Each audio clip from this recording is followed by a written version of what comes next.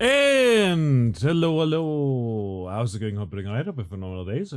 Good to see ya. Today we're going to play more Final Fantasy 1. We're going to head right into the game, in fact. And I'm very excited because we might just beat the game today. I'm not 100% sure yet. We shall see. But for what it's worth, I'm very positive that we'll at least get very, very far into it. And again, possibly just beat it. That said, I had to cancel yesterday's stream because I was very tired. I was just very, very tired. After university and everything, and in fact today I pulled an all-nighter, kind of. Like I fell asleep right when we were supposed to stream, like after I cancelled, and then I woke up in the middle of the night and was like, well, I can't sleep now. So I'll definitely have to buy some coffee sometime.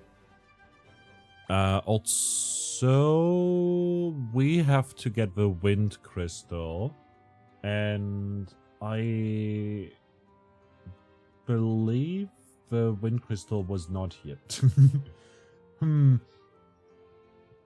I don't know exactly where to go.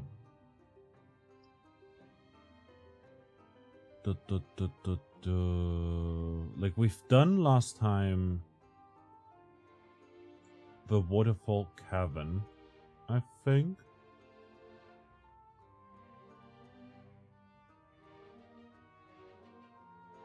Or did we not do that?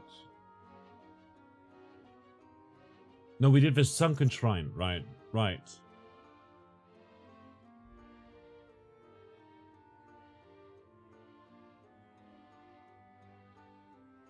So for that we'll need to go to Onrak.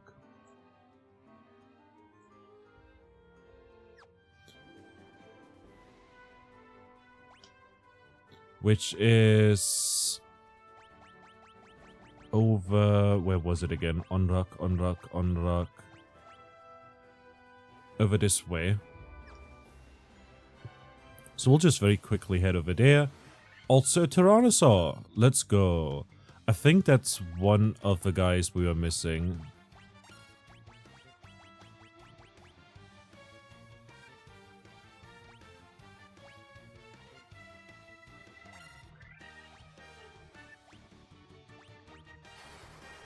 Let's use Thunder for now.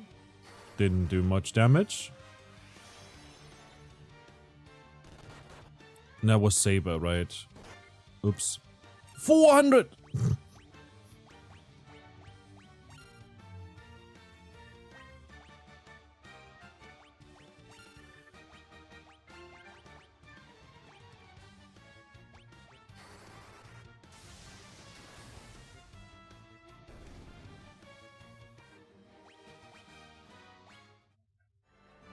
$400 damage.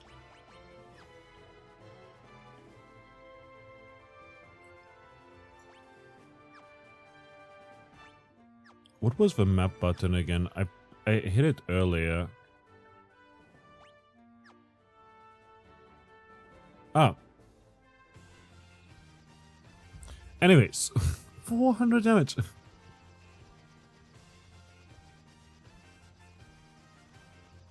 Not quite where we have to go. Onrak was like over here.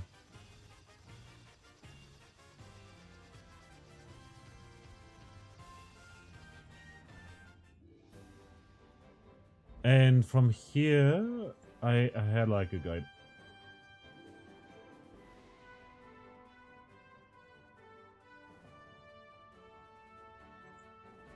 So apparently near Onrak there's a river that goes into a waterfall. For now, we'll use the Phoenix down on Choose.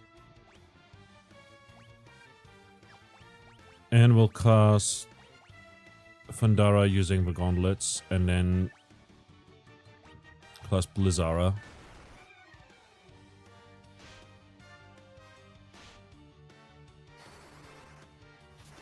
Hope this doesn't kill, actually, because then Choose would miss out on a more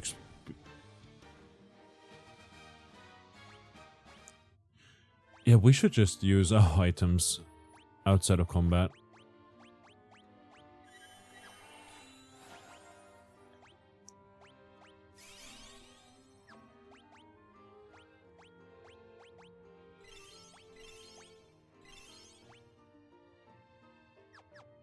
Everyone's fully healed.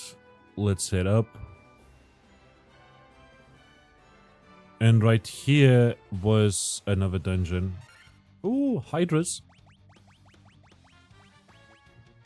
Gauntlets. Buff Ares can't be stopped. Buff Ares can't hurt you.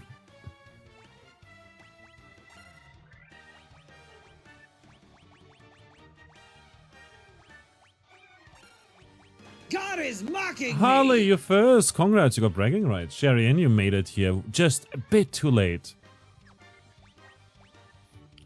I'm sorry to tell you. How are you doing today? Good to see you. You first, good dog? Good dog. Who's a good dog? After her experience with Sephiroth, she swore to never let that happen again. Now she's a beast. Yeah, she went to a gym. You know? Gosh, if you said good boy, you'd need a towel. If I said good boy... Anyway, you're tired. How are you? I said good boy.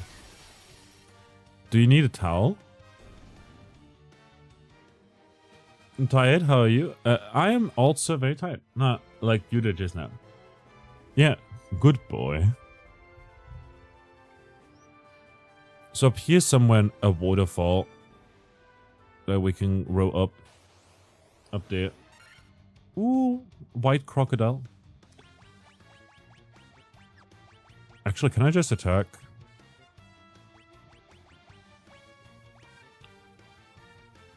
Fundaga. Healing staff. And gauntlets. Holy! That's a lot of damage. To be fair, our black mage is kind of... Black wizard, sorry. Is kind of weak. In terms of defense. Such a good boy. Yeah. Oliver. You're such a good boy. I keep saying it like, oh, there's a cave in here. Gotcha.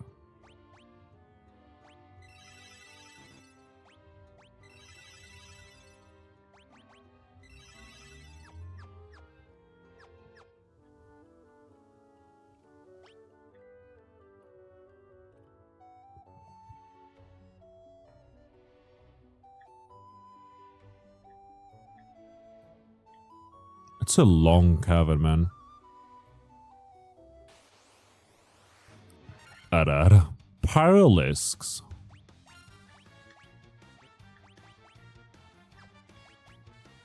Magic, let's use Blizzara. Do we have Blizzara? Fundaga. Good enough for me. Gauntlet. And then Fundara. Ooh. Miss? The buckler is so cool. I wish we could equip it on other people as well. I was pretty tired. I slept in, like, I fell asleep super early last night, and then I ended up, Mummy? I ended up, falling, like, waking up in the middle of the night. Which was quite annoying. Let's use the healing stuff as well. Just to restore some health, then use Dia. Wow, Rude is not falling over immediately. Yeah, actually, Choose just took 400 damage to her face from a T-Rex. So that was fun.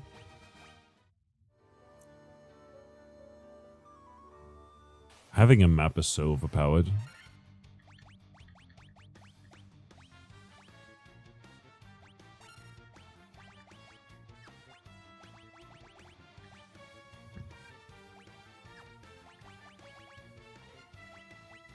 Light Axed.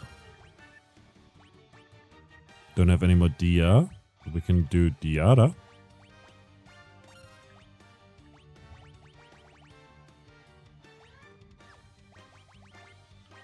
And gauntlets.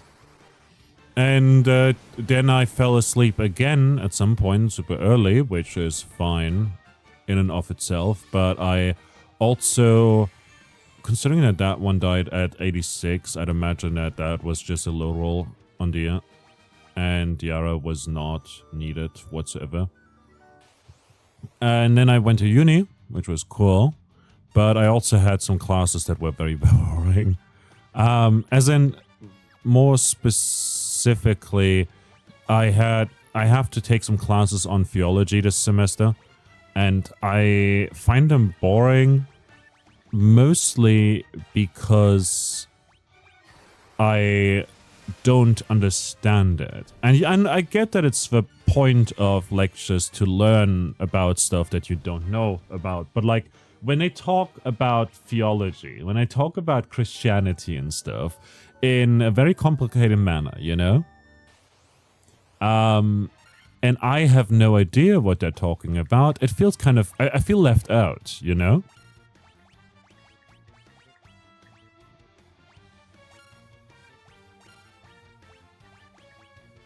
You know, I feel like it's like when our teacher was sick ages ago during my school days, and we had to go, instead of going to the ethics class, we had to go into the Catholic Christianity. Oh, nightmares. Fancy. Let's go to a Wurbuster, because I believe that one might be super effective here. Also, heal. Also, let's use stuff. Like going over to the Catholic, like, class was weird because they were learning about stuff and asked us questions and shit. And I just really didn't understand any of it because I didn't learn of any of it, you know? Like I'm not Christian. Your theology stuff is weirdly Christocentric. Yeah, more specifically, like with a lot of these lectures, it was like I didn't get a spot in the ones about Judaism. And like I know more about Judaism than I know about Islam, and I am Muslim. Root leveled up. Alrighty, let's do some healing real quick.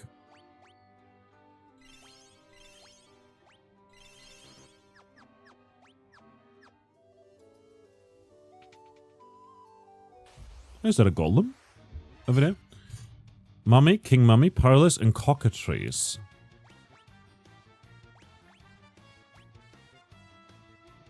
I'll hit the ones in the back and then use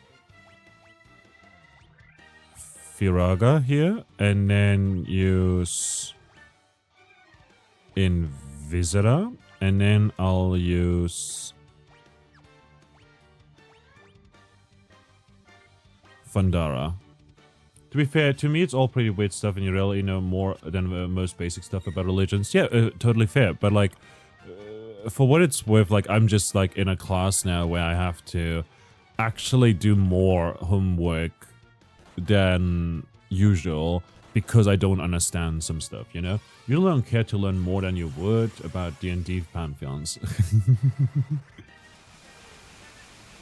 Honestly, casting Invisera might have been a bit overkill. Yeah, just a little bit. Because they didn't attack after that, after all. Wizard stuff. Ribbon.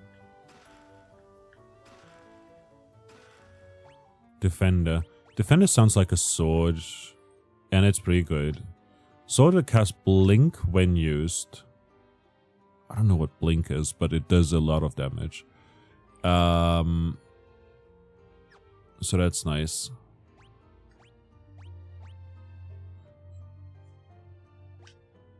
Guards against elemental attacks and status effects. Honestly, super useful.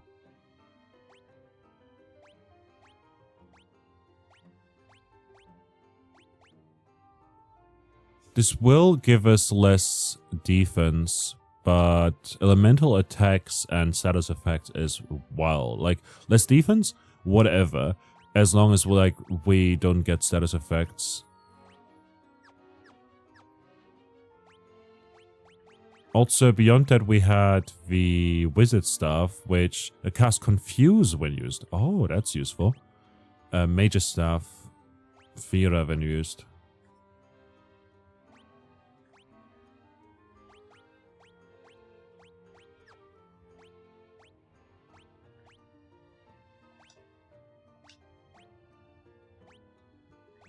Like, it's not too much more damage. But I think it's still very, very good. I have been waiting. Take this cube.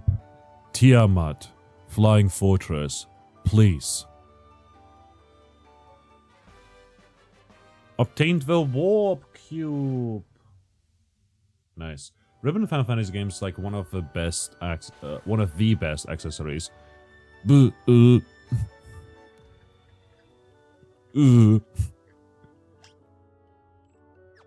Wait, I have magic for this, I believe. Yeah, I can exit now. And that's just with it usually making you immune to most status effects. Adding elemental resistance on top of that? Hell yeah. Yeah, 100%. Let's just turn off encounters for now. So, I believe next we'll have to go to a flying fortress, but I don't know exactly.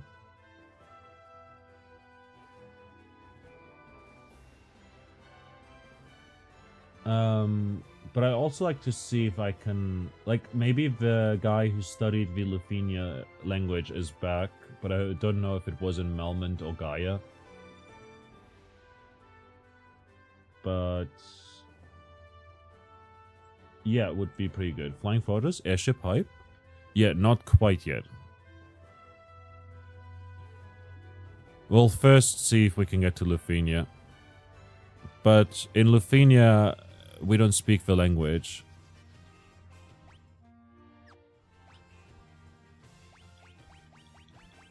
Like, Lufenia is over this way, so I believe Gaia might be the place to go.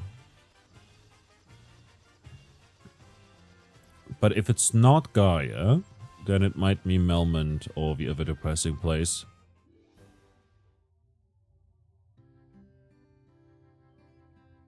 No, this was the wrong one.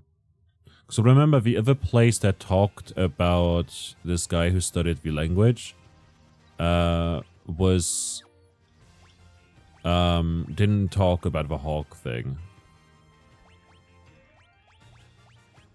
So Melmond.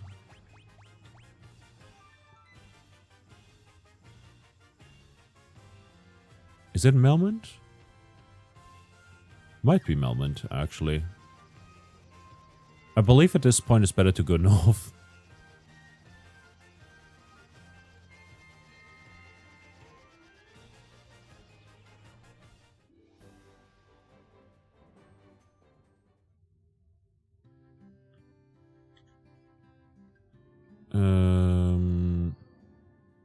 Wait, it was over here in the corner, I believe? That's fallen to ruin. So they really do exist.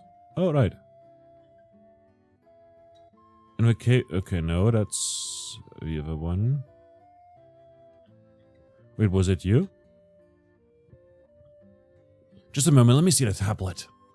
What was this guy? This is the Rosetta Stone. This makes it impossible to decipher Lufenian. Yeah, of course. That's what that was. It all makes sense. Here, allow me to express my gratitude by teaching you Lufenian. I'm just going to teach you a whole language.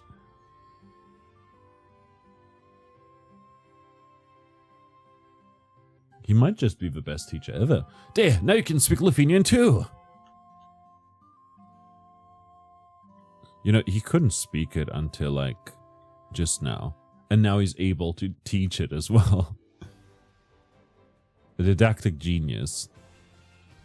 And now Lithuania was, like, over here to the northeast. And I mostly want to go there because I want to see what they say. Only issue is... this long track here. It's magic, okay? I mean, I guess. I wish I could just take the boat there.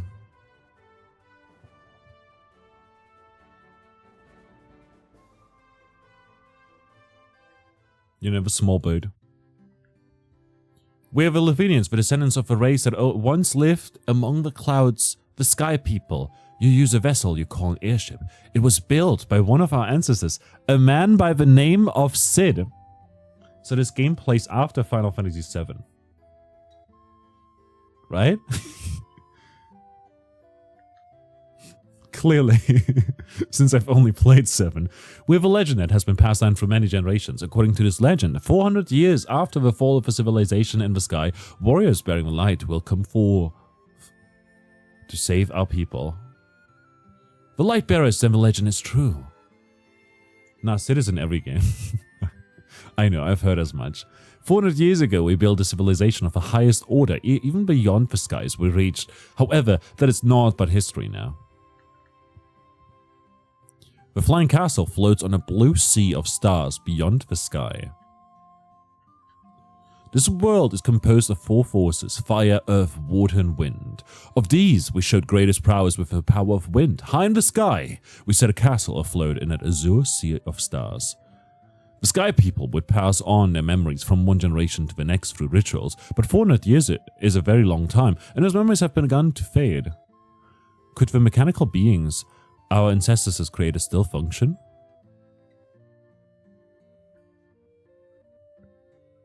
Okay.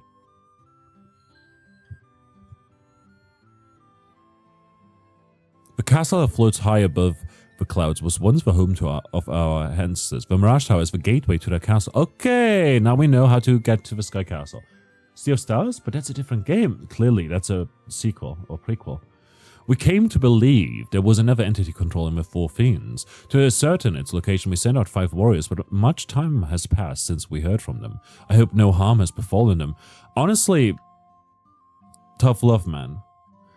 We placed our last hope in the 5 warriors we sent out. It's been said they fell victim to the curse of the fiends and were turned into bats. Oh, we saw some bats in the different caves. And some of them were like weird, you know, like they spoke different. Tiamat blocks the power of wind, the source of the sky people's strength.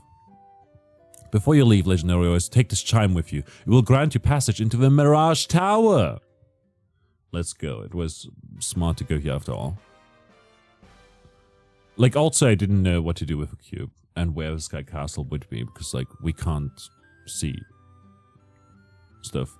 We struggled for our very lives with Tiamat, the wind and a fiend, but our power was not enough. To this day, her lair remains in the castle in the sky, a flying fortress. Are these guys all female? By the way. And also... oh! There is a magic place. Fantastic. I was gonna say, are there no shops? But of course there's shops. There's capitalism everywhere. Full life. 40,000. Revives one ally and fully restores HP. Okay. What does this one do? Flare. Blast all enemies with light and heat. Honestly, let's go. But like, we need a bit more money. Like 20,000 more money for the other spell. What is that of a Protera and Stoner? Stoner. We don't have level 7. No, wait, we do have level 7 magic. Never mind. Reduces damage from spells by half, which is useful. Stoner. But yeah, theology is weird.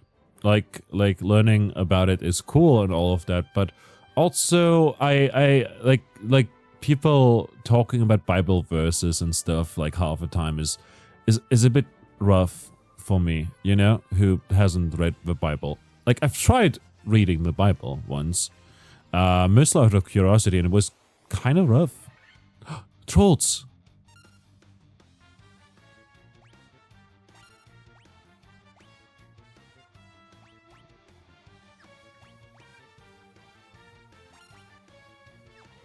Wait.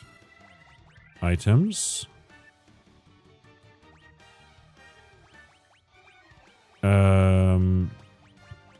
Great sword. What does Blink do?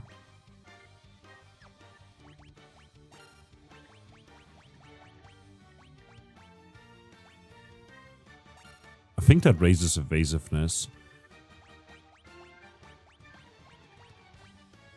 Flare!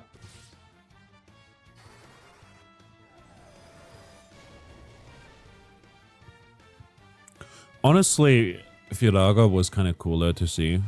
Like the animation play out, you know? But it's probably like the strongest spell right there. So did Gaia have any spells that we didn't have already? Yes, level 7. Blizzaga. But I have 30,000. We can teach that.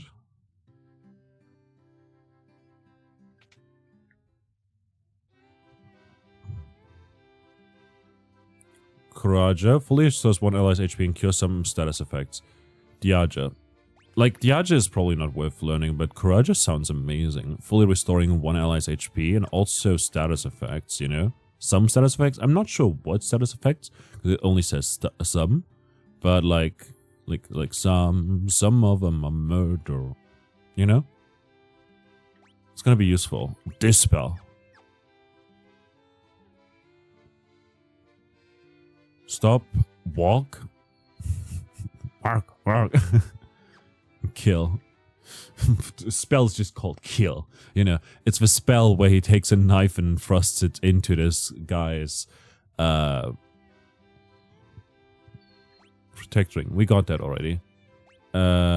Wait, we have this. Would be actually very, very good to have. Leather cap. Leather gloves.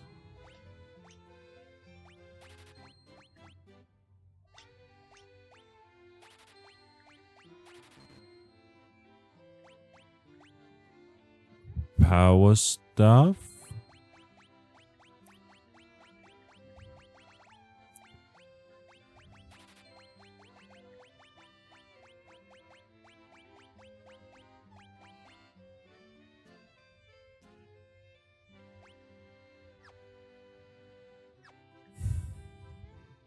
So do we get the spell, the support spell? I think we do, right? Ah, we're 100 short? Oh wait, no. This is not the one.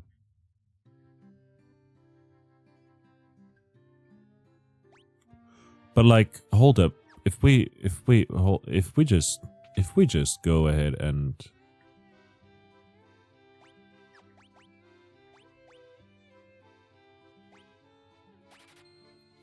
sell one cottage, you know? Could have sold something else entirely. I believe we can learn.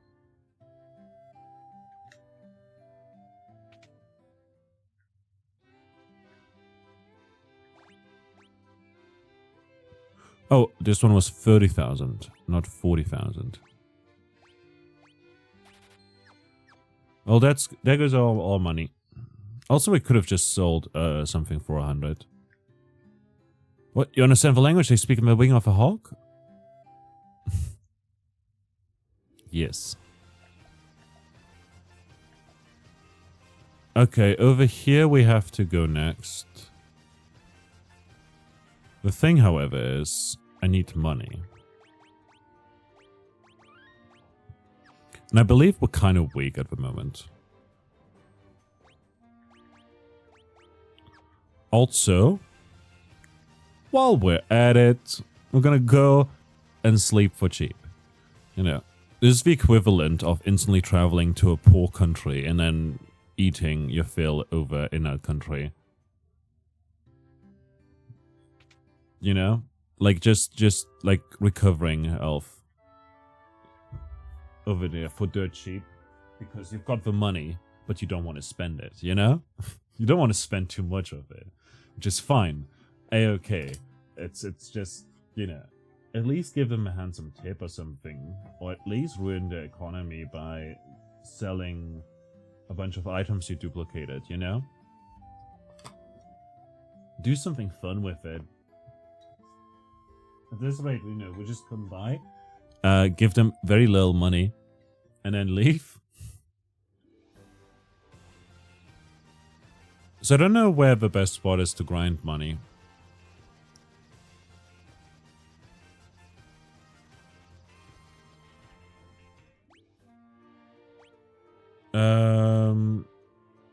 We had like Blink on him or her. Yeah, Blink. Raises evasion. Yeah, honestly, I'll just go with the defender because like Blink is not worth it. You know, Blink is absolutely not worth it in terms of just, oh, Barettas. Preemptive strike. Let's go.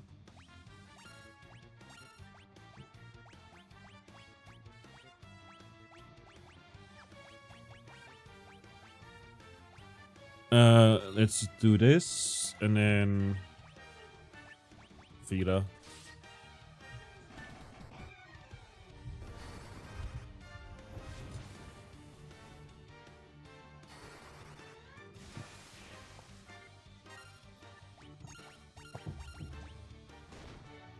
Oh boy! That's a lot of damage. We only got 600 gil for that.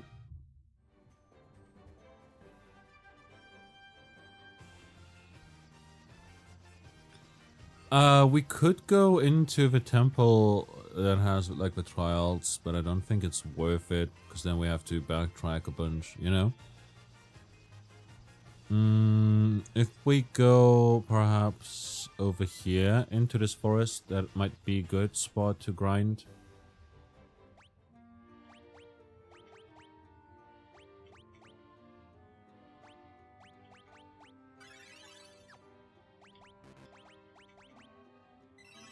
Also, how come we have no level 2 spells on Ares? Why did we never learn level 2 spells for Ares?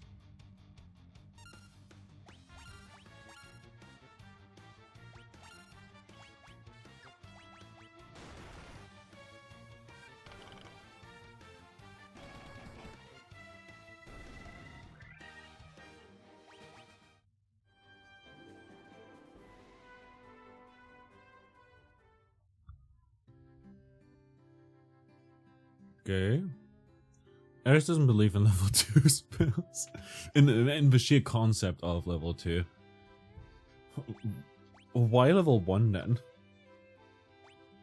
By the way, Null Death is kind of useless when you've got the Protect Ring, you know? But we could unequip the Protect Ring, you know? Wait a minute, was this the place that had... Was Onrak the one with the mermaid? Yes.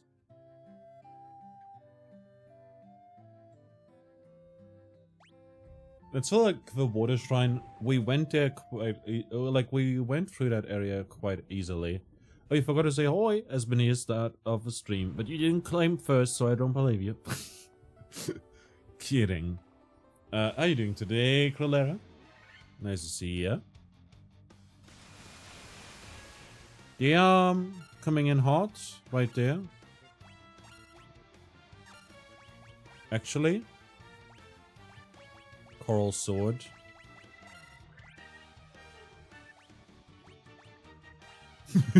No. How are you doing today? What have you been up to? Happy Sunday.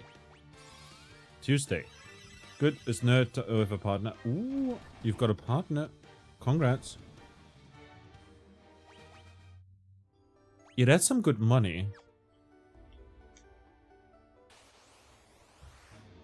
What kind of nerd stuff?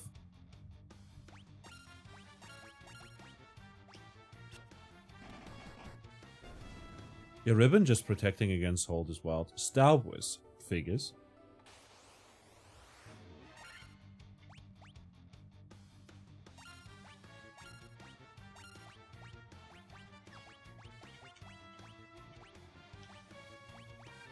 Let's use for gauntlets. I don't want to use up spells here.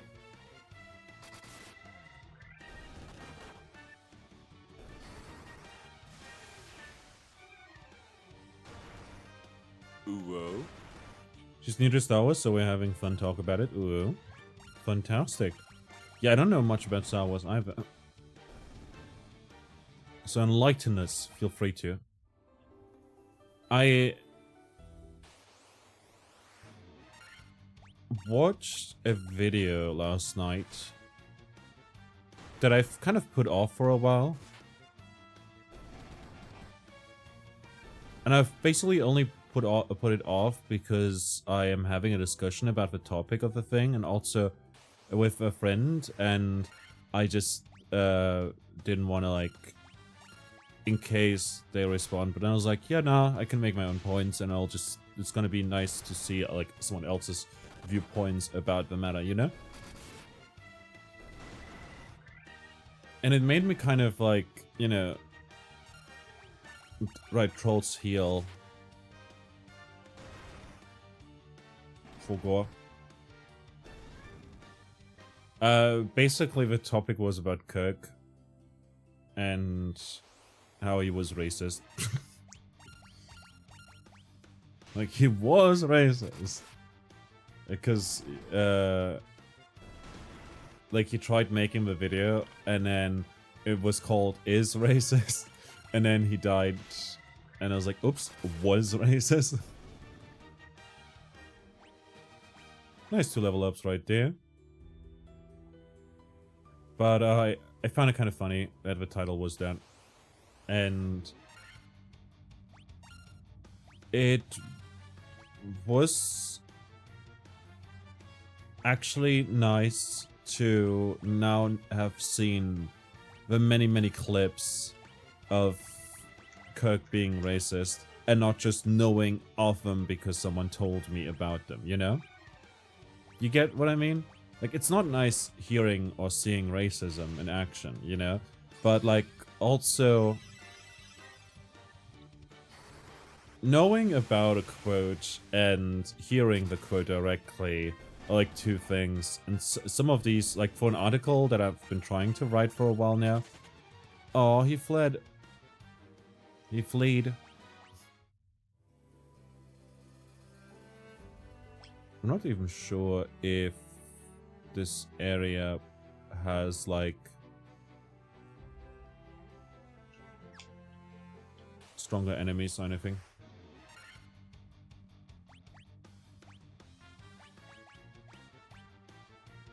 Then upstairs, I mean.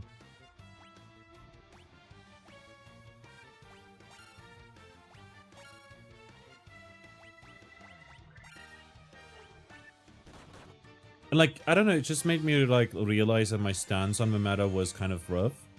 Because a while ago, I remember I said that, like, I don't believe he's a fascist. He just said things that made him sound like a fascist, you know? Or that he's, like, not necessarily racist. He probably doesn't believe half the things he says. He's just a grifter who will say things without meaning them, you know? But then I realized, after, like, hearing those quotes again, because it's been a while, you know? Also, kind of proud of him for not saying anything racist or terrible in a month. Like, it's been, like, honestly, he's been on a good record. I wonder what happened to him. But, like, I don't know. It's like, I get, like, I said previously that I don't think he is that, because he just says it and doesn't believe it, which isn't better. It's actually worse, arguably. Oh, I cast Blizzard by accident.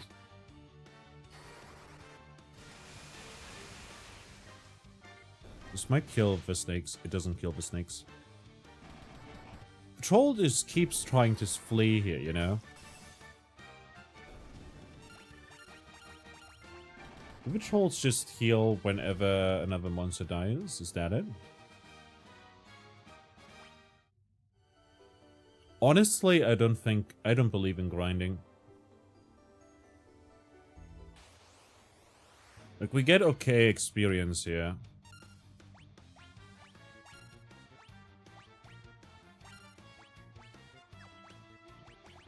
But it doesn't feel worth it in terms of monetary gains. This is probably a great spot for grinding money, but it just takes so long. And I don't think we'll need like the extra spells that just do what many of our items already do. Sagan Prince.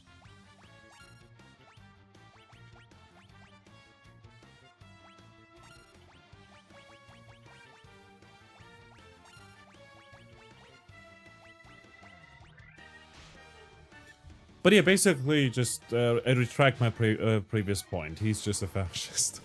He was a fascist, you know? But like, something I saw in that video was like a critique of an article. By the way, the video in question is by the Soy Pill, who's a fantastic YouTuber. Highly recommend watching. Also talks about fitness. It's pretty cool. Because people call him like a soy boy and stuff, and he's just very buff, actually. And then, want to get him a barrel? I don't want to get him a barrel, but I have to, you know?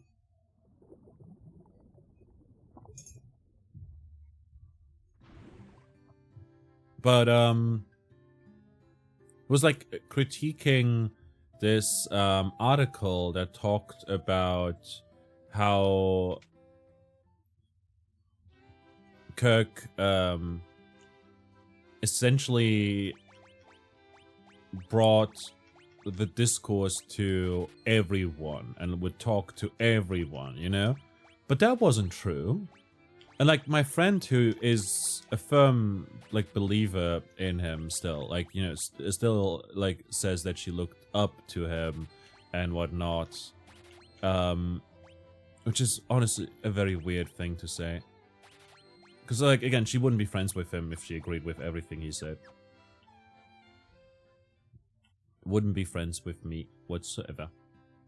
But basically she said that, and said that she looked up to him because he talked to anyone. Like he brought discourse to all of these people, you know? He went to these campuses and talked to all the students. But like he wasn't actually talking to all of them, you know? Like he only talked to some people. And he actually actively bought the Unfuck America tour, which is like a group of people that are well trained in rhetorics and debating and arguments and stuff like that, you know? And he actively barred them from participating on those Turning Point USA campus tours, you know? Actually change that to the Defender. And then Thunder. Like he actively said those guys can't debate me because they know their stuff. And the whole purpose of his thing was like dunking on people who are not trained in debates and stuff. Oh, there's a bunch of chests up here.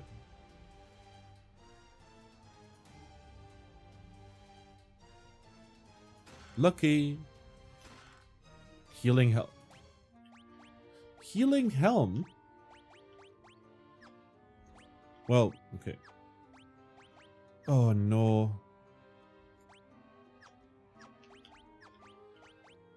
Wait a minute. A helm that casts heal when used. Ah, I see. This is like the healing stuff. But now we have two of them.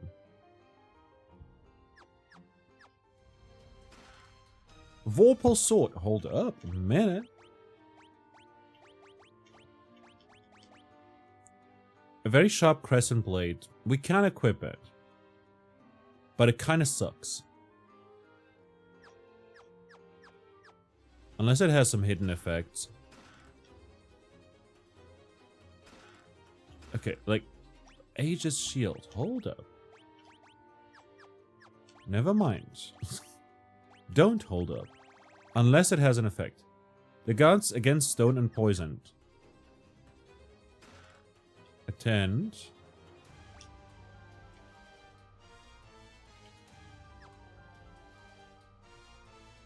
But basically, I don't know, his rise to fame was just him debating students, but like not debating them, and instead actually just talking about rhetorics, you know? It's not like you don't Guardian, right? I just realized that we haven't actually fought any enemies here, so I figured it might be good to do that.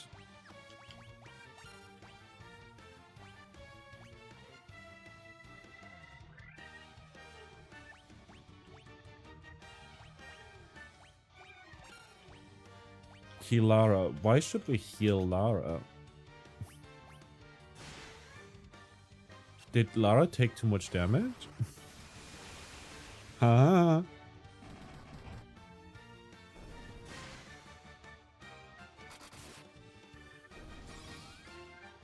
Never one bites with us. But yeah, I don't know, like, just, that was something I was thinking of, kind of. Because, like, also, like, the whole thing that Kirk did wasn't something that only he did. It was part of Turning Point USA, which is, terrible. Quite honestly. Like, they're just...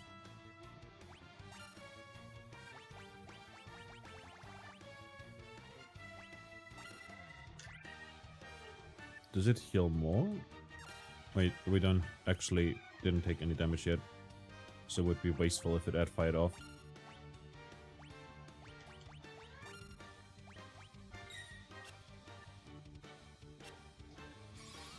And like, Turning Point USA is full of racists and fascists and people who want like a theocracy and stuff, you know? Which is kind of weird. Like you wouldn't want if you lived democracy. And so that's something I didn't like realize, that a lot of people seem to glorify that specifically, even though it's part of a like larger scheme, kind of. Actually, let's just attack you as well, and then use the gauntlets, and then use the major staff here, because it saves us some MP, and I believe that's going to be enough. Yeah, it is more than enough.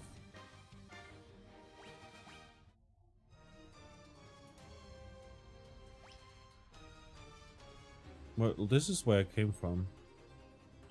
Oh, I have to head up there. Can I do that? No. I went the wrong way. I have a map. Thought it was OP. Turns out it wasn't.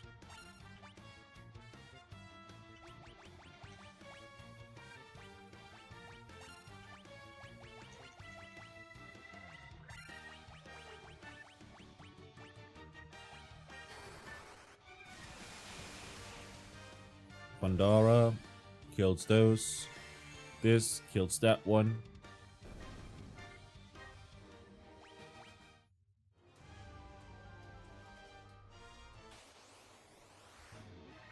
I don't know if it's worth fighting these guys.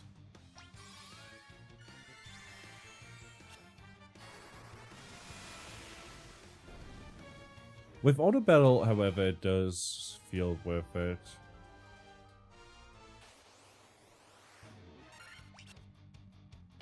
Because it like just remembers my commands.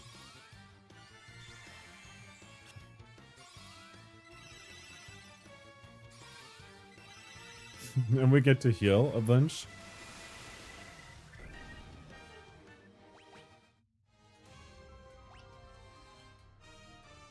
Okay, if I go through here, then I can enter this way.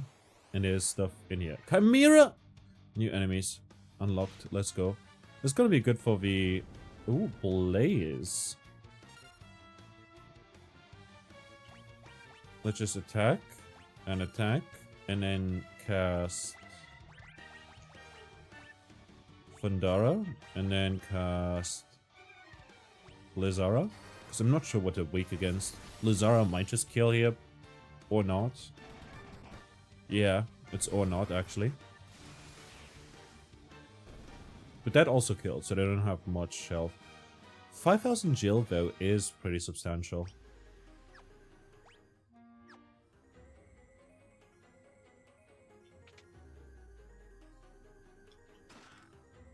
Dragon Mail.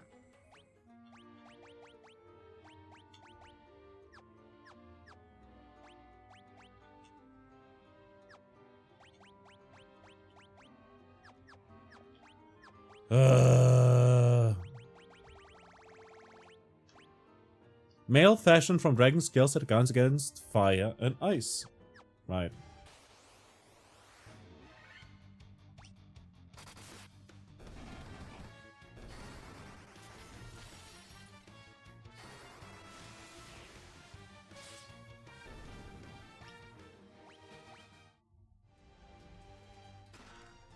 Sunblade. Hold up. Now that might actually be good. Effective against the undead. Ooh, that's nice. And it does more damage than our current sword.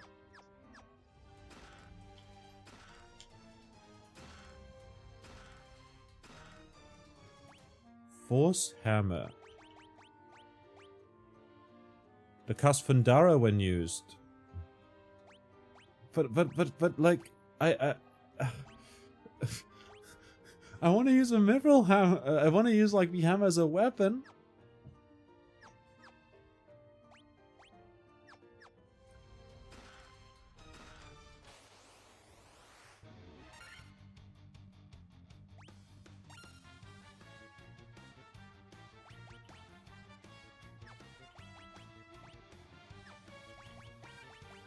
If I do this...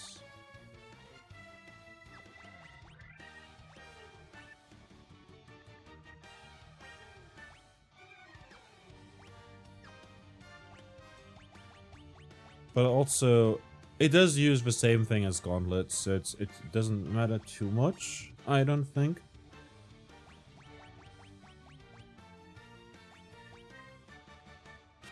Gaze!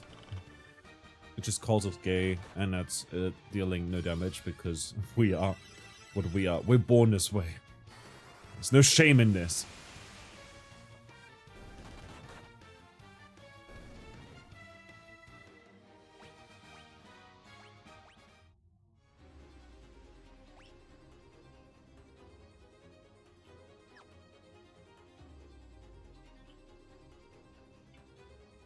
What is up with those stones?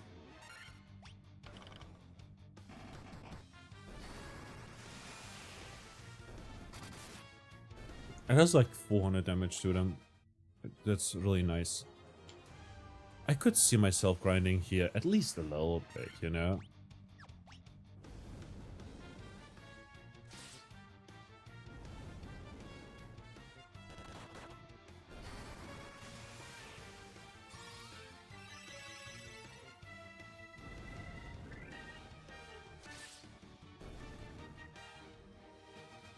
Like, that's 5,000 gil right there.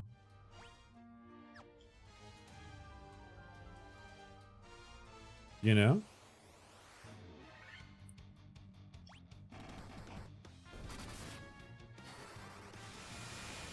That should kill at least one of them. And now we heal.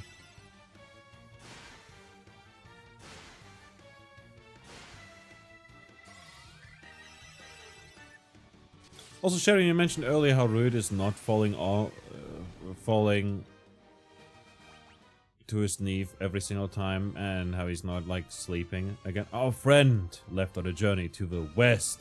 He took the warp cube and went to see our master. We got that already. It's fine. It's fine. Don't worry about it. He spends less time sleeping. Yes. Yeah, that's because he's actually wearing some armor right now. Because at this point, you know, our damage, like, because our damage scales with, like, differently as a fighting master compared to how it's scaled as a warrior. And because of that, it now is actually still, like, it's worth it to also equip armor, you know? Like, it doesn't tank our damage as much to do so. It is just not worth it to equip any weapons. Not that we have any good weapons. Like, the iron nunchucks that we found previously are bad. There's nothing to either side. It's just one door. Vampires! They're bound to be undead. They're trying to flee already.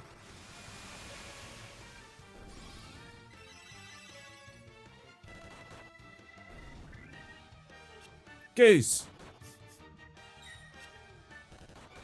He's doing the Monty Python thing where he calls us gay as an insult, and it just doesn't do much for us because we can't hear him.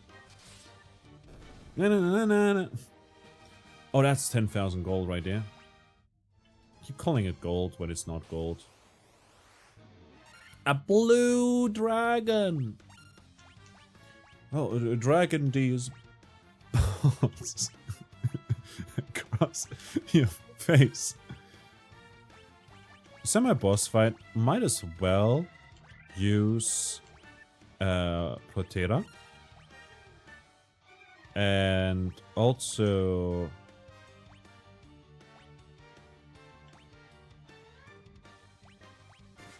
Quake. Will it do earth damage?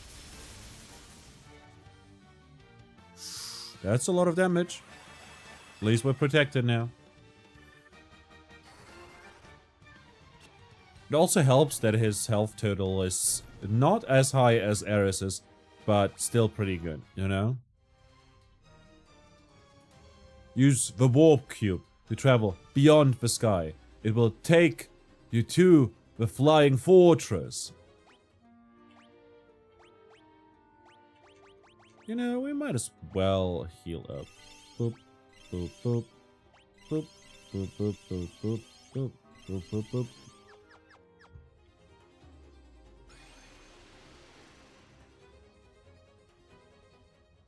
Okay.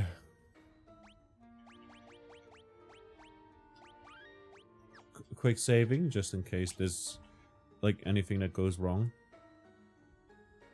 Well, we've got 3 ways to go. Earth Medusa.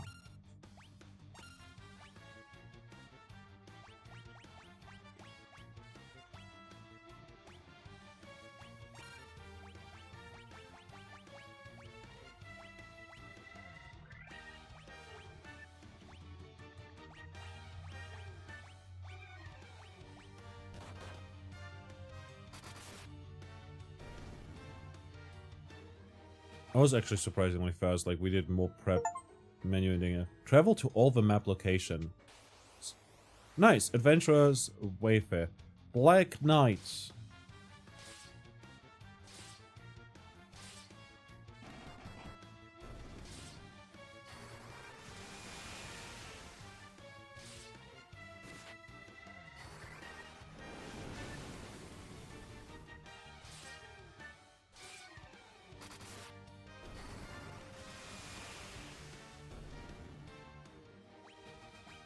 Neat. Razor.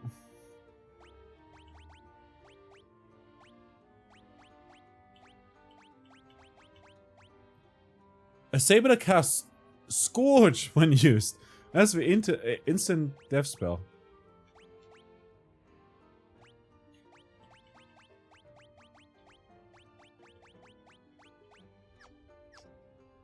Scourge.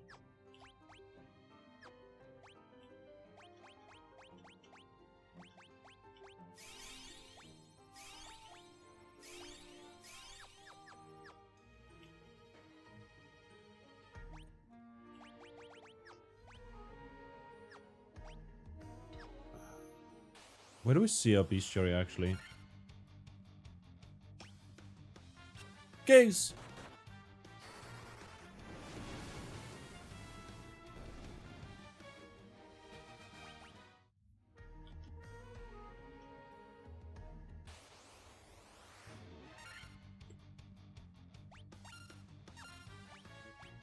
Actually, just attack, and then you use the razor. You use the healing staff, and you use the major staff.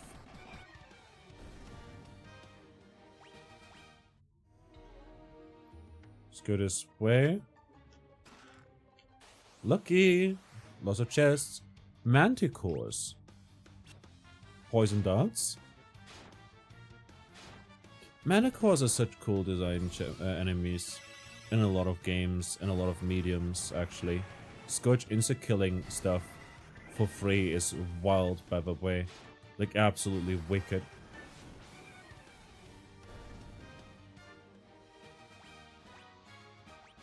There's MVV level up. Healing Helm, yet again. Protect Ring, cool. Could have saved some money. We can sell that one, as well as the Diamond Helm that we got. Black Flan. Is it like dark chocolate flan or something?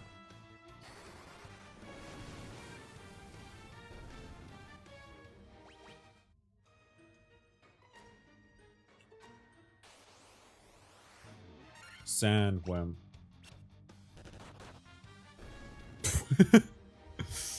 Root's just like pew pew pew pew. You know, he's just whistling in the direction. He eats a watermelon, spits the seeds at it, machine gun style. Put up.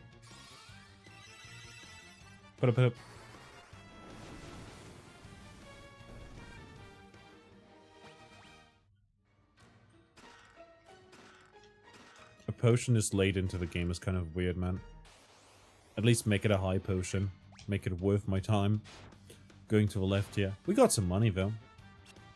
They could have just given us money and it would have been better. For us as a reward, because we can get many more potions for it. But also at the same time, I'm not saying that it's bad. Like, getting money is kind of boring.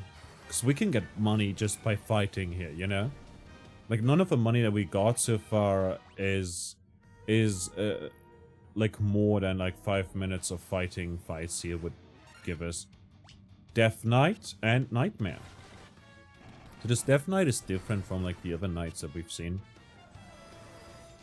Flare is fucked up, man. That's a level 8 spell right there, you know? Use kill?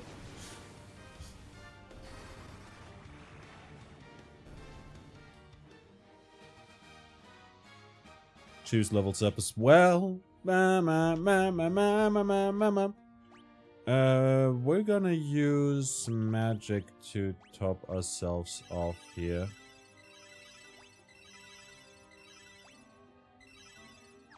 It's like we're not gonna use the level 1 spells.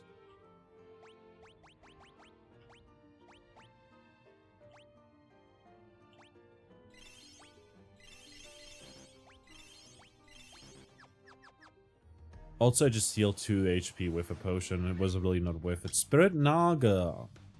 That's a new one.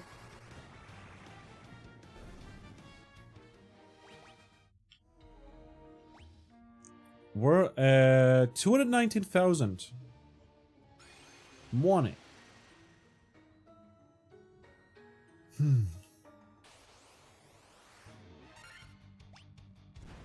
An auto battle mode is so good.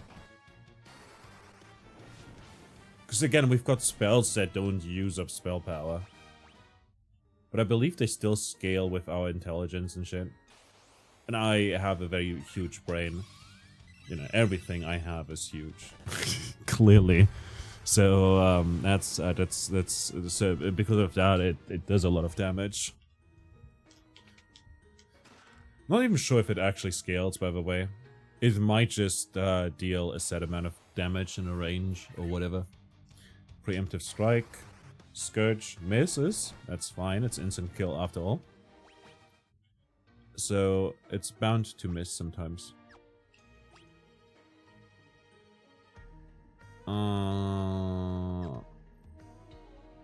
We'll go here as well. The reason why I'm not just turning off encounters is because we're getting actually good money here. Like, this is like the spot for grinding money, it seems.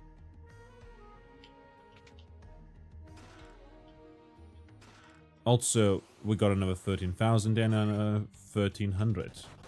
Stone Golem.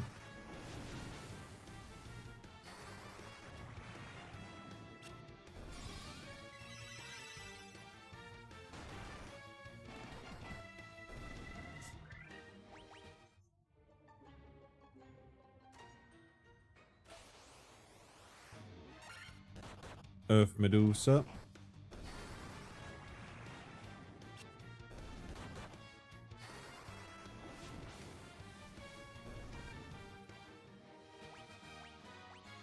Two more level ups. We're getting good experience too. But yeah, at this point, I believe we're strong. Like, considerably strong, you know? With access to an instant death thing that doesn't even have a limit in terms of usage. That is wild. And we also have instant death One Punch Man right here. I say One Punch Man, but he hit 8 times. We obtain Adamantite. Using Adamantite, we can make a sword or another weapon of sorts in the Dwarven area, so that's super cool.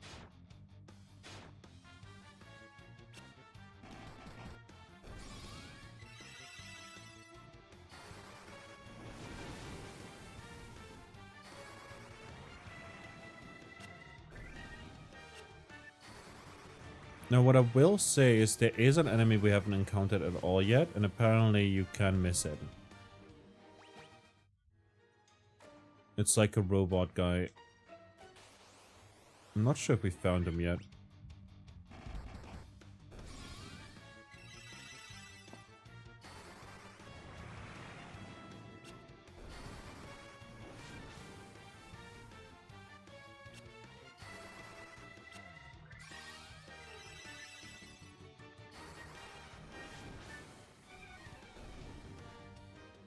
Let's see.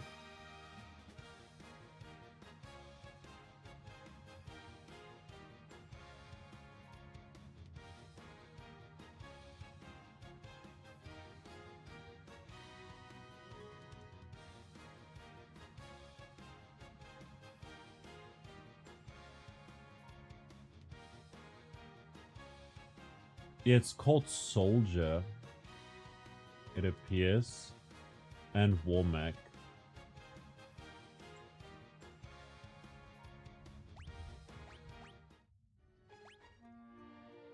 We're on the 2nd floor. Let me check real quick again for completion's sake. Soldier seems to be on the next floor. Actually, so we didn't miss anything yet. Black robe? White robe. I know who these for. A robe that guards against ice and time irregularities casts Blizzara when used. Like, instead of the ruby armlet?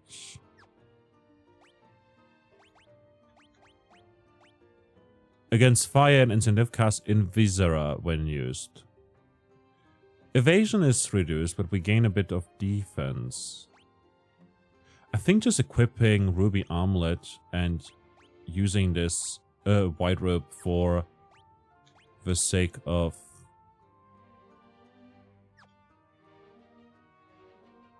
you know.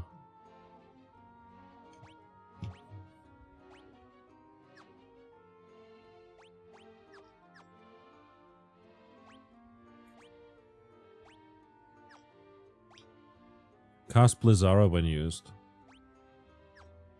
Like, this one's better than the silver armlet that we had, but we've got a ruby armlet now.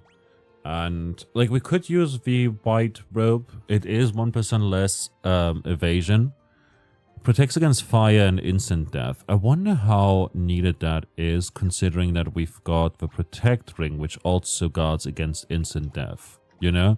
We can get the ribbon as well on Eris. Like, casting Invisora on a character that isn't Eris is pretty nice, because then we can spend a turn, like, buffing up using Proterra instead. I feel like that's pretty good. And, like, when in doubt, we can change equipment on the fly, right?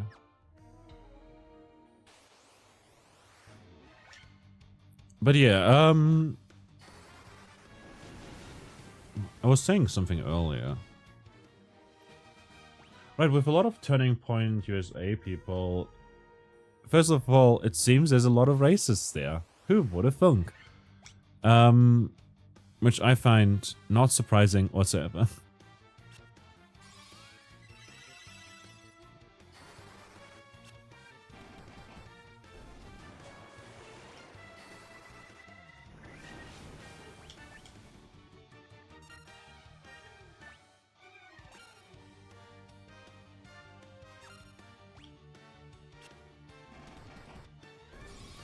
Just damage them.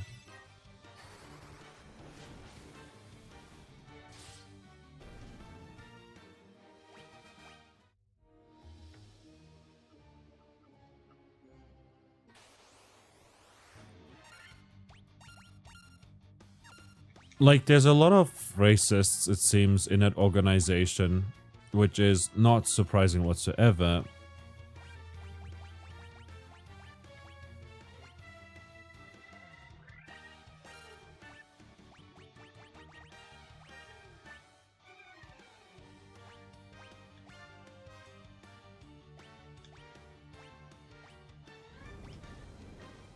Let's use the gauntlets instead here.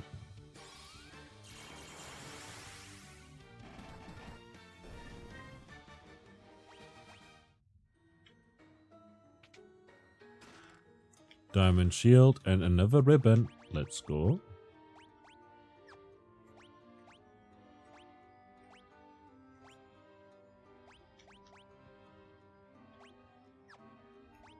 Yeah, let's just equip the ribbon here.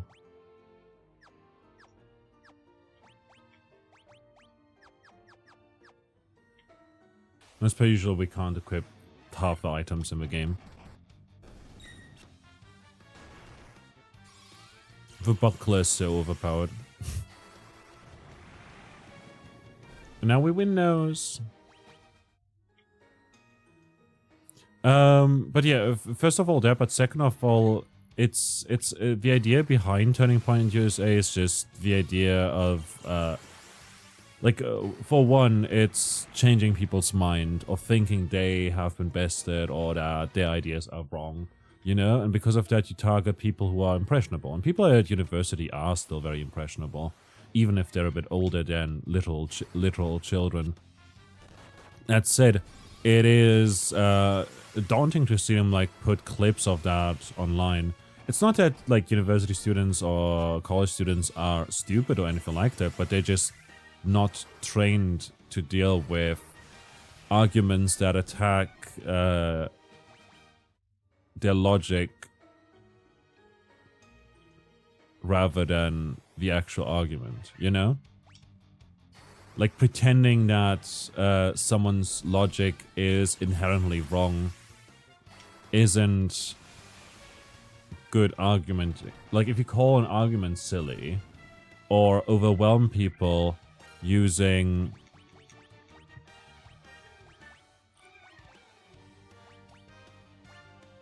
lots and lots of examples but no real arguments, then that is not smart, that's just pathetic. Let's do Fira again. Using my major staff.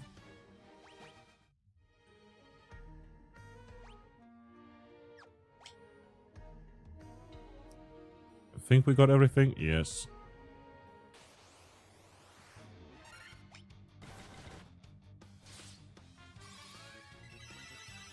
Healing. Scourge to kill the nightmare. And then Root just has Scourge in his hands. Like, there was a debate, it wasn't a debate, but like, there was this one thing with Jubilee and like the Surrounded series, which I don't like, but I watched clips of it where Kirk was debating people. Dark Fighter, that's a new anime. No, wait, I think we've seen Dark Fighter before.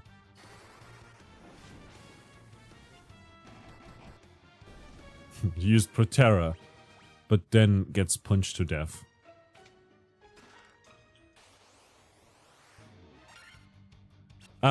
Where he just calls an argument silly, and the other person says that, like, I saw that clip in the video I watched, by Soypill. Like, I saw this clip where he just calls an argument silly, but then doesn't actually give a counterpoint. And so he said, he's asked whether or not he can just give an example of why or give an argument of why the argument is wrong, rather than just calling it silly, because calling it silly isn't an argument. Like, if you just say that someone's argument is stupid. Rakshasa. I've heard that before somewhere, but I don't know in what game it was.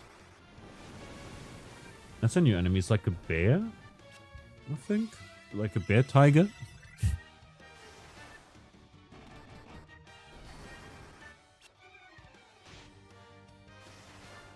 Scourge misses like half the time. Like, just still good considering it's instant death, but you know. Maybe it might just be better to... From this observation window, you can look out on the entire world. I wonder if we can interact with that. But, yeah, calling something silly isn't good.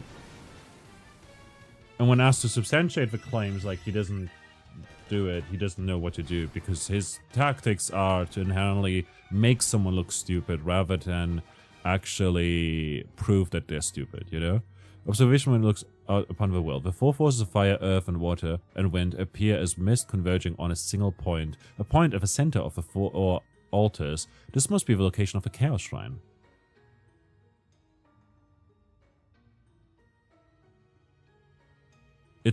We've been there, yeah.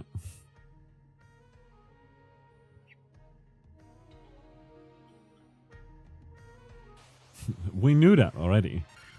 Especially given that we have to return to get more chests over there.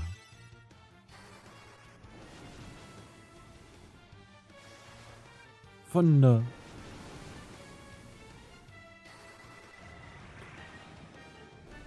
Yeah, like, I don't know, it's, there's also, like, the argument of, like, oh, he's always transparent, whatever, which is what my friend said about him.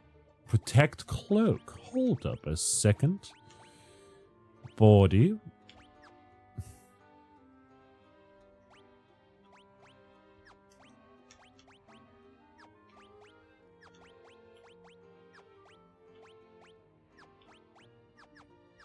What is the protect cloak? A large cloak worn over armor. I never would have thought it's a shield. Armor is good. Like, just 6 more.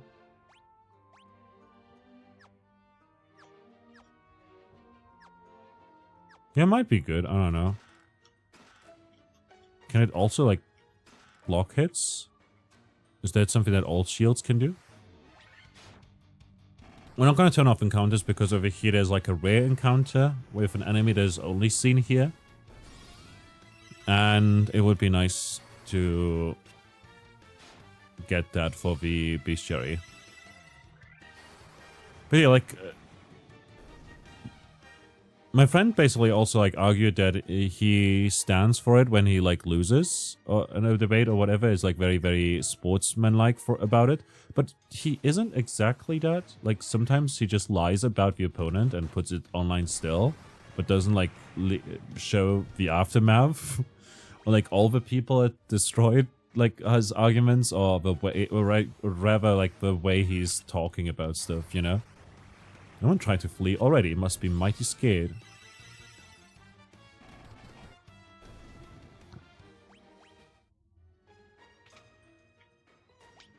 Wait a minute. This door was closed. But we've been here before. Ah, there it is. Soldier and Guardian.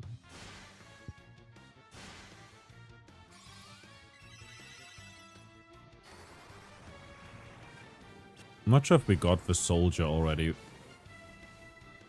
We got the Guardian before. What's our money looking like? We're at 348,000. Vampire Lord. That's one dead.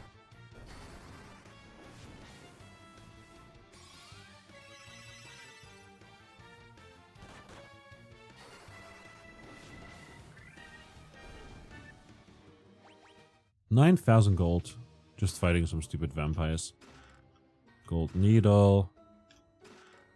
Sasuke's blade. Hold on for a second. As someone who likes anime. God damn it. Who's supposed to be Sasuke in this? Small katana used by ninja. 33 attack, 35 accuracy. That's pretty great. Sadly, we can't use it. You don't have a ninja in our party. But yeah, like, look, making people look stupid rather than focusing on the arguments and saying something about the arguments is not great. And then putting that online to embarrass people in front of like a huge audience is pretty bad as well. And I don't think that's a good thing at all. But like, my friend kind of seems to believe that, and it's honestly weird. But they have yet to respond to that. Like, we've been having that kind of discussion for more than a month now.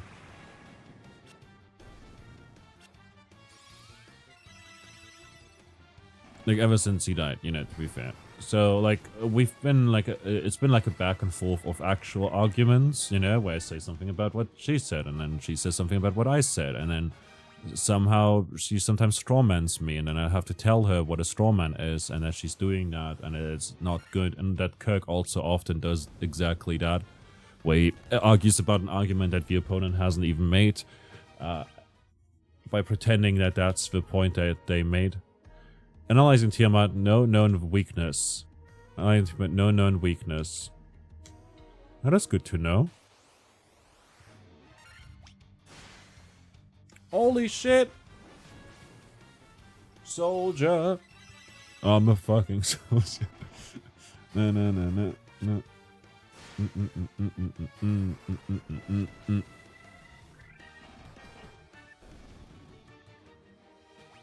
Let's go.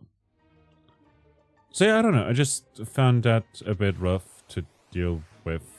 Like, rather, I find it a bit concerning in a way, but also not enough to like cut ties or whatever. Like, I noticed lots of people that would say cut ties with him, but they're like a genuinely good person. Oh, this was pointless. They just seem to think that they believe things that they don't actually believe in. You know? Like, they believe that, oh, they're 100% with this Kirk guy who's dead. Like, in terms of opinions. But, like, if she were that, then she wouldn't be friends with me, obviously. So obviously she must have some critical thinking skills, right? But then she makes some arguments that are iffy, and those are weird, and only work under certain assumptions, which is rough. There's some contradictions and some like logical fallacies, like slippery slope arguments and stuff like that.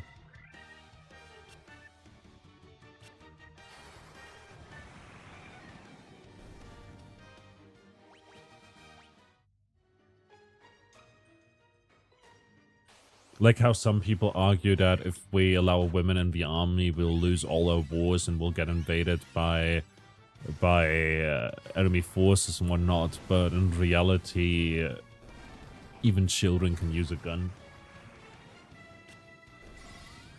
So why wouldn't women be able to? As seen by the many children wielding guns in America. I guess. Oh boy. I like over here as well, like, you just have to hit, like, pull the trigger, and then someone's dead, right? Oh boy. Can I not zoom out?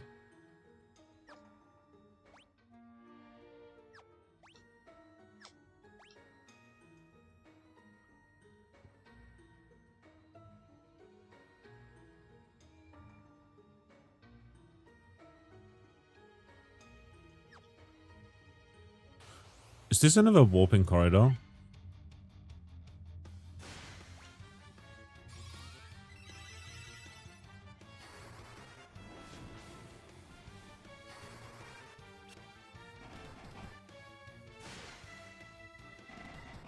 Come on, Root.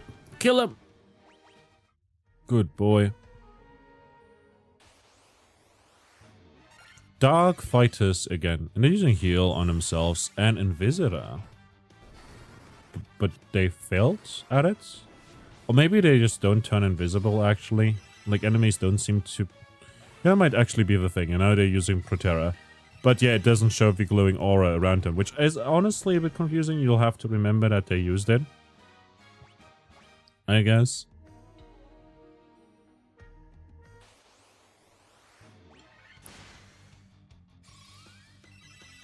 Heal up.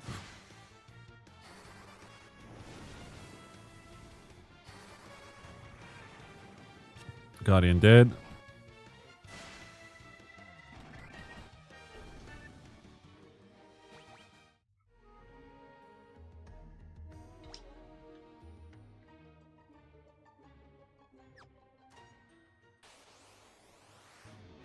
One higher. Oh, that insert killed the soldier. Just surprising to see. In one hit. Root must have crit or something, I don't know. Heal is working as wonders. Scourge is actually finally doing something. Root is nearly healed.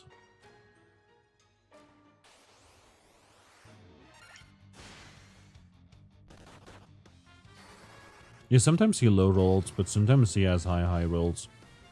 With the crit damage, multiple hits, you know, 8 hits, all crits. Stuff like that. Does like 500 damage or whatever in one hit, just with his fists, you know? Pew pew pew. Rocket punch. Rocket punch my dick.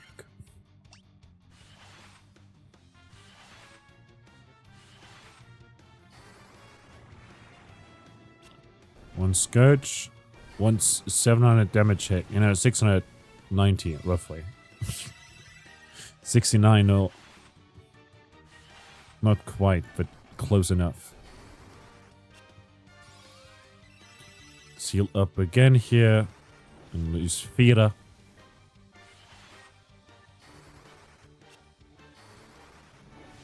I'm okay with this playing out the way it did.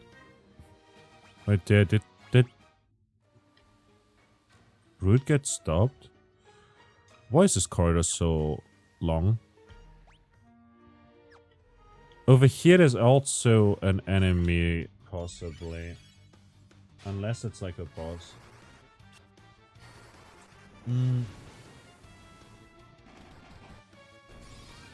Warmag.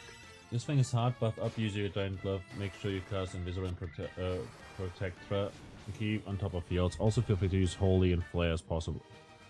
Can also take a while to actually run into it. I just run around on this floor until I do. And then there's a boss fight.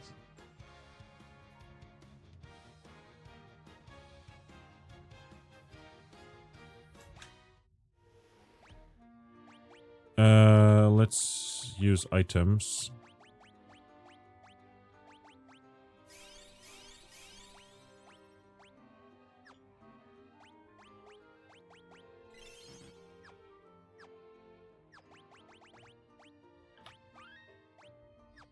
So what we're gonna try and do here is run into a specific enemy called the Warmag. And that one is supposedly missable. Like apparently you can like miss that one and like actually beat the game without running into it at all. So, and that one's appearing on this floor. So we'll just do our best. Also, that enemy is not only rare, but also incredibly difficult. So we might even die to it, you know? Black Flan. Healing up again. Scourge is actually taking care of 3 enemies here, but Fira might finish off the rest. Yup, 4,500. Honestly, I don't mind running around here like an idiot, because we get so much gold, and we're still trying to find the Warmag. Once we're done with this area, by the way, we'll have all the crystals done, and then we'll have to get to the Chaos Shrine, where we supposedly are missing some chests. So this will yield us another achievement, Beach Cherry, possibly, if we complete it here, or later.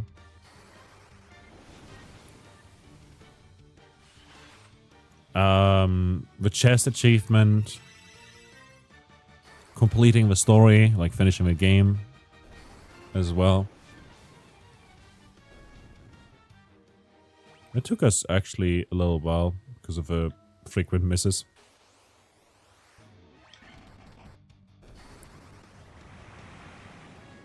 Well, I killed 4 people. And there's the 5th.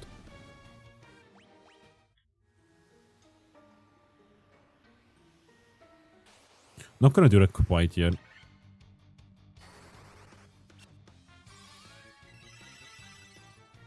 The good thing is we can basically heal up fully here without any trouble.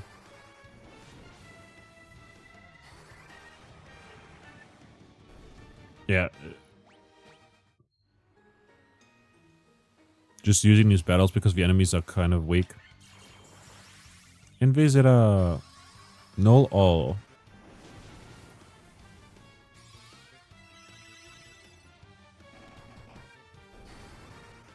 Null all didn't do much there. It healed itself. Which is a bit annoying, but we deal more damage than it heals. Partially because we're in a party of 4, and partially also because Niochu. That's a new enemy. We finally also killed that one, because the other like the normal Ocho that we've encountered before died. No, fled actually. It just fled. It just left us.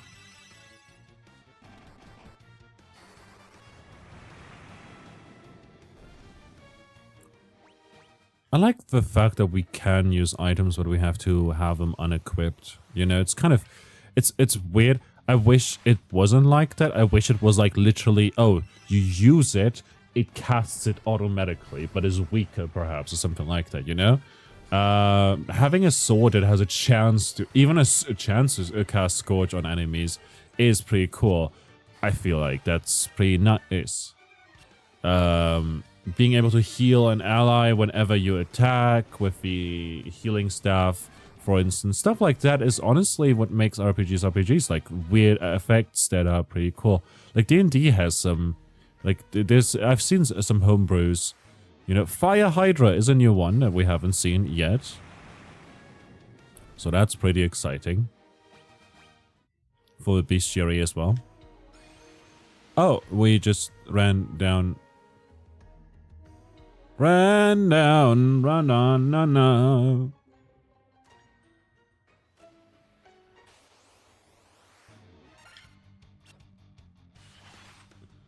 The good thing is that the longer we take to run into the Warmech, the higher the chance of running into the Warmech, right? You know? Sva, good to see you. How are you doing today? Because like if you have like if you have a coin and flip it at one time, you know, it's like a 50-50 chance of getting head or tails.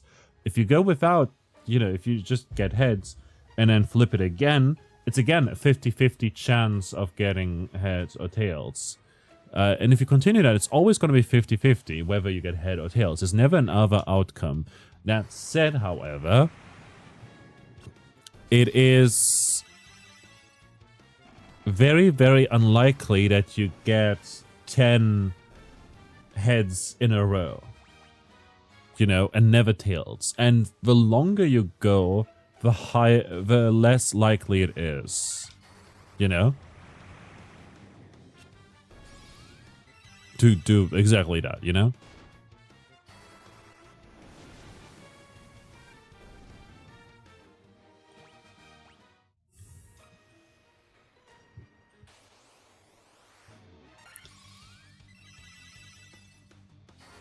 So as long as you try hard enough, you know, eventually you'll find the thing.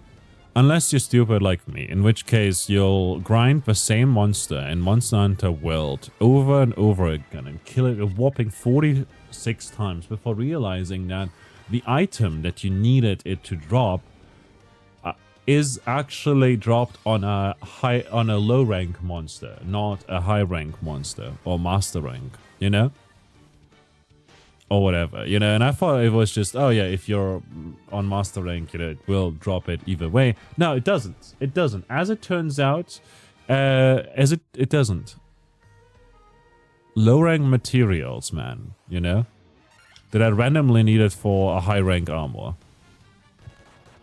And so I was like grinding this for hours, like going through the fight over and over again, really learning how to fight this, the bleedy guy, the bleedy Odogaron. There we go. That's the guy. I remember because I fought him a bunch. And then only to then realize that I couldn't have gotten it either way. I wasn't getting super unlucky. It was just that I was hunting the wrong monster. It's like expecting to get to learn a water move on a Charmander, you know? It's not going to happen no matter how many times you level up. Something like that in Pokemon. You've got the wrong thing for that. That's it. It's been nearly 2 hours since we started. We've yet to take a break. And also I've got no more tea, so we'll be grabbing some in a moment. I'd urge you. Not urge you. I'd say that you guys should also take a break with me. You know, maybe stretch your legs, maybe get up for a moment, do some stretches, grab something to drink, perform a med check, do whatever you want, or don't do anything at all while we listen to Final Fantasy's fantastic soundtrack, or maybe possibly some music. Maybe I'll put in some music. I feel like that's pretty fair and stuff, and yeah, I'll see you like in a moment.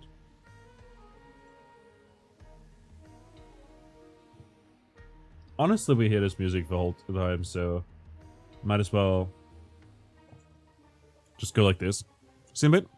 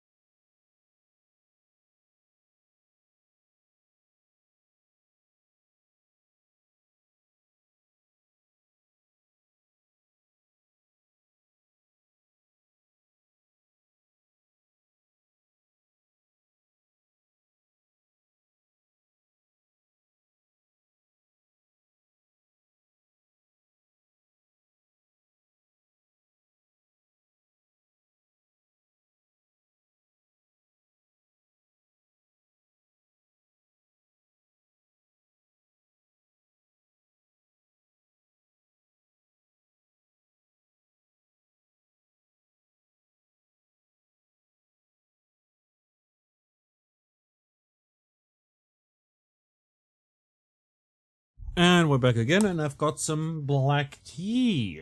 Ooh. Some true bliss right here.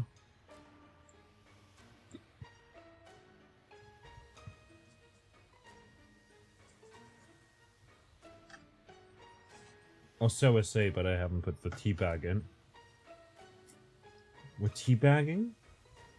On stream? Even the sportsmanship is very important to me. I do think some BM is okay in moderation. I don't think, like, I'm not a Puritan when it comes to that, you know? Honestly, it might just be better to attack with choose. Like, a little bit of trash talking can be fun, you know? When, like, people do it and you do it, you know, sort of, and everyone knows it's a joke, you know? In that case, it can be fun. You know, like, when you play together with people and you all comment on how all of you suck, you know? Like, I am not good at shooters, for instance, you know?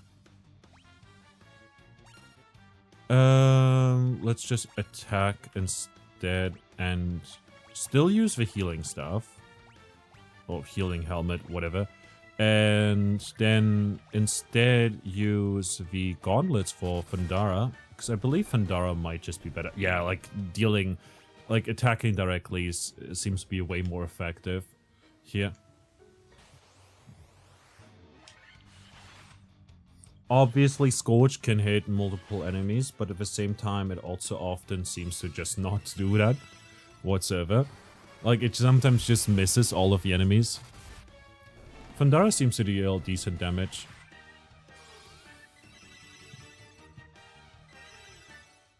Oh, they can use heal as well. That's fun. Not that it matters.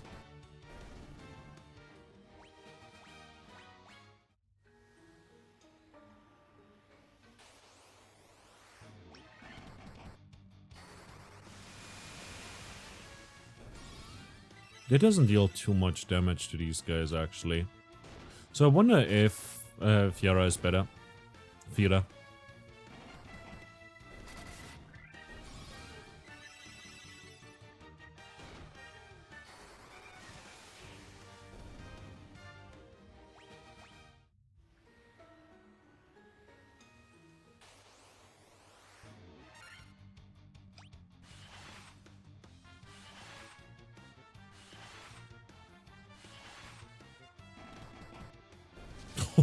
Hey, it's 72.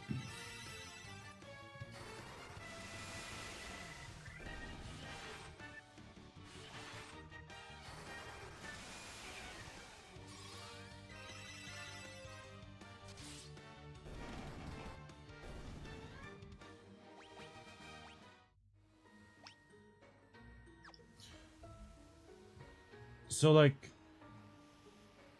let me check again. Flying Fortress F5. This thing is hard. Buff up. Use your Giant's Glove. Make sure you cast Invisora and Protectra and keep on top of heals. Also feel free to use Holy and Flare as possible. It can also take a while to actually run into it. I just run on the floor until I do. Let me see. Warmac FF1 Pixel Remaster.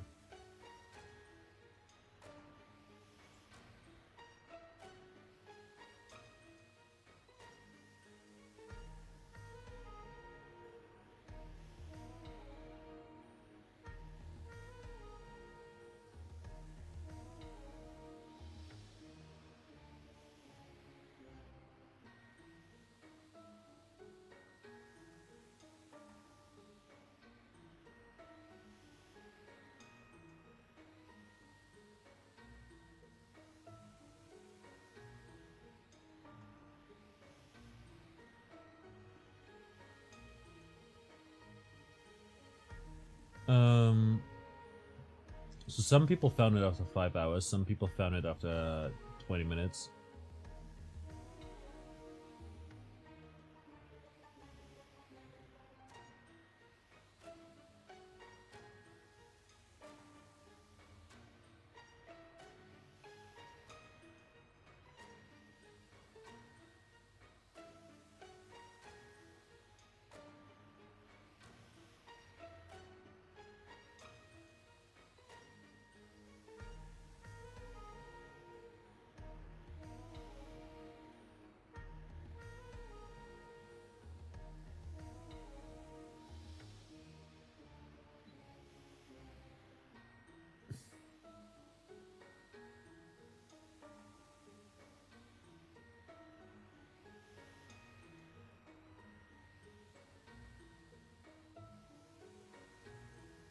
So there's a video apparently saying how to spawn Womack.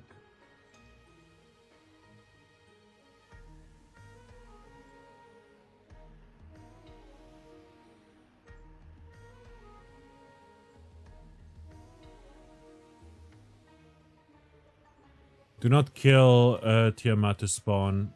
Can spawn anywhere on bridge. Heavily RNG dependent. I went from level 45 to 50 before he spawned.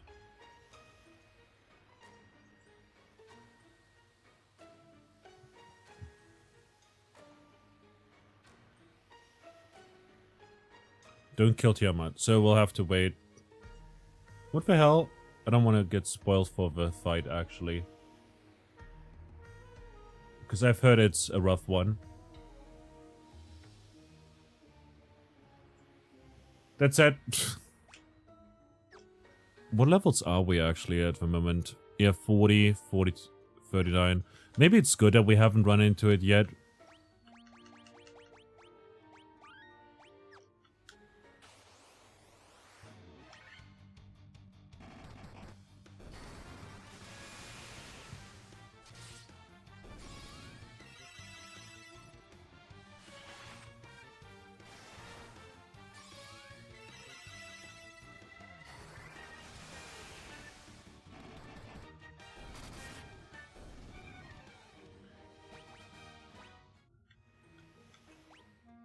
So now we're 40 across the board.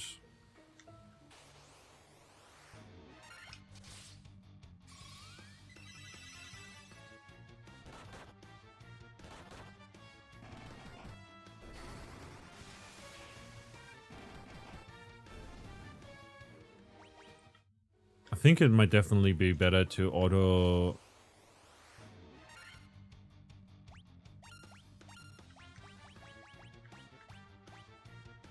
Like, use Gauntlet, and then use... Fira.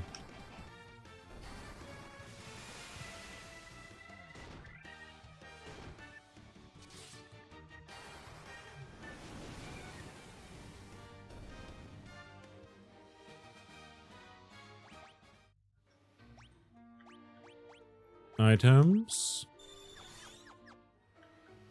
One of the rare times. Do we need to actually use an antidote?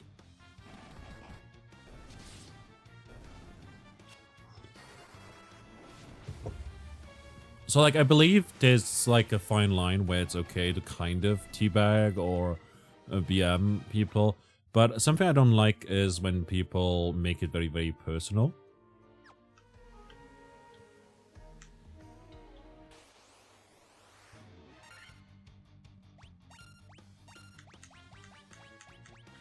It definitely is better to use for healing stuff here.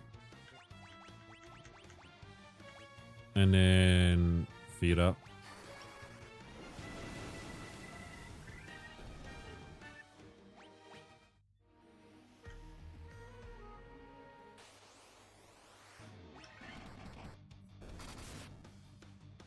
I wonder if fleeing is good. Is like worth it. But if we get money, like we get good amounts of money and also good amounts of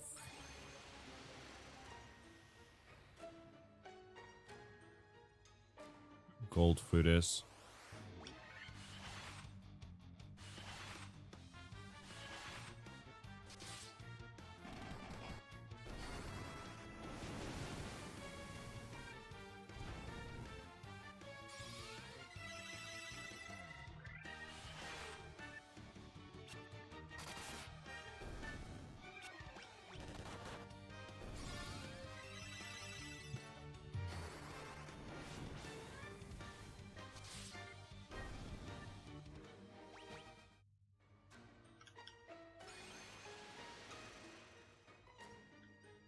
Let's see if this maybe helps. Oh, oh, oh, oh! Let's go! I should have saved.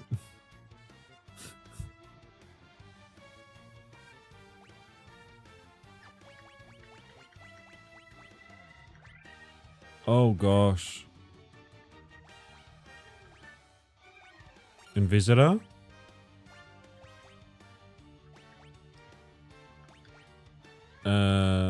No Blaze. Flotera.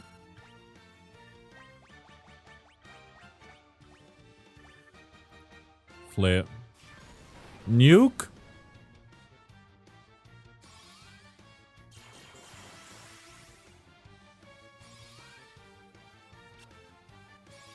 It nearly killed us all.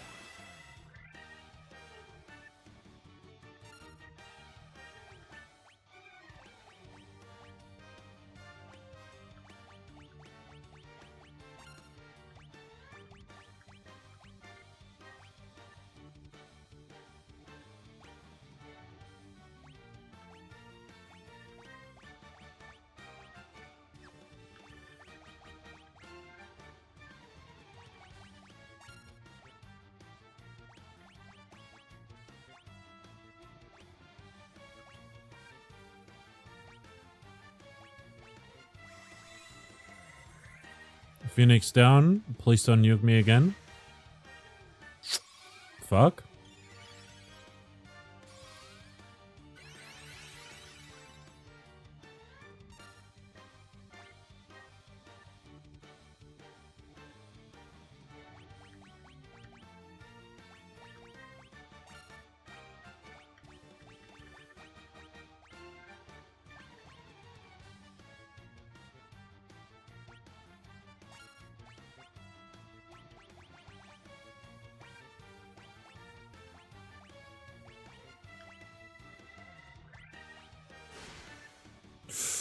Fuck. Shit.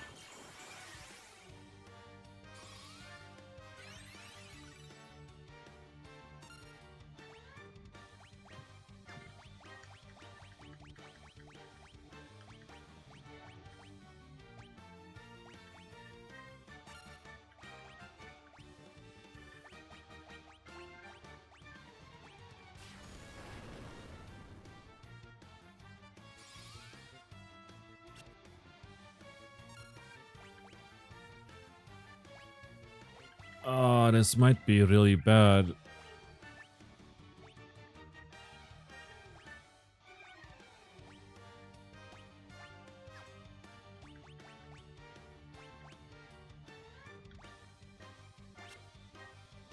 He tried to flee? What an asshole.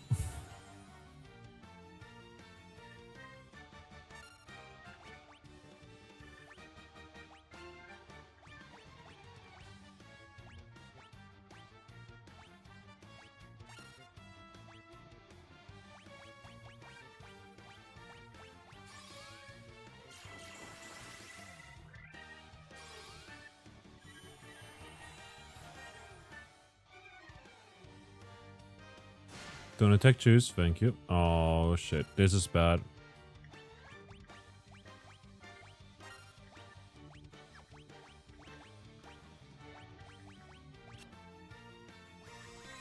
We got lucky there.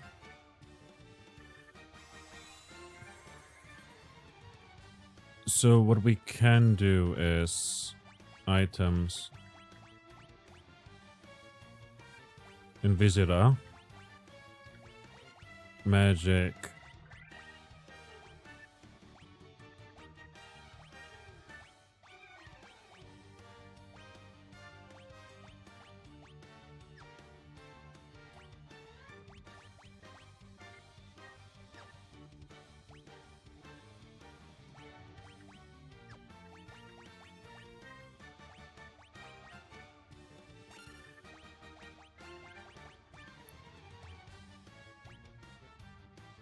Hilaga.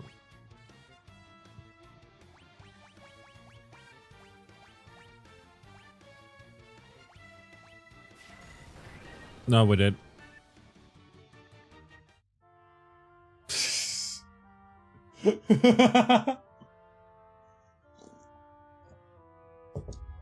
I spent all this time searching for death, it seems.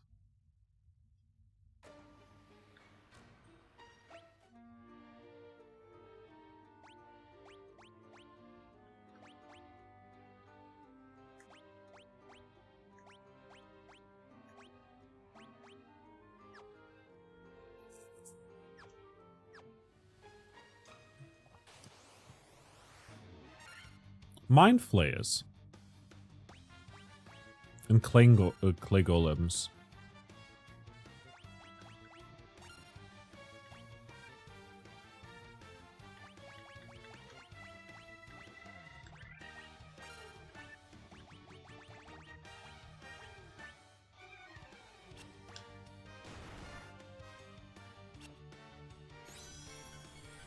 Haste.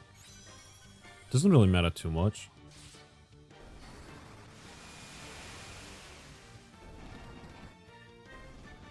Didn't even get to use Flare. What we can do is we're gonna use Exit. We're gonna return here again, but we've got so much money that I do believe it would be wise for us to use it.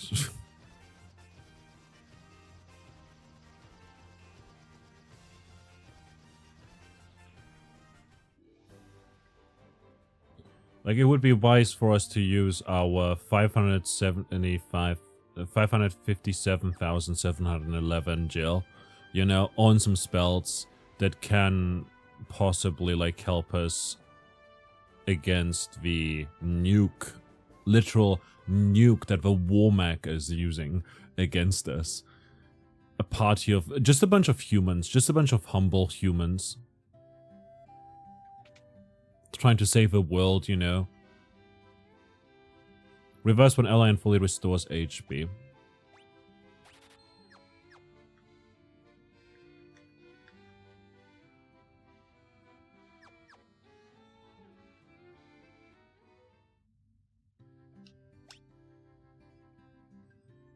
Beyond that, there's nothing here.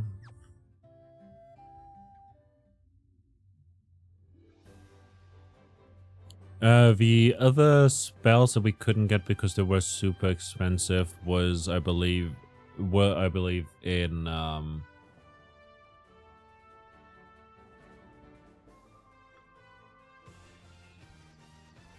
Melmond or Gaia. Let's check out Gaia real quick.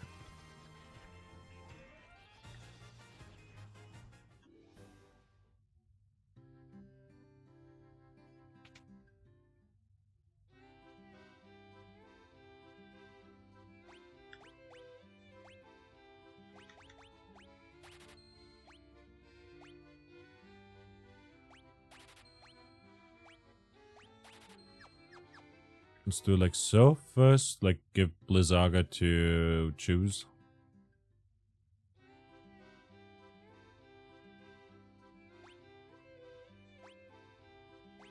Might as well learn that level 7 spell. We don't really need much in the way of anti-undead spells, given that we have so much already. Banishes enemies to another dimension. Instantly kills one enemy.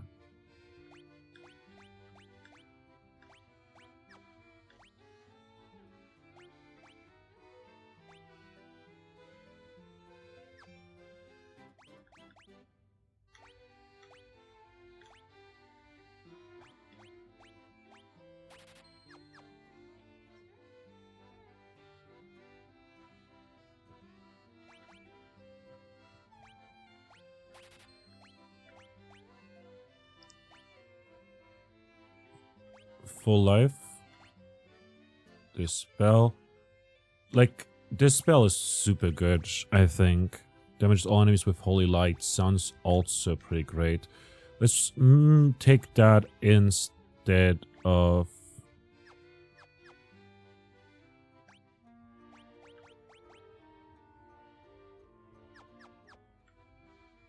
Nah.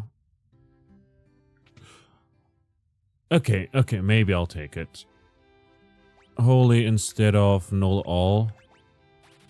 Because we can't have Null All and Protera at the same time, I don't think. Also, while we're at it, let's check out the shop here real quick. There we go.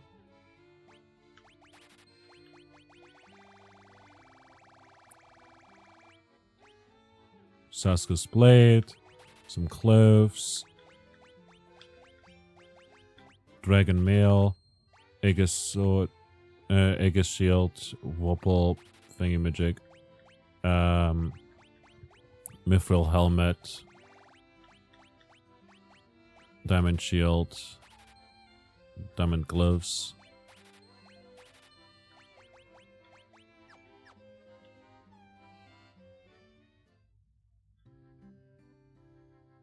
And with that said...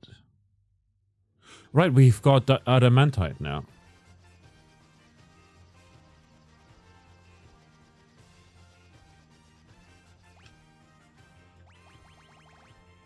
Mount Durgar. We can head over there and get a weapon crafted that hopefully someone can use. Over here's Melmond. Never mind.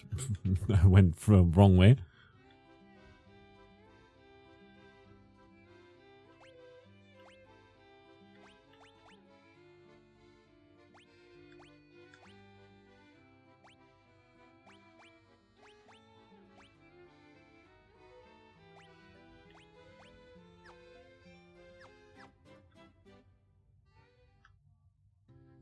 Probably already have all the Black Mage spells as well, in that case.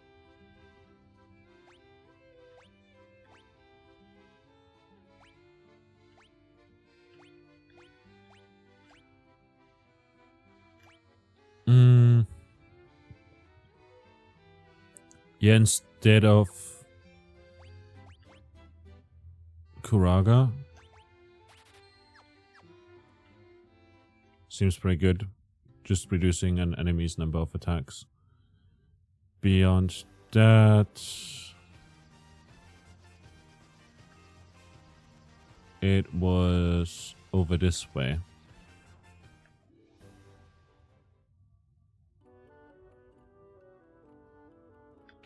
And over here's for Smithy. We've got adamantite.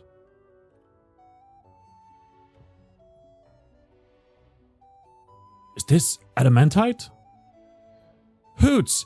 I'll use this to make ya the finest sword you'll ever wield.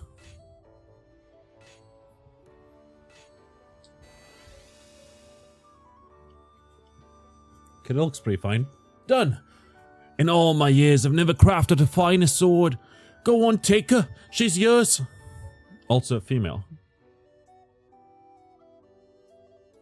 What's it called? It's a Excalibur. Sure. I guess we're king somewhere now. Sword of Myth. Obtained Excalibur. Please tell me I can equip it. I cannot equip it? Hold up a second. What do you mean I cannot equip it? A sword crafted from a legendary metal, effective against all types of enemies. Very good. Doesn't... Alright. Alright. Oh, that's bullcrap. Like, genuinely. It just sucks. Like, Red Mage can use all the swords except for the legendary sword. Like, the sword, you know? I'm just gonna go to a starter town over here. And go into this shop for weapons.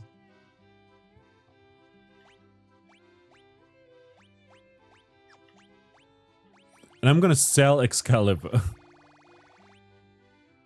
For 30,000. It's only 30,000.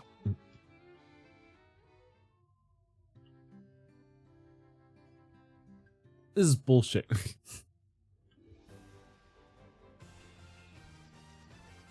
Where was it that we had some other spells?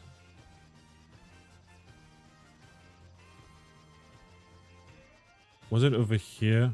I think it might have been over here. Where we could get some spells but didn't have enough money to get all of them.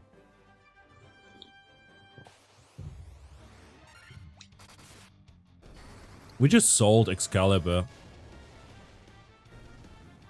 for a lot of money. Which feels vicious, you know? Kind of stupid, you know. I low-key regret it, but also we can't use it, literally. Null Dev, Hilaga.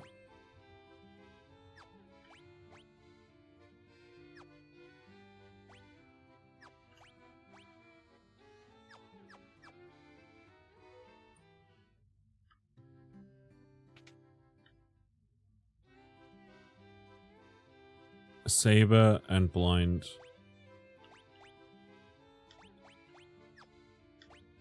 Honestly, I feel like Blind is pretty good instead of Break, perhaps.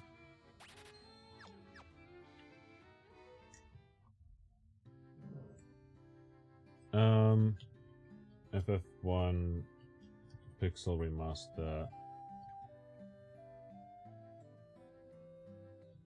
White Magic.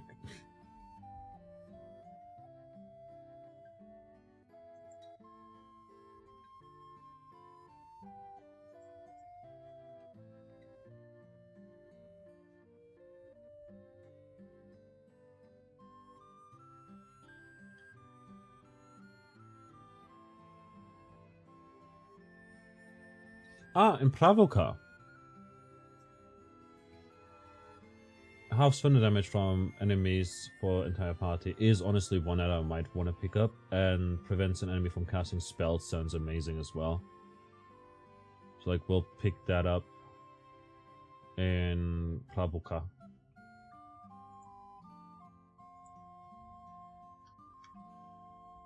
Are those legs really yours? No, I stole them.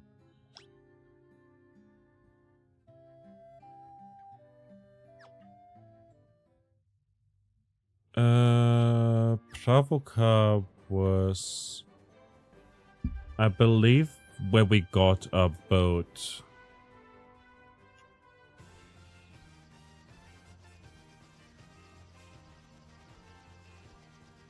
So over here's the Chaos Shrine, and over this way is where the witch was. And over here's, I believe, Pravoka. Right? Yes.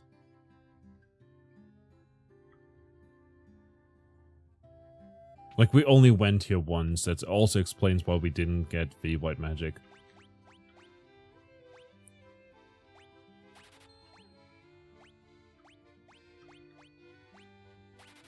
And this. Cures darkness. Cures darkness. Cast silence on all enemies. Let's do that. Oftentimes, Ares is kind of busy healing. After all. We might as well check out the black magic section.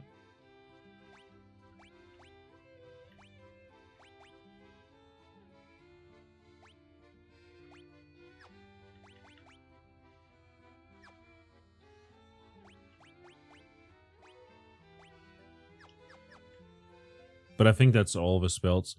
If I check real quick for magic, yeah, we've now got one full page, another full, nearly full page. Yeah, like we don't have level 1, level 3, level 6 full mage. Oh, well, level 6 black magic is in Crescent Lake. Thundaga, Quake.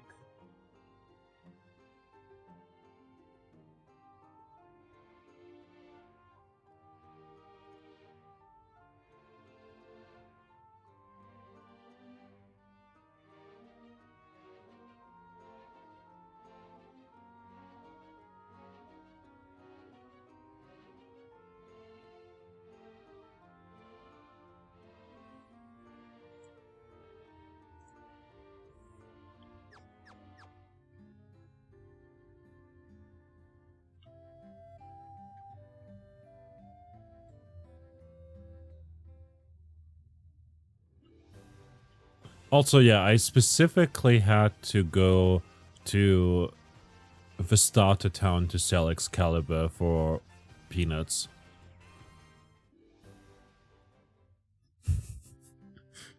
Just imagine, you know, you're like the guy who sells the weapons and someone stops by and drops off a legendary sword, you know, to sell it.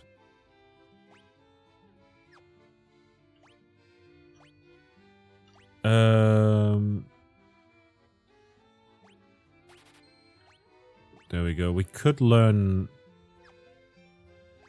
I mean, Exit is super useful. Fandaga is whatever, honestly, since we mainly attack. So having Invisida and Protera on 2 different people means we can, like, cast those spells better. Like, we can just cast them turn 1.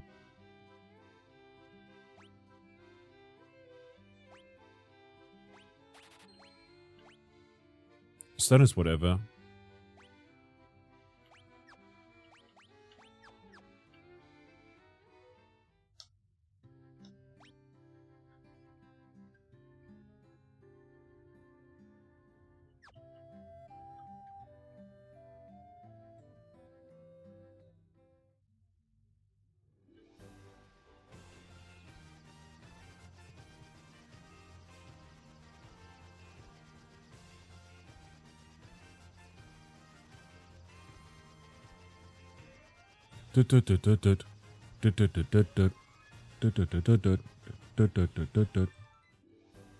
Apparently in Gaia there's some more spells we can grab.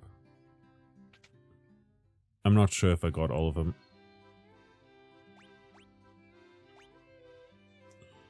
Yeah, break seems whatever, like whatever.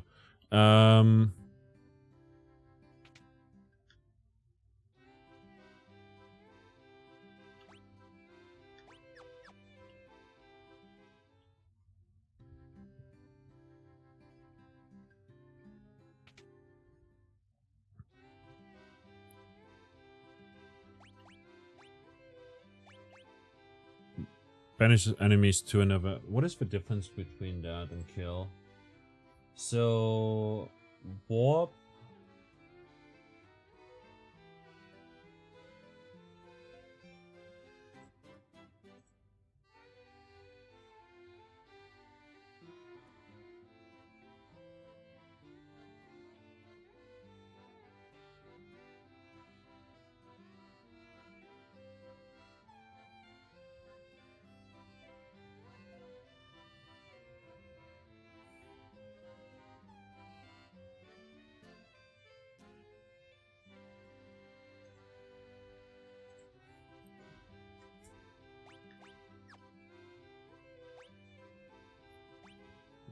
Banish. Let's just do that. Instead of, like, do kill instead of warp. Could do warp instead of stop, maybe?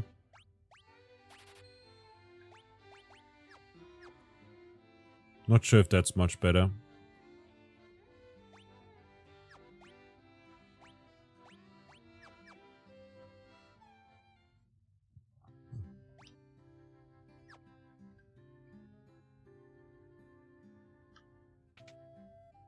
Can we buy anything cool here?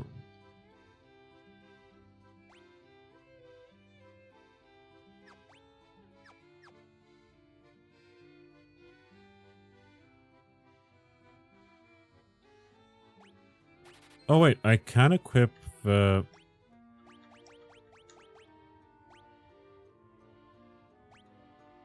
Cat's Claws for some increased damage.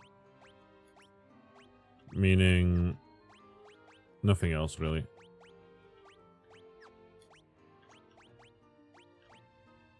And this is better than the Mithril Mail.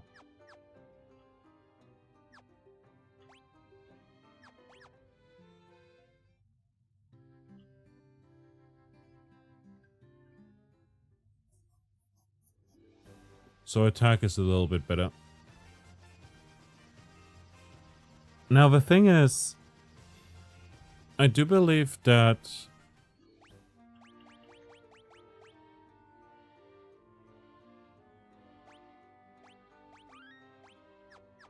We're filthy rich.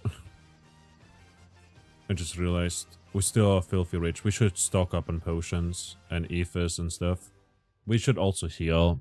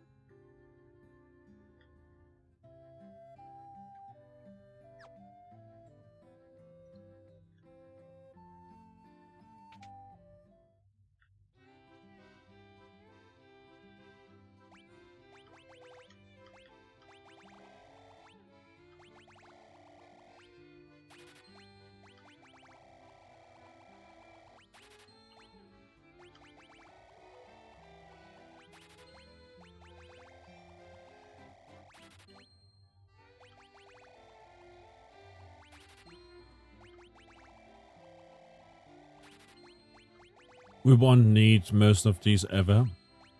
But we're at a point where it doesn't matter. Oh, we can't actually go for remedies. That's fine. Let's get 40.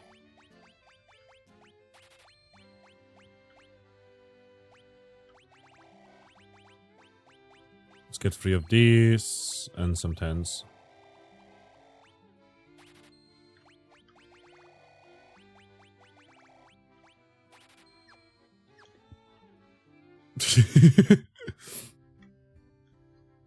Our inventory is kind of loaded, you know? We've got a goated inventory right here. Is that how you use goated?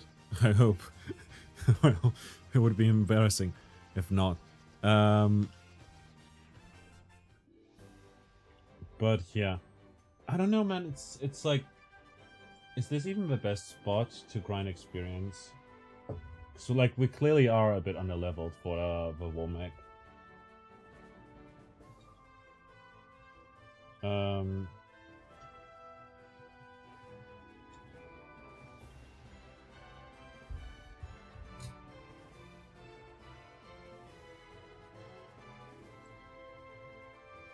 So...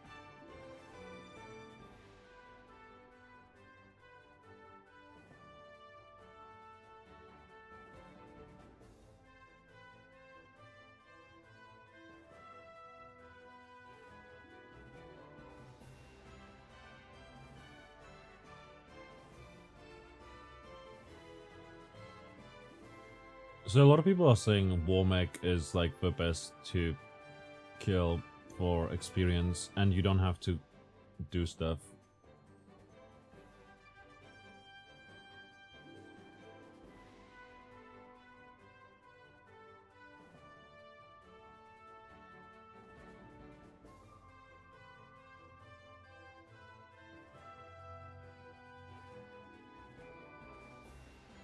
Oh, right.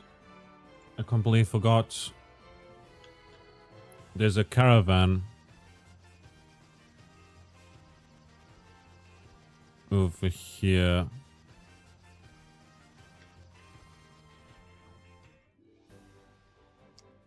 And in where the caravan is, we apparently can also buy some other items that might help. Strength tonic, Giant's tonic, protect, drink, speed drink. Well, I shouldn't have bought all those things. Oops.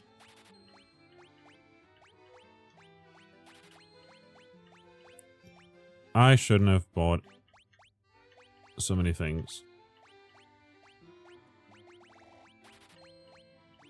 That said, we can still sell a lot of stuff.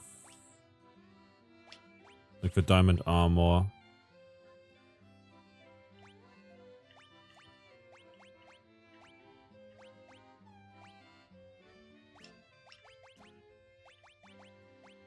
White robe is only 1? What the hell?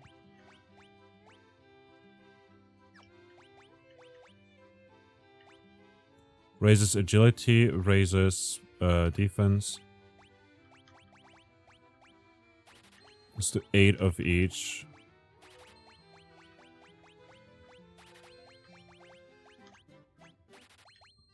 In fact, raising max HP sounds pretty viable. But this might just be the best way of doing it.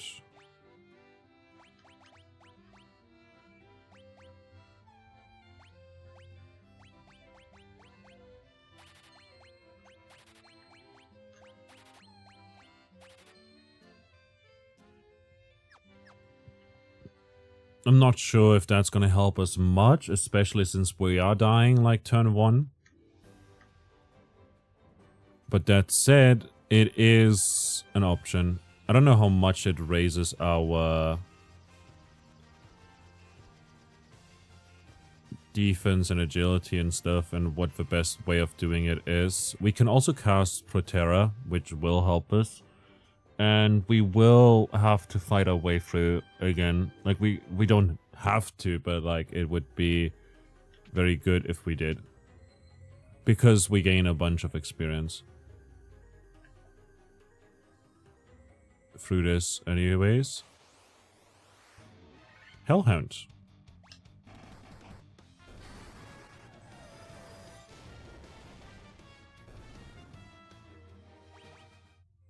We probably don't want to use Flare on trash tier mobs.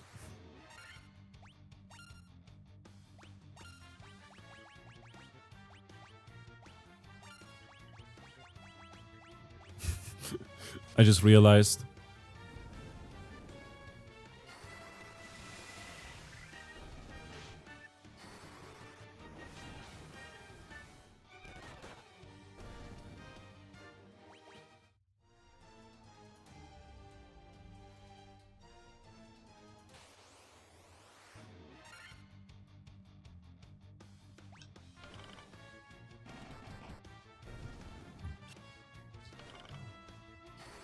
We also probably will have Ares instead cast healing.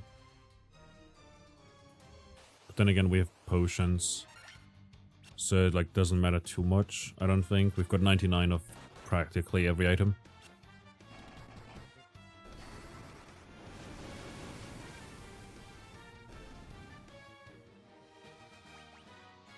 One more level up, that's gonna help us immensely.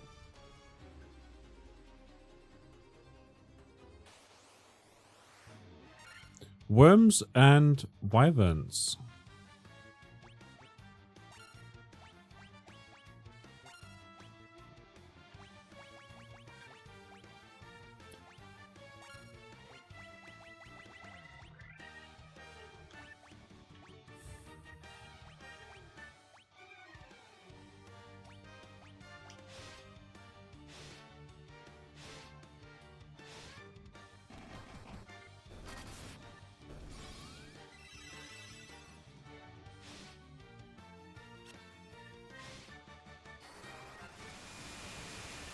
They're not dealing too much damage.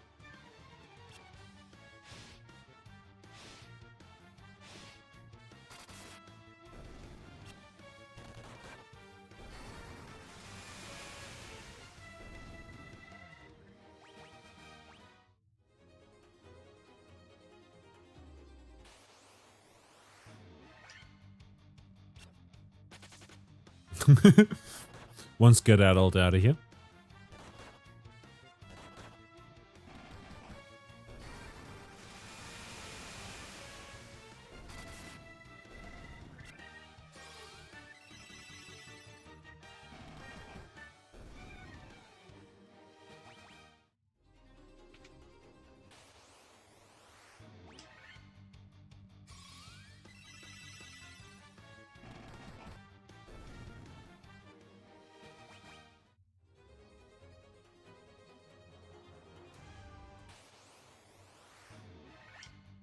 It was like 3,200 experience.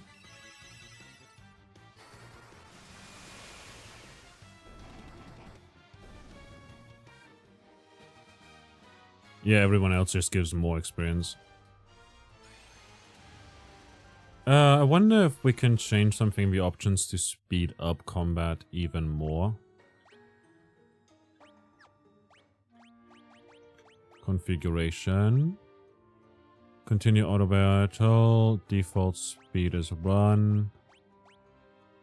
Graphic style.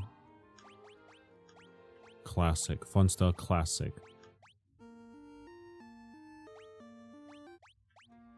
This may have an effect on progression throughout the game. Gamepad setting, keyboard setting. Bestiary. There we go. We're missing some creature here. Some wolf guy. We've got something with Garland. I have no idea what that is. Like, or another enemy. Another one after, like, a bite. Probably, like, another thing there. Beyond that, Fire Lizard. Something. Mind Flayer. After Spectre. After Evil Eye. Allosaurus. I think it's like the Tyrannosaurus right there that we haven't... No, we've got that one as well. Blue Dragons and Stone Golem. Something between there. Like, we're missing still a bunch of enemies.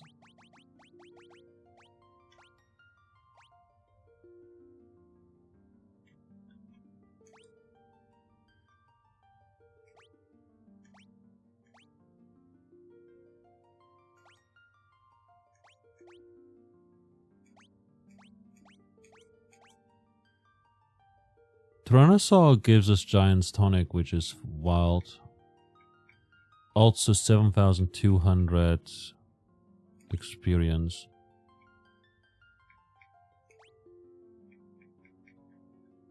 Mage Aquatic, Weakness Lightning, Fire Earth Resistance.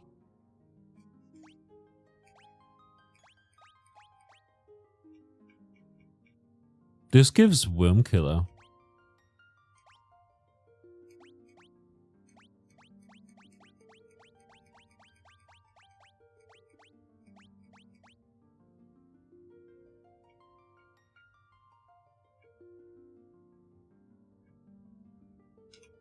Resists all of those effects, has no weakness, is a mage and magic. Despite the swords? It has many swords! How is it a mage?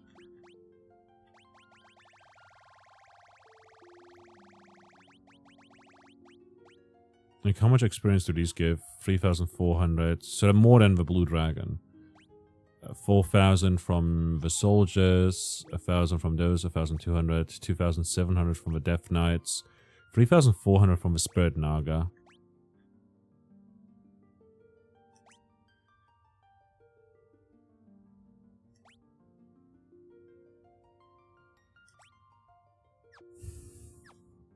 So... Oh, that looks terrible.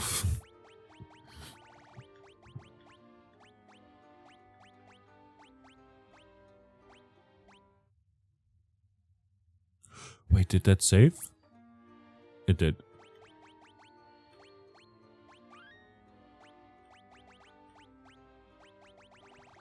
That looks weird.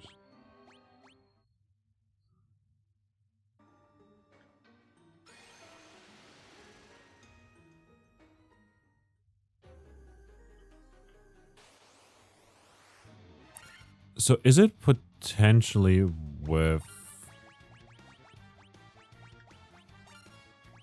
grinding the Blue Dragon?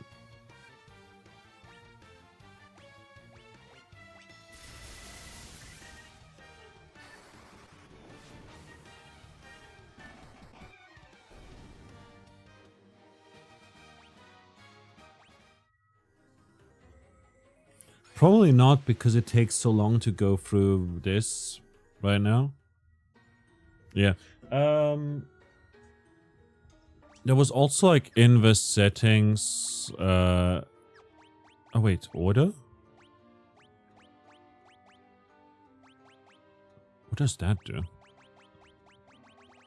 I don't know what boost does.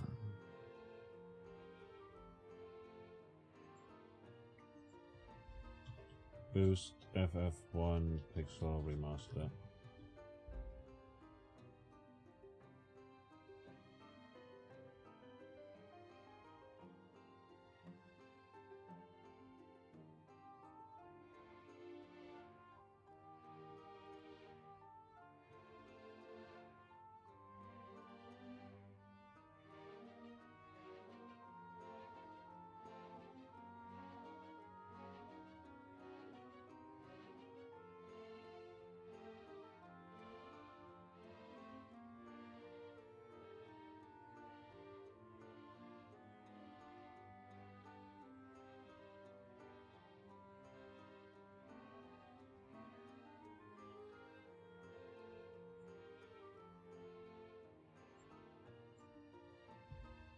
So apparently, oh, I see.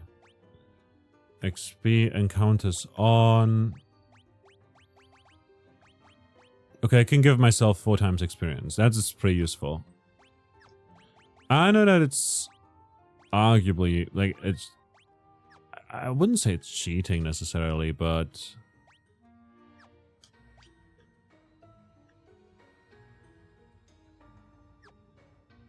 it's gonna ease the grind a lot. Especially for the sake of streaming this game. Because for the Womack, we're 100% underleveled. It doesn't bode well for stuff. I also want to beat the Womack.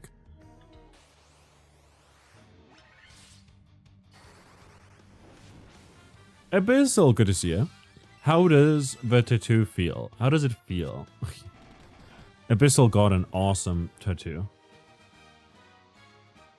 And it looks super good. I don't know exactly what it is, to be honest.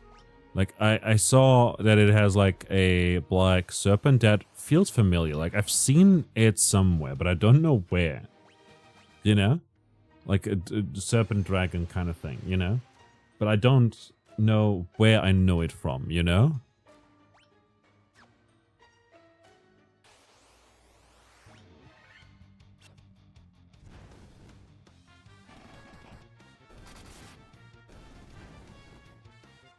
So hella sensitive, soon there will be itching, which probably won't be fun, but after that it's gonna be good. Nice, this like touching it hurt. I don't have a tattoo, I don't know what it's like. I've always thought of getting one, but I literally have no idea what I would get that I would also like, you know? Like I could see myself getting a Skitty tattoo on my leg or something.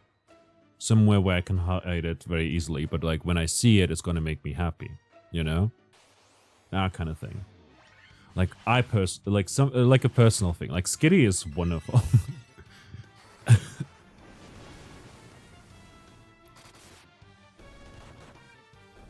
It would be adorable as heck. But also, I feel like they're like, even if I were to get a tattoo now, I would not. You know, doesn't hurt much, but it's warm to the touch, similar to a big sunburn. Ah, I see. So it feels like that then. Gotcha. And my ex got a few tattoos, and some of them were kind of silly, you know? And quite frankly, I respect that she wanted to get them and everything, but also... God damn, like I wouldn't get a tattoo that is just kind of silly, like just some ghost, you know?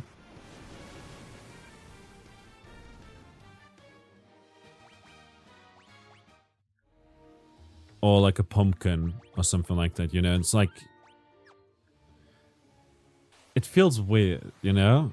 Like at least get something very, very pretty or very, very, you know. I could see myself getting like a flower tattoo, you know? Like my full arm full of flowers. Something like that. All of my back or something like that, you know? Like something grand, but also those things cost a lot. And also are very, very expensive. Cyan Lizard and the Karma symbols from Rain World. Wanted them since forever, but waited till you're ready. Really sure you wanted it because it's permanent and all. Right. Yeah, it's the lizard doggos. Not the lizard doggos, but they're like they're the those lizard guys. I know. Now I remember, like the head shape seemed familiar, you know? But I was like, where is it from? Also the symbols, I wasn't sure if they're just kind of... Like, I knew that they're not... I knew it's from a game. Let's say it like that. But I just didn't know where I knew it from.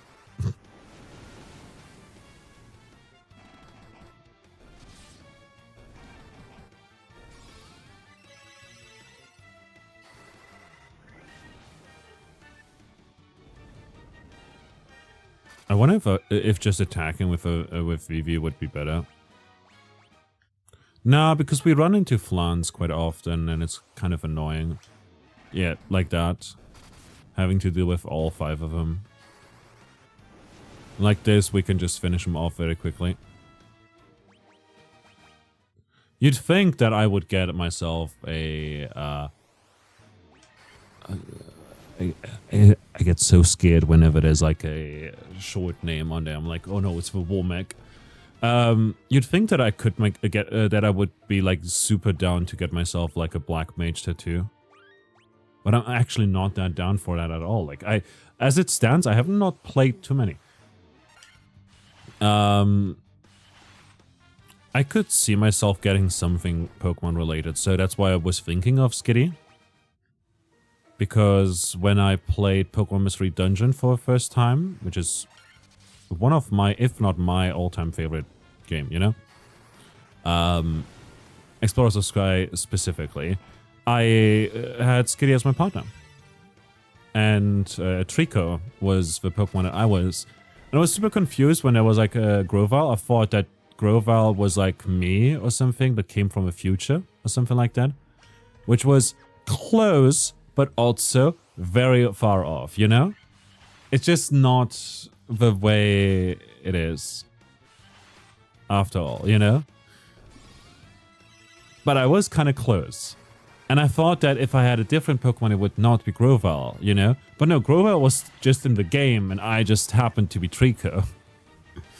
Which was really, really funny in a way. Also funny because everyone recognizes Grovyle as Grovyle, but Trico, for whatever reason, is considered like a rare Pokemon in the area that you don't see often around there. I also found it funny that it was like Duskull, and then it was like Dusclops, or, you know, like, what's it called? Dusknoir, who's like the one guy in the game.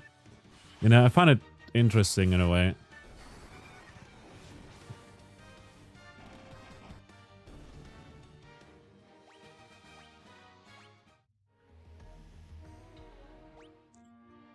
Level 45 now. Square, good to see you. How are you doing? How's it going? It's going pretty well. I just discovered that there's like what the boost option does. So the boost option doesn't actually remove achievements, which is great for one thing. But also, I just turned up the experience we gain in this area by 4. So we gain up 4 times more experience here. Because we had a rude encounter with the Warmech. And as it stands, we can't resist a nuke. Now we might actually... Like, Vivi is gonna die. Vivi will die. If we get nuked. You know? But beyond that... we should be fine. We're also, like, right in the corridor for Tiamat. So, once we've encountered the Warmech... and fought it, we'll fight the easier boss. Warmech is just a random enemy. Like a random ass enemy that is in this area. Square, thanks a lot for the Rainbow Ledge. Wow. I need to figure out something for that. By the way, I've been working on, like, I've been having, like, lectures now. Like, this week has been a bit rough with lectures, because I missed last week's, and because I wasn't feeling well enough because of some stuff that's been happening. And the week before that, I was, honestly kind of getting adjusted to, like, being in Germany again. Which I know is just an excuse, but also it's a good excuse. I was like, I had to clean, I had to take care. Nice, new mobile, you like it? Lovely. What kind of mobile phone did you get? If I may ask. So I'm debating whether or not I should get a new one or if I can change like my current phone's battery. Because for what it's worth, my current phone just empties itself at 36%. It's like, oh, it just turns off, you know? And sometimes when I just turn on the camera, it just turns off, even though it has like 50% or whatever. Nice new model, you like it? Oh, thanks. Yeah, that's the old model. Sorry. It's also the thing that you see if we go, wow. Wow. Nice, Root and Shoes leveled up. We're gonna quick save again.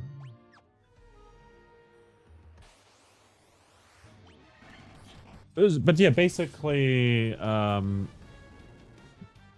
been quite busy. Like, I didn't feel well. I had to take care of things over here first and go, like, take care of some matters. Got a Samsung Galaxy A13, you believe. Nice. I had V7, so... Oh, no, I had the S6, actually. So I can't believe that there's a 13 now, you know? I'm like, what the hell, man? Time passed only so little. And yet, here we are at 13 already.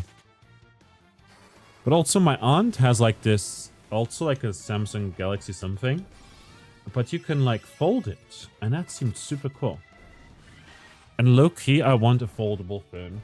It seemed like a super nice idea. Because, like, it's super thin. But when you fold it, it's just a bit chunky. It's like the size of a Game Boy, kind of, you know? But it would still fit into my pockets.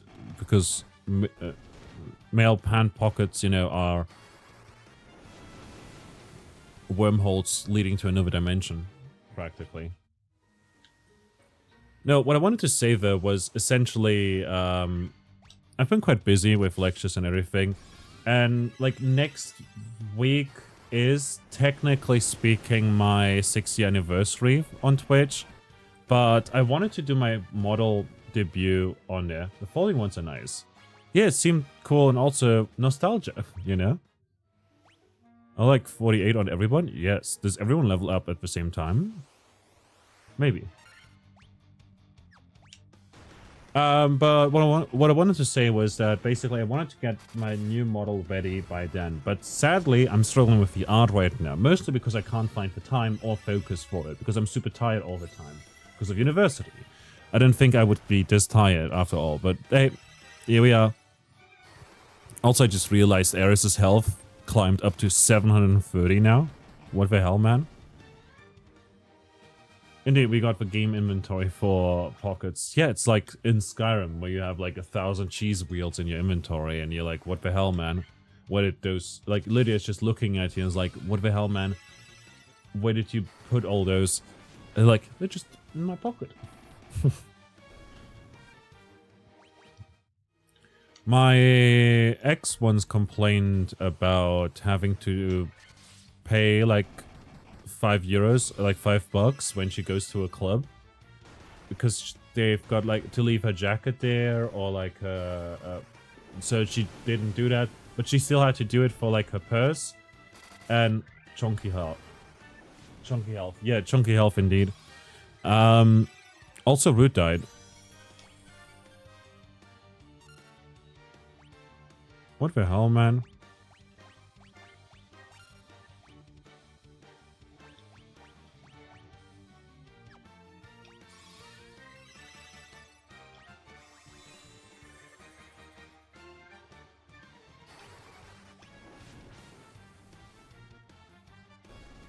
Nice, that killed. Root still gets experience. Fantastic.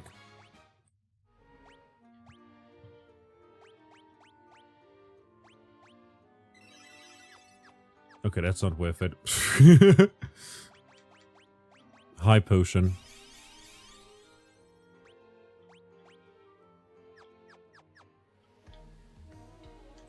But basically,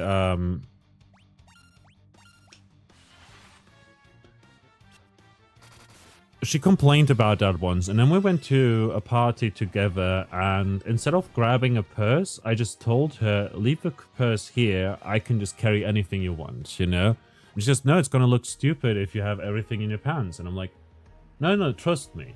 And then I showed her that I literally could put her phone, her, like, wallet, my phone, my cigarettes, my keys, her keys, disinfectant, even some of her makeup into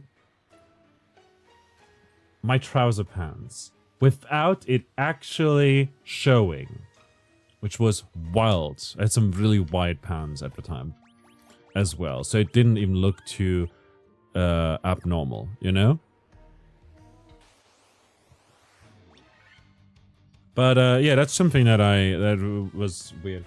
Right, model talk though. So I've been struggling with getting the art done, and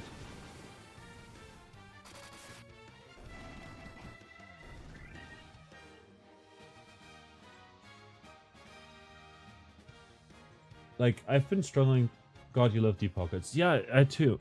And it's a shame that women can't have them because the purse lobby is wild, you know? Okay, now we're actually at a we're nearly 10 levels higher than we were at first when we first encountered the Womack, so we might just win that fight, possibly. I'm not entirely sure. We'll see. Oh, nice! Like, the cape actually does work like a shield. Even, like, I mean, of course, it's in the shield slot, but still. I'd like to get another fight in there so that we... Yeah, let's go. I was hoping that... saying that I could get another fight in before the Womack shows up would jinx it and then summon the Womack. But as it turns out, no. I just get another fight, which will get us to level 50.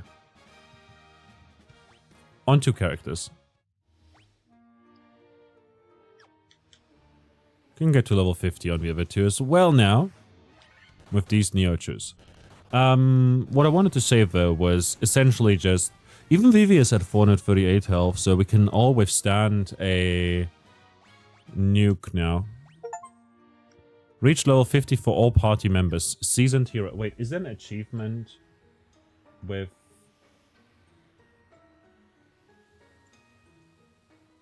Is there an achievement for getting level 99 or something? No.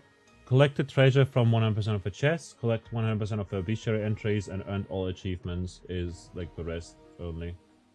We don't have a Womack, sadly, which is what we're trying to find right now. We're trying to find the Womack at the moment. Which is a rare encounter and it just takes ages.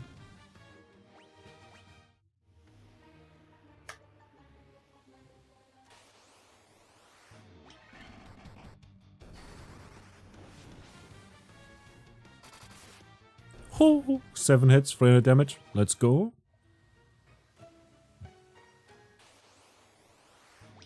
Black Flan. Rude is 1 HP off from a nice number. 51, let's go. A lot of plans. Yeah, a lot of plans there. So, yeah, like new model. I'm not sure when I'll do my debut because I want it to be good.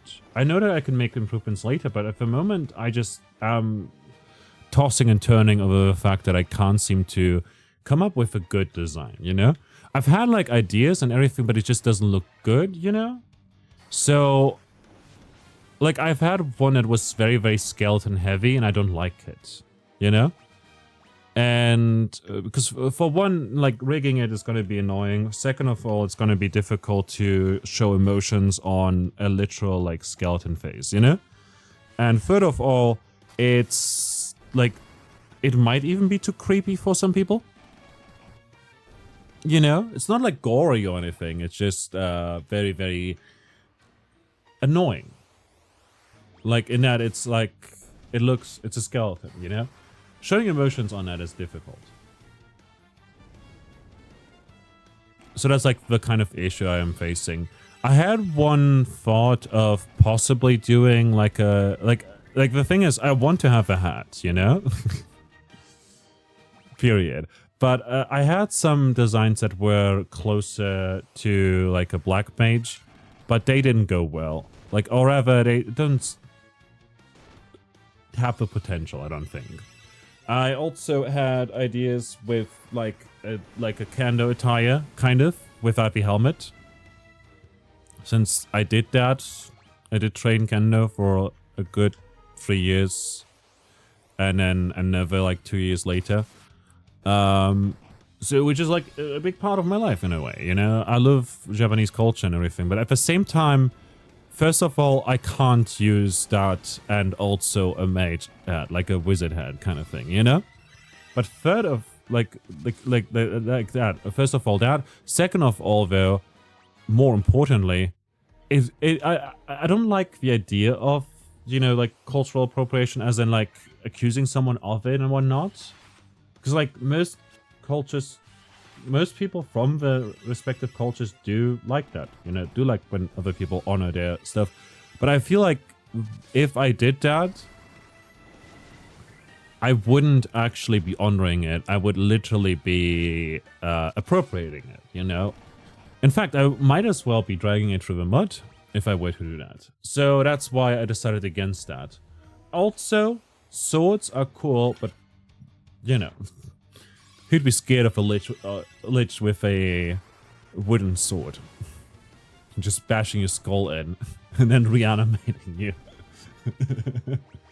Just bludgeoning you. Which is quite scary now that I think about it. But still, not great. I had some ideas with like armor. I had some ideas with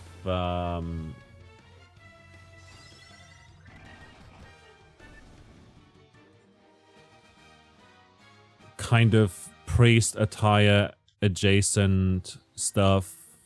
I've had like Dracula adjacent design, like Nosferatu adjacent styles, you know, ideas. But like none of it really like stands out to me, you know? And that's like part of me being like very, very icky about it. But also just the fact that I can't seem to wrap my, like decide on one thing and one thing only. So I might just have to go back to a drawing board, literally, and just get drawing, toss some ideas around, maybe draw together with some folks. And also I believe it might just be better to keep it simple, you know? After all, like keeping it simple after all, instead having a multiple toggles or something like that would be kind of cool.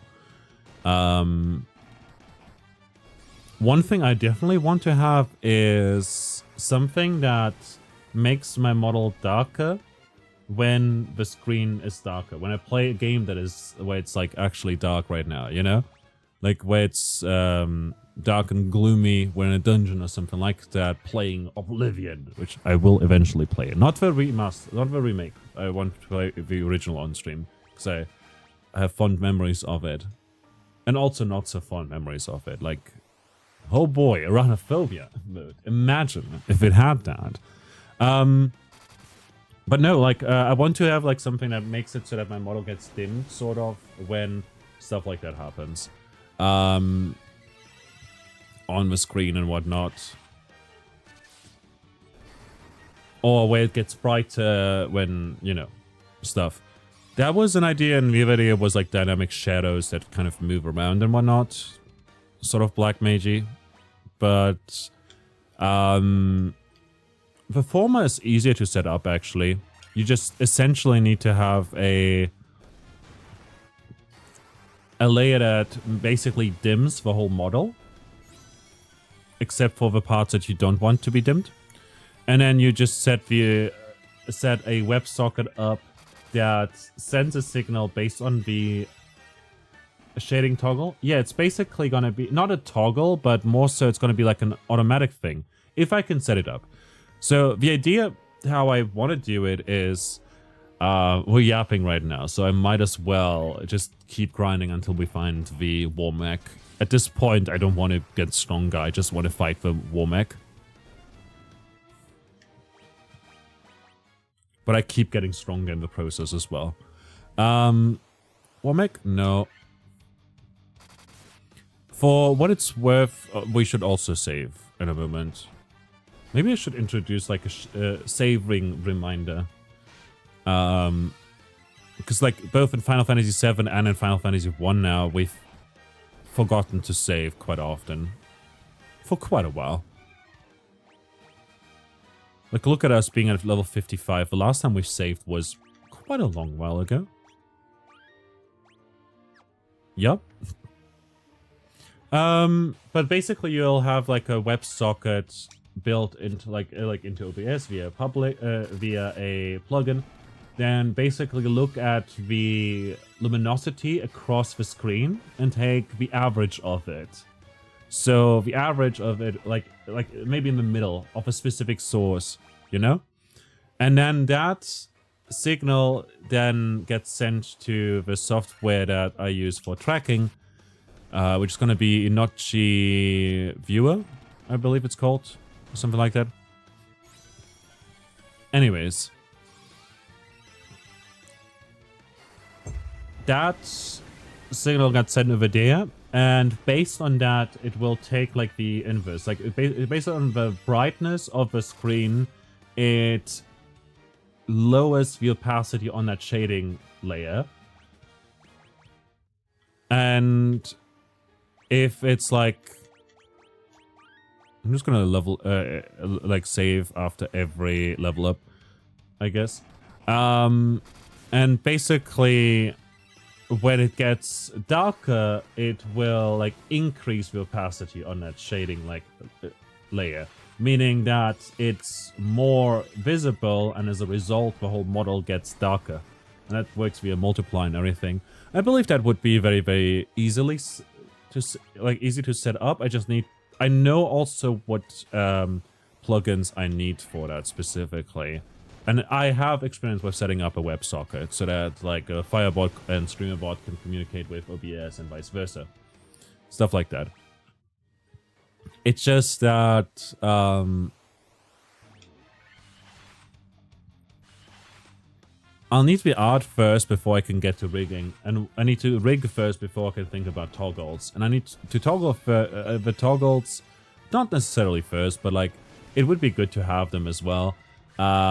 Before I get started on like these bonus features, you know?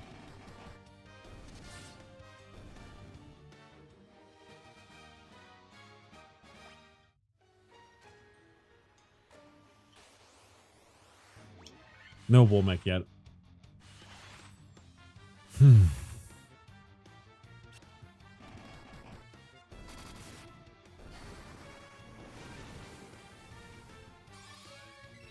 But yeah, like, there's a lot of ideas floating in my head about that, and I'm kind of putting a lot of pressure on myself, but at the same time, I don't think it's necessarily. It's just that I've been using like a PNG tuber thingy for quite a while now because I'm not happy with my old model because it's very scuffed. And there's nothing wrong with scuffed. Plenty of streamers out there have scuffed setups. That's fine. I just don't like the old one, you know, because it's very janky. And not in a good way, you know? And it's also very fiddly with its expressions and stuff like that. Sometimes it just doesn't track well. I'm not happy with VTube Studio either. Because VTube Studio is good, don't get me wrong, but also because it is the industry standard, sort of, and like most people use it, it kind of they can be get complacent with its features, you know? Like, as in, I literally, there is no alternative, like, essentially. And what you could do is use an iPhone for the tracking, and most like proper, like, professional, like, VTubers, not hobby folks like me, will do that. They have a separate iPhone that is not connected to the internet, that uses an old version of VTube Studio, and is connected to their computer, and that tracks it. Because, like, the iPhone face tracking is amazing. It's immaculate. And works really, really well. As it turns out, though, it's like,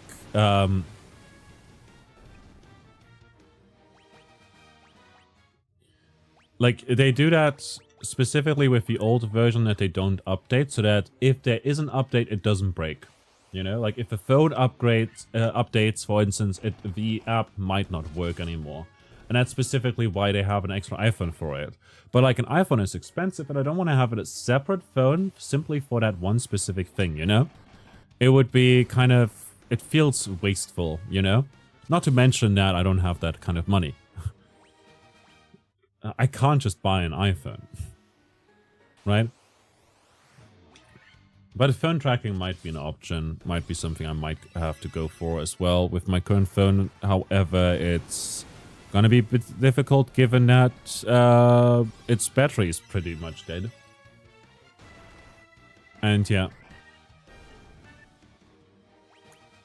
But yeah, like with VTube Studio, like they can make the service worse and charge money for it because it's been free this whole time. And there wouldn't be much of an uproar because of it, given that they are like kind of the only thing you can use. In the same way, Live2D Cubism sucks. And hence I want to switch off it and use a free and open source project that is currently in development and everything. And I want to learn that. And oh no, we went through the thing.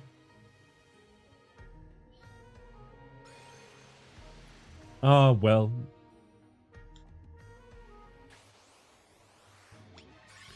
Like, I want to switch off it so that I'm not reliant on, like, a model, like, on a license and like a subscription model where you pay like $600 every 3 years or something like that, you know? Like, because they can just increase the price the more they want, you know? I also am not gonna go, like, I know that Clip Studio has a lot of benefits to it, and is like also sort of a industry standard in like the art industry, like concept artists and whatnot use it, people that animate and stuff use it for the art. And it's great, I've heard amazing things about it, but also they can just raise the price of their subscription a lot, and they could just get away with it because of that, you know? Because they are like the industry standard, sort of.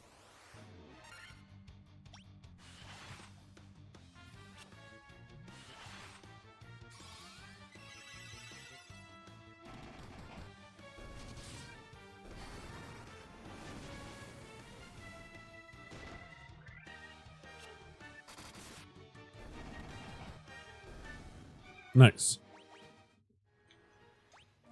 And that's, like, I want to try and move away from that and do something interesting with the model still, even with the limitations that Inochi 2D, like, the Inochi creator has some stuff it can't do, some stuff it does very differently, and that can cause its own issues.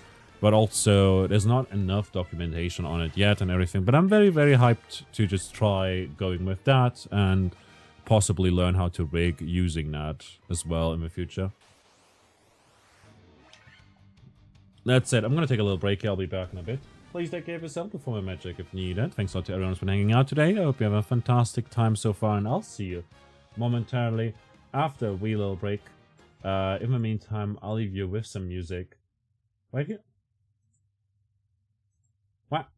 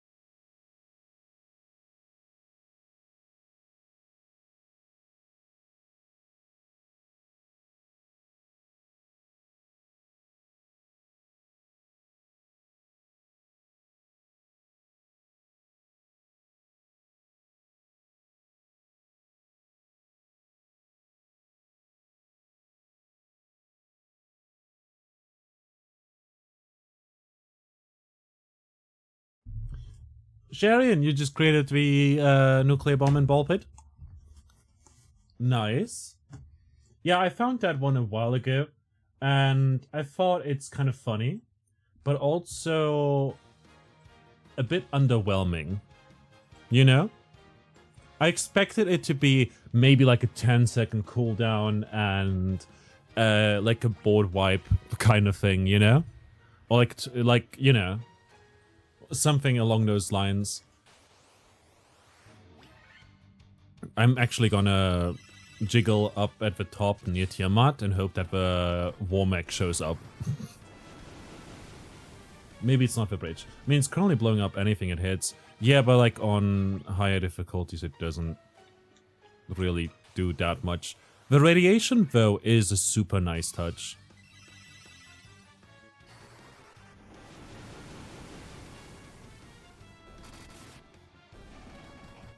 Oh, this 1,500 damage on that hit. Honestly, no, we can't go boost the speed as well. It would be nice. I'm just going to turn on the Gil thing as well. Because at this point in time, you know, we have a lot of money. We'll get even more money. It's fine. Fair, though, you could always fuse it into something nasty. Yeah, definitely. Like, with 375,000, I'm not sure if there was an achievement for reaching 999. But I would like to see 999, you know? And 4 times skill will help with that. Like, to be fair, we started with 1,000 trying to find this guy, and now we're at 370,000.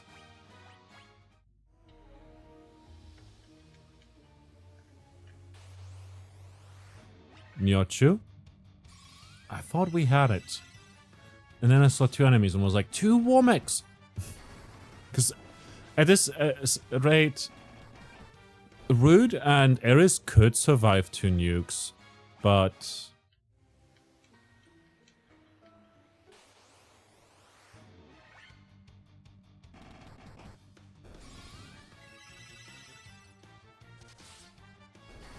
Choose also could survive it, actually. Vivi just wouldn't.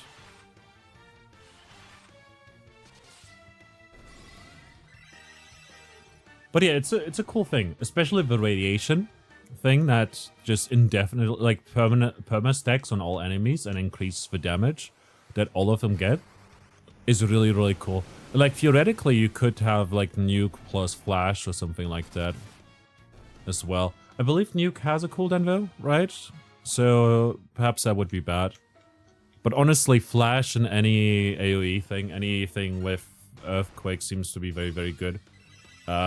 More specifically, Flash and Overgrowth is like just very, very strong. 1,600 damage. Let's go.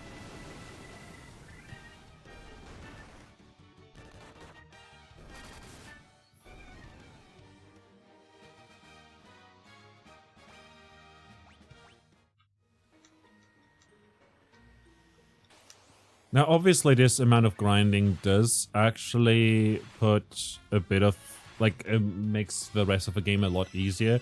But the longer we spend here doing this, the less, like, you know, the faster it will be for us to get through the later areas.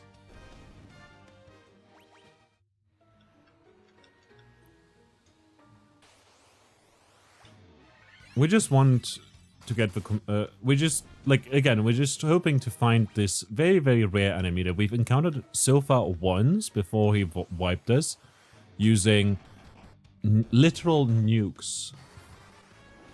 350 damage to everyone. And at the time, we had 400 health each.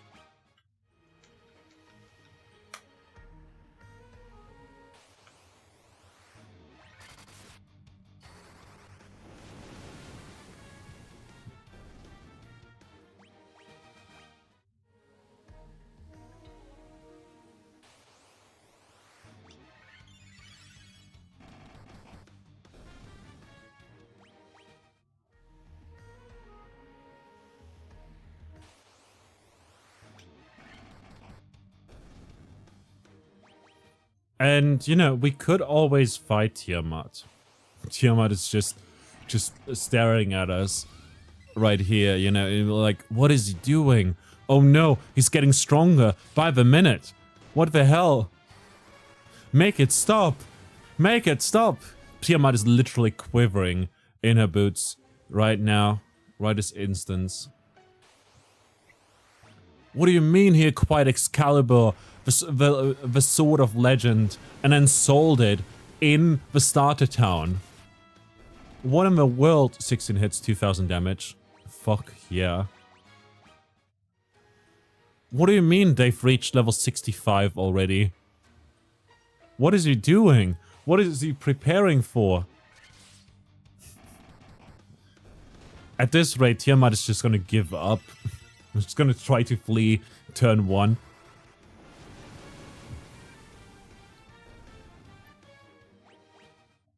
And yeah, like, the world sooner or later is gonna, like, get saved. But for the time being, we'll have to do this. Oh, 1997! And then some of y'all are born that year.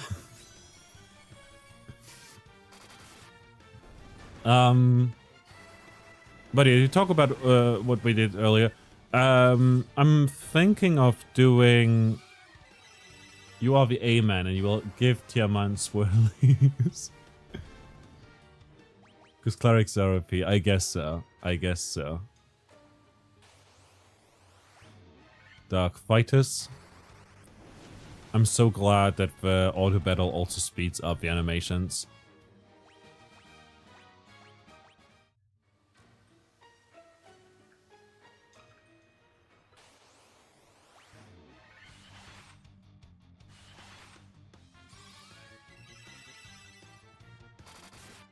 The reason why we're using the healing staff still, by the way, is because... Oh, 2072.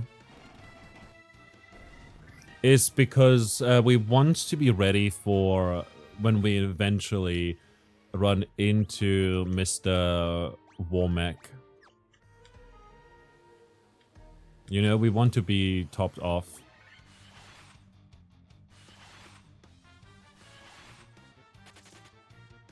That one fleet. It was not ready for 2200 damage.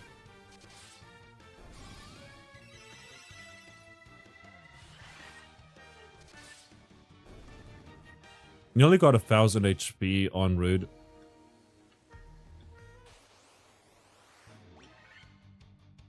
Ambushed. Let me just Google Womack FF1 Pixel Remaster. It has a 1 in 100 chance of appearing each time the Warriors of Light enter a battle there, making an extremely rare enemy. Most powerful random encounter in the game, not counting enemies added in Dawn of Souls and Anniversary, and is more powerful than most of the game's bosses, only truly being rivaled by the final boss, because of that it could be considered the first super boss of the Final Fantasy series. With 2000 HP, 80 defense, 96 evasion, and 200 magic defense. Yeah, it's pretty strong. Also gives 32,000 experience and 32,000 gil. Also apparently drops the Genji armor.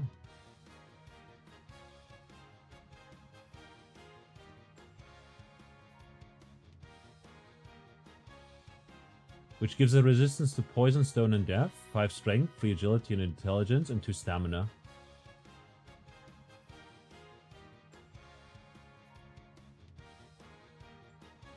Anyhow.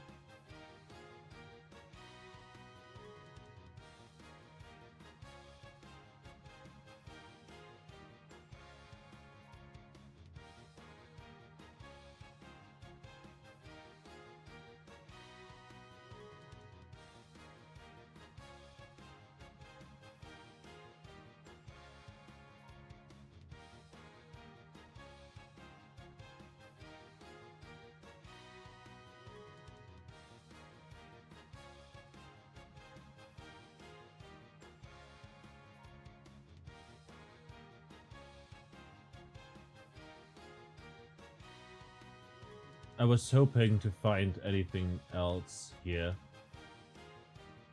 The Gamer, how to find the Womack in Final Fantasy Pixel Remaster.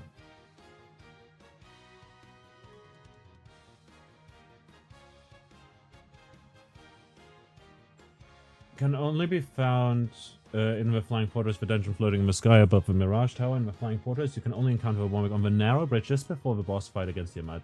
There, Womack does not spawn anywhere else in the Flying Fortress. Has an encounter rate of 3 out of 64, or roughly 4% chance to encounter with each battle. Due to random nature of encountering a Womack, you may find it on your first battle or your 200s. Okay.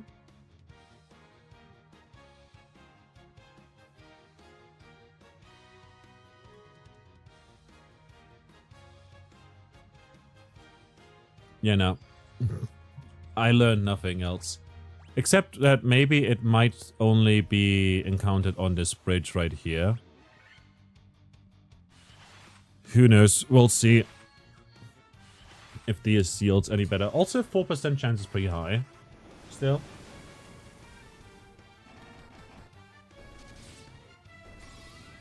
But it gets rolled every single time. So we're not guaranteed to find it anytime soon. Or we could just find it on the next fight. Also, the Desire Sensor clearly is at its doing its finest, doing its worst. Might as well, since we leveled up to 67.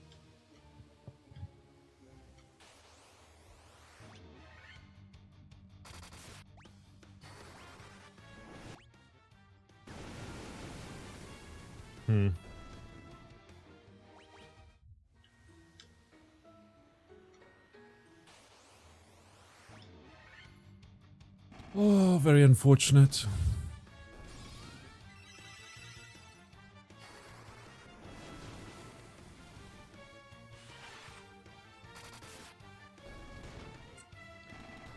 But yeah, next week we might just do a Dungeon of the Endless stream because it was one of the first games I've streamed. That and or Risk of Rain. We'll see. That said, maybe we'll do like a proper debut stream at another time. Because at this point I believe I won't get it done in time.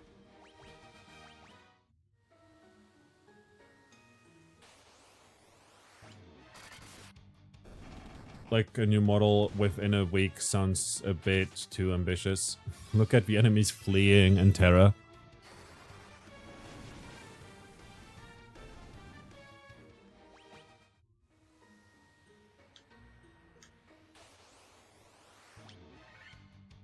I got so excited when I saw that it's only one enemy. And then it was just a... like, just my dude, the Dark Fighter.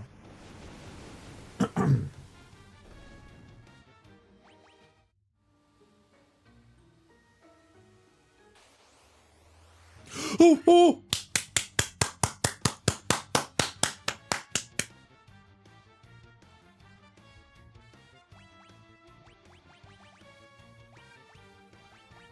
Finally got it.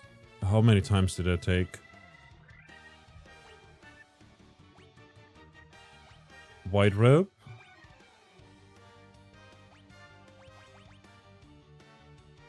Then haste.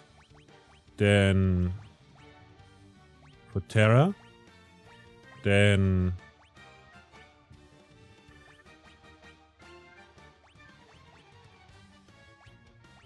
Saber.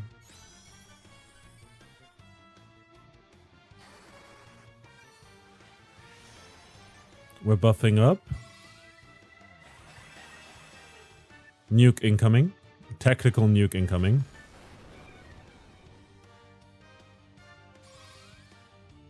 Luckily we got Protera off this time around.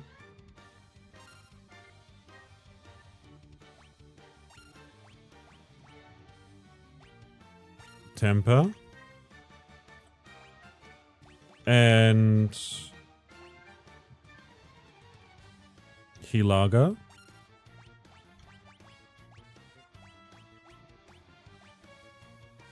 And flare. Oh, that's rough, man.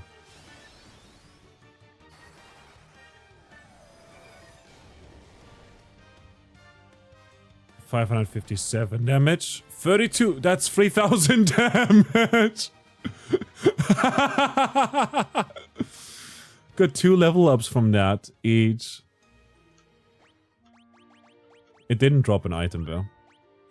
Or did it?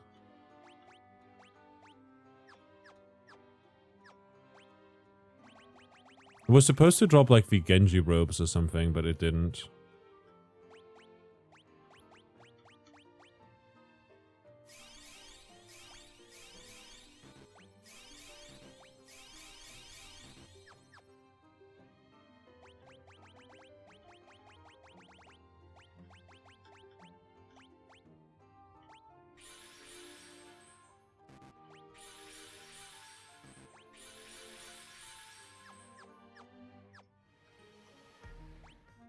Okay, now we got it, I guess.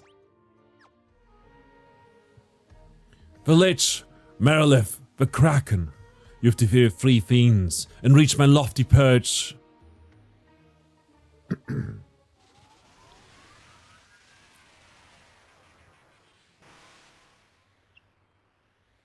All the better may the image of Tiamat, the fiend of wind, be the last to burn in your eyes. It's a dragon. Ooh, ooh. It's a dragon. 22 damage. 40 damage. Ice Storm. 5 damage. 16 damage. 1,400 damage. Okay, well. You're just gonna attack.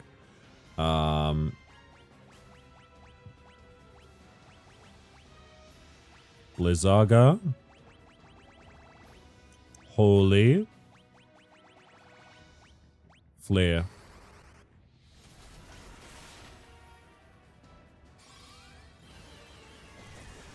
Oh, that looks cool as heck, man. Holy was such a nice pickup, because I figured it would look cool. And yeah, that was the boss. I thought we could just defeat it with, like, just a bunch of normal attacks, but as it turns out, no. Not much of a boss, eh? I wonder why. It's almost as if we overleveled a little bit. Oops. Oopsie doopsie.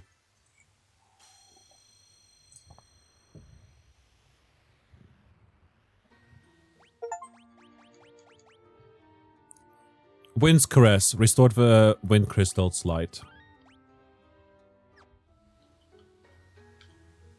This is the altar of wind from which the power of wind flows forth. And off we go. That only took us, what, 3 hours? 4 hours?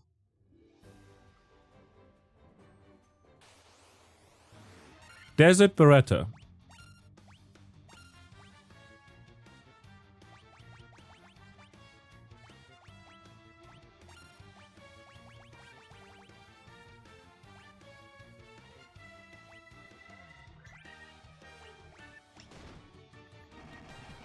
$100 damage. Oh my gosh. 1,400. I love to see damage on the thousands.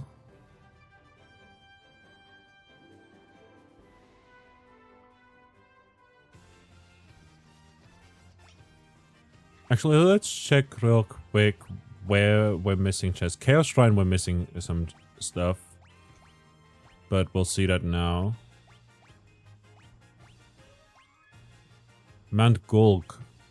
We're missing 1 chest in Mount Gulg. And in the Dragon Caves. Let's go to Mount Gulg first.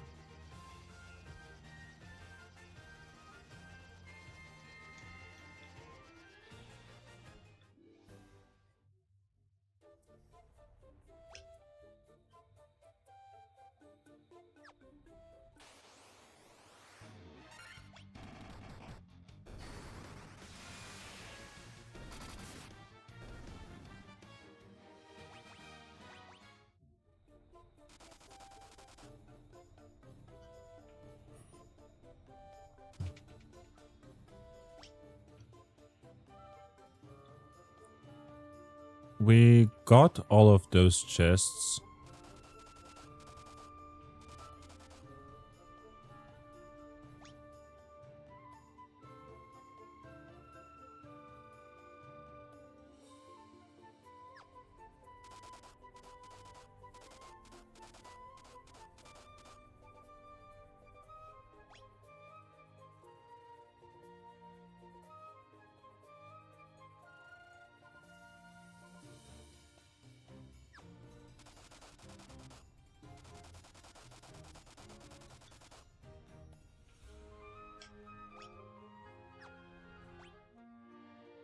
Like, we have so much HP.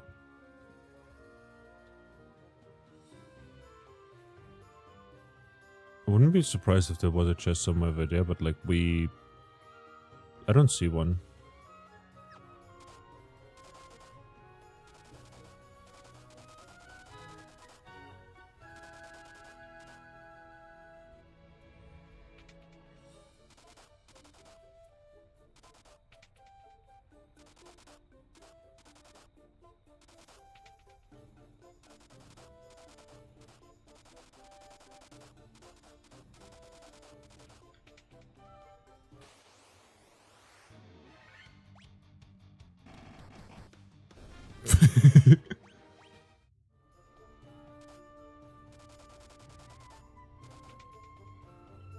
And we got every chest over here as well.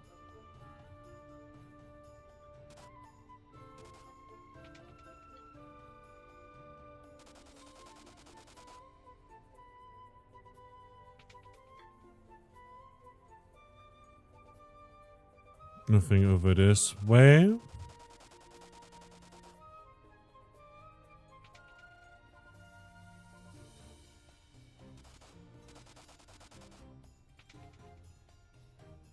Ah.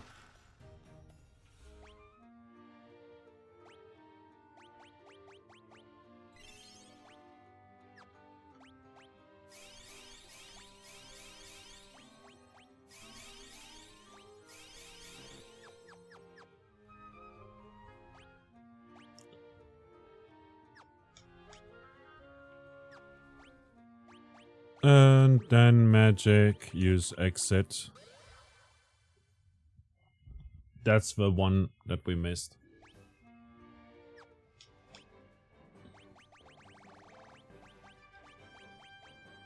Mount Durga, Mount Gulk, there we go. And then we just need one near, like we need a few over in the Dragon Caves.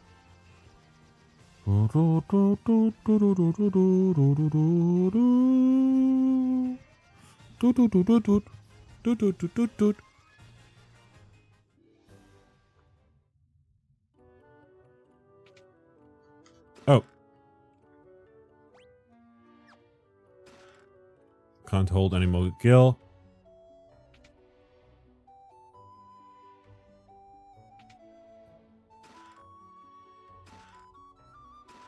We're just looting all of this and then throwing it away immediately. X potion. Only the truly brave can obtain a token of courage. Of their courage.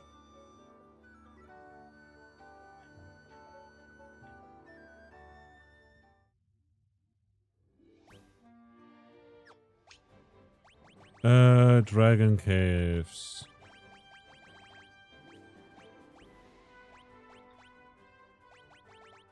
It seems like we got everything. Only thing we're missing now is the Chaos Shrine, which has 7.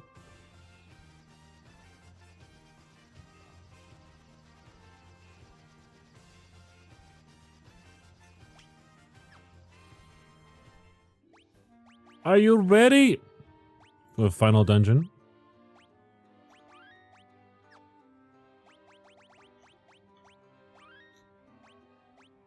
Just in case there's a point of no return or something like that.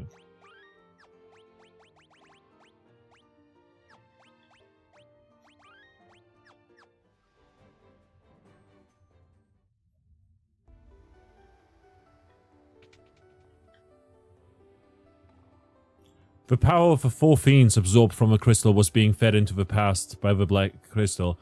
The one distorting the beautiful light of the crystals is the one we've been looking for all along. The true root of all evil lies just ahead. The light of the four we've been seeking all this time. The light will open the time portal. The portal will transport you 2,000 years into the past, to the beginning of the time loop. What? Shine the light of the four crystals onto the black crystal in the center of the chamber. Doing so will open a time portal to this shrine as it existed 2,000 years ago. We are Sky People. We came to the shrine in our attempt to locate the source of the world's ruin. That was 400 years ago. Well, you found it. The curse of the fiends changed us into these forms and prevented us from speaking. The light of the crystals has enabled us to speak again. Cool. Yeah, I was gonna say there's 5 bats in here and there were 5 Sky People warriors apparently missing. You know? You focus the light of the 4 shining crystals, fire, earth, water and wind, on the black crystal. The flow of time surges and space begins to warp. Just one step forward and you will travel back 2,000 years in time.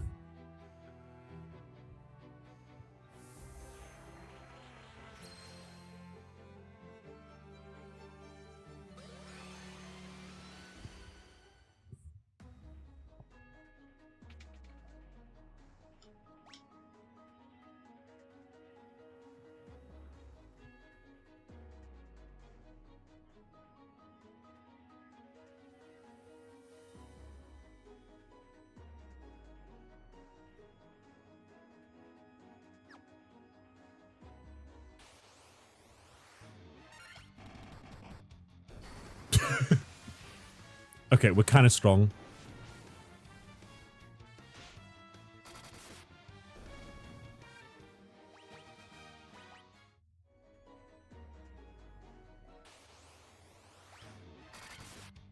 Okay, that's just Black Fawn.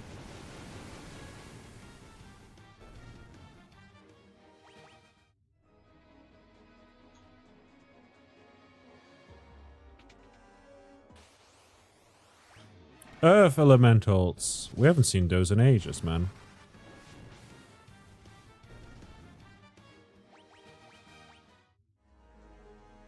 Keeping auto battle on for this. Mostly so that we get like completion. I don't know if there's any rare enemies or whatever in here.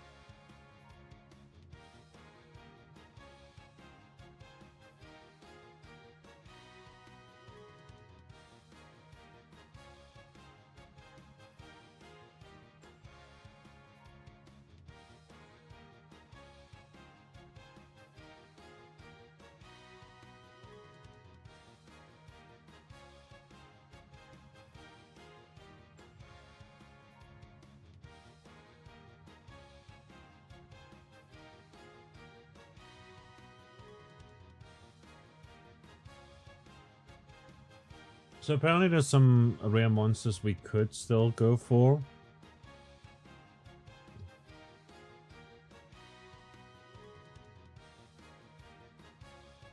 Out of a bunch.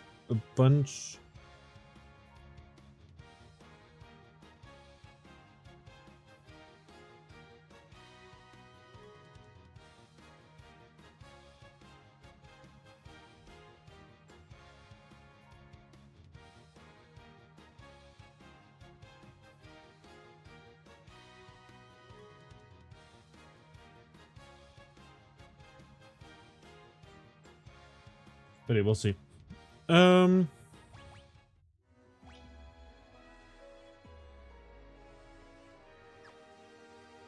just turn encounters off for now.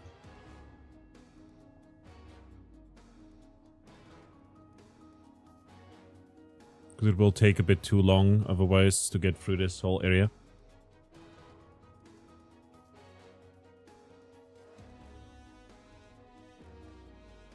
And like get all the chests and stuff like that.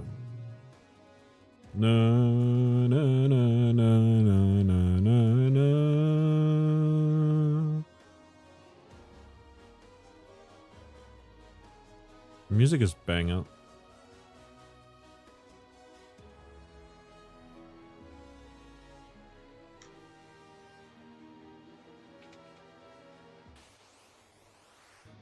Death Eye?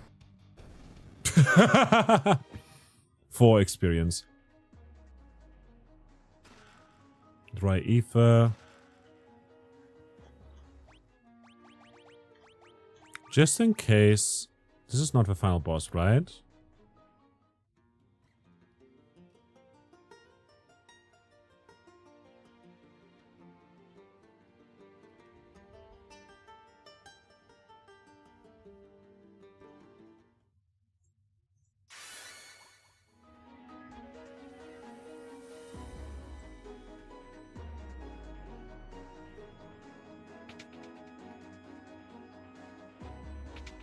What the hell, man?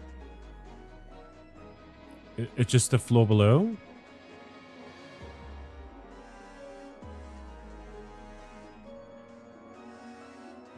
I'm confused. There's some chests we still need. I just don't know where they are.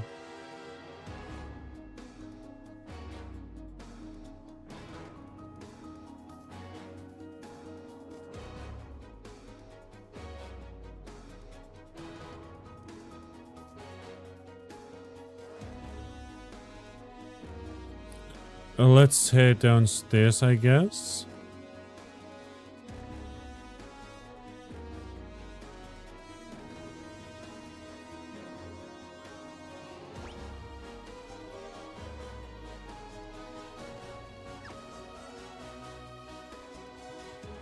What's over this way? Nothing. Okay.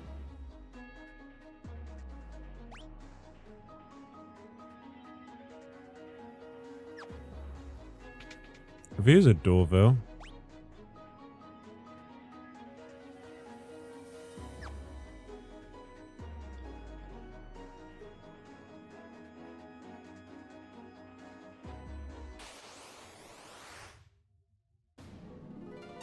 Oh, look, it's the Lich again.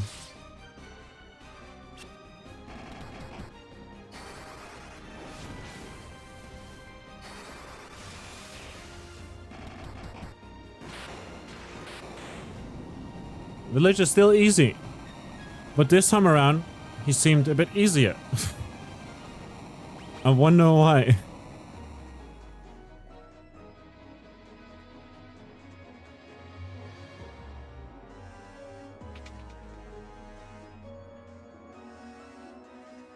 Man, so many empty rooms. What's up with that? But then here there's more rooms.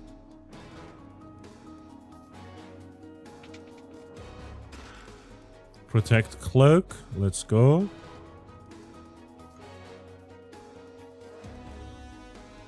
Oh, wait. Another elixir. Let's go. We're like 6 out of 13 or something. So we should be getting close to it. Another protect ring.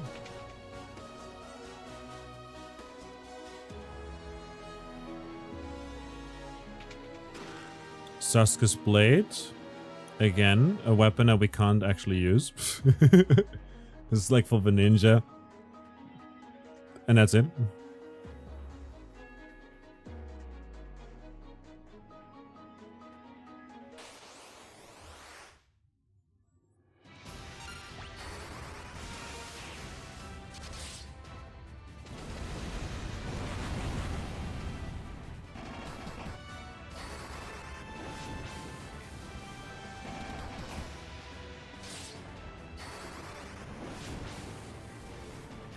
Marilith gave us a bit of trouble before. But weirdly enough, not so much this time around. Actually, she's still holding up quite nicely here.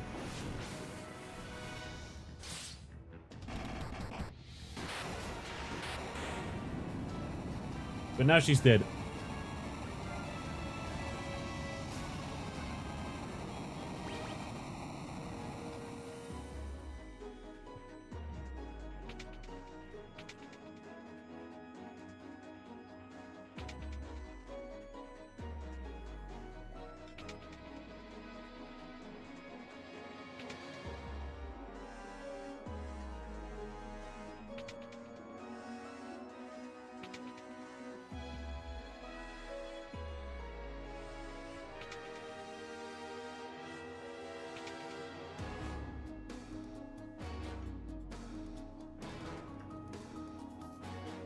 You can ask for Kraken again, I guess. But, I'm looking for loot.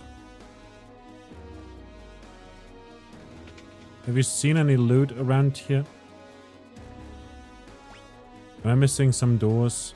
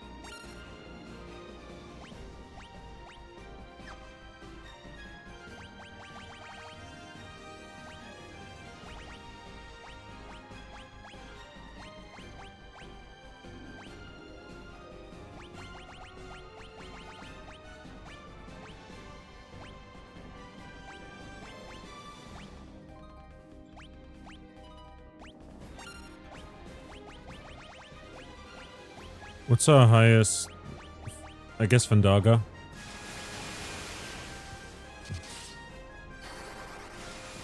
There's Fandara, there's a normal hit, and there's Fandaga for 352 damage. There's another Fandara in return because they grace us with that as well. The Kraken sprite was so good.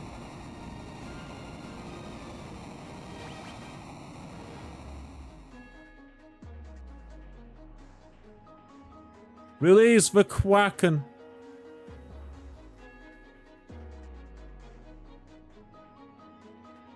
Like, I released it from live. Up there's one way. Over here there might be another item. Possibly even the final item. Masamune. That wasn't the final item. Masamune, a legendary katana without match. That's 70 damage. 71. He still has no armor, no nothing.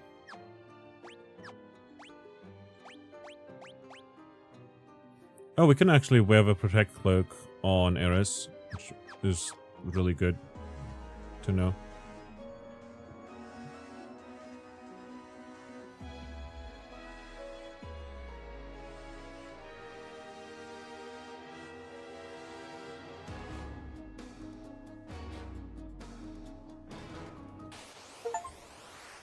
Collected treasure from 100% of a chest. Let's go. Legendary treasure hunter achievement.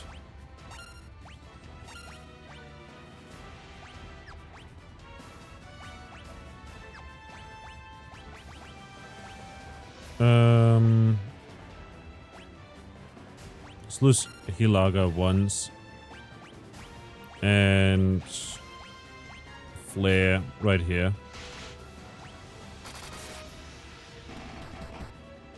873 damage.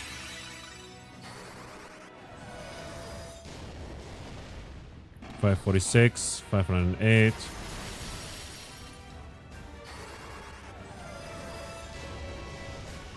$545, 129, 370, 605.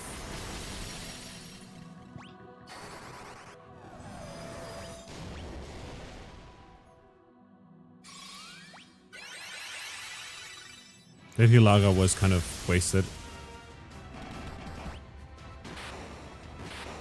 Oh well.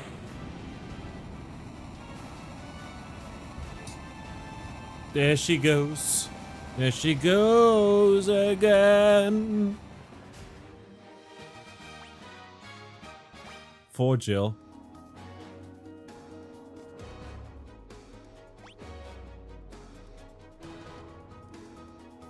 Okay, so no more chests either here.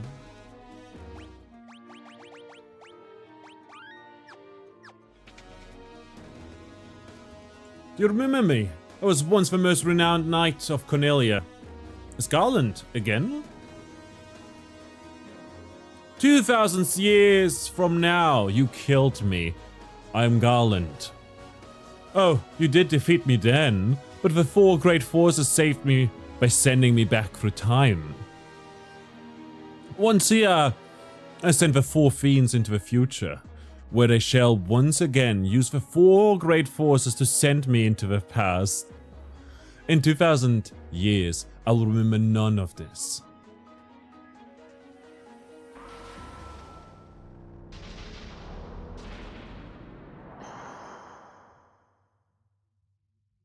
But I will be reborn again here.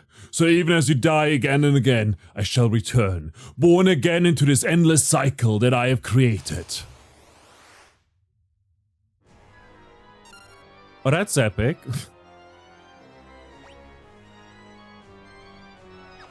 Okay, just in case, I'll use the white robe already. Then I'll use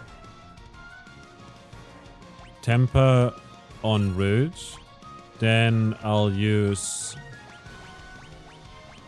Protera on everyone. And then I'll also use Flare.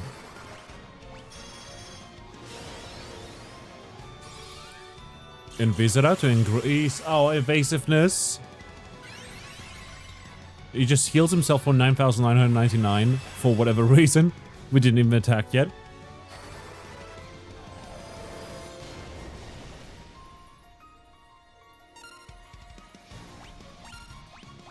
Magic will use haste on Rouge. Items, we can use a strength tonic on Rude as well. And then items, we can also use an agility tonic on Rude.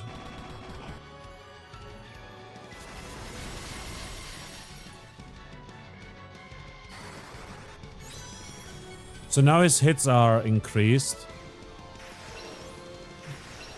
His strength is also increased.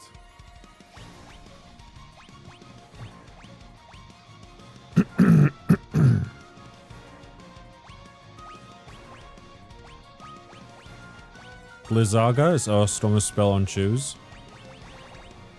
Holy is our... Actually... Dispel on Chaos. And Saber on ourselves here.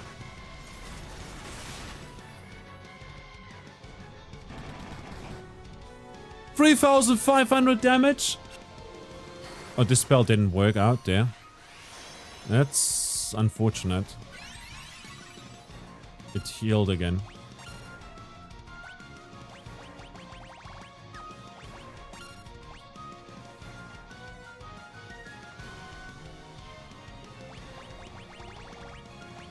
Holy. And Flare. 42 hits for 3,100 damage. Firaga on everyone. Which barely does any damage, to be absolutely honest. There's Flare for another 545 damage. There's Holy for another 366 damage. Okay, we'll use magic instead.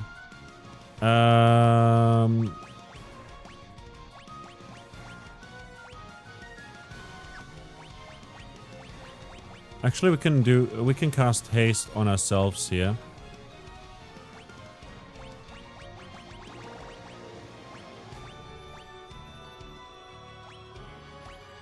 Hilaga.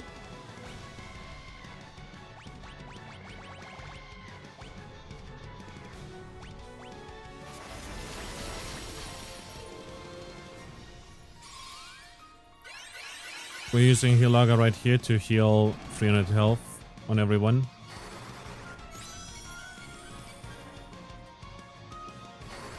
Got haste on Red now. And then Temper on us here. And then Magic Holy. And then magic flare. Big bada boom. Big bada boom indeed. That did so little damage. Flare, however, there's a bit more.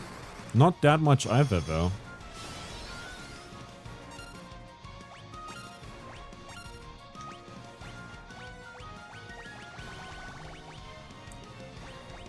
Does Diaja deal damage to this one? Does it count as undead? I think it's more of a demon kind of thing, situation.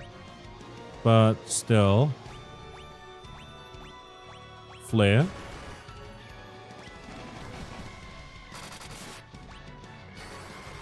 Not that much damage, actually.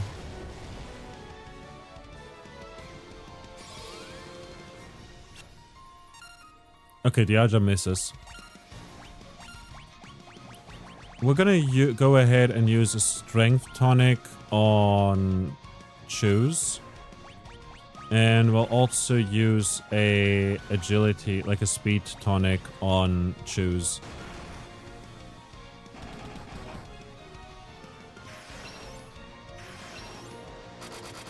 $16 hits for nearly 1,000 damage.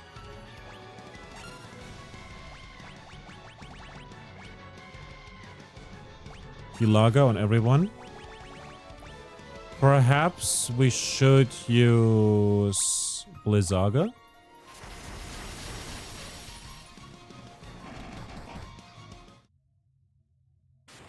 Oh, we just killed it. That hit did 3,000 damage. And I killed it. Okay, that was a bit anticlimactic. Because we did spend a little bit of time grinding to get Womek. GG's.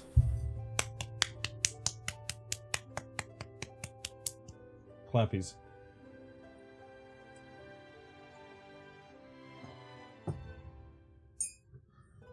The time loop was severed at last. The endless struggle that raged over 2,000 years had ended, and peace prevailed once more. Are we now stuck in the past, by the way? The light of the four crystals restored the forces of wind, water, earth, and fire.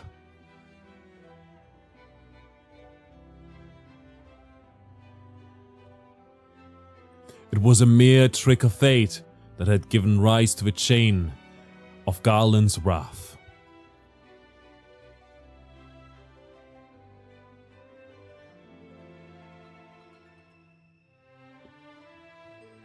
But magnified by the four forces meant to guide our world, that trick of fate also gave birth to the fiends.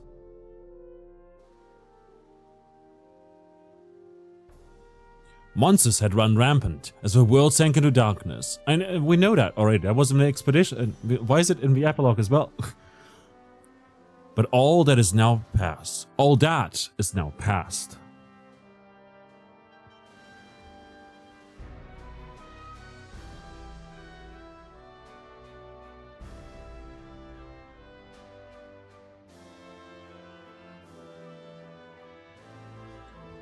With the four forces flowing as they were meant, the warriors prepared to cross time and return to the world they knew, a world where Princess Sarah, Queen Jane, and even Garland himself await. When was this fateful day that sent time spiraling into a loop? When time loops sometimes don't make any sense at all. None can say. You know, Princess Sarah, Queen Jane, and even Garland himself await, but they, like, Princess Sarah and Queen Jane have such minor roles in the story that, like, you know, like, who are they again? It seemed the cycle into which time had fallen would last forever, but the bravery of four young travelers changed that. They took the forces that filled the world with darkness and used them to bathe the world in light. None will ever recall the struggle the four endured. For the breaking of a chain means that it never existed.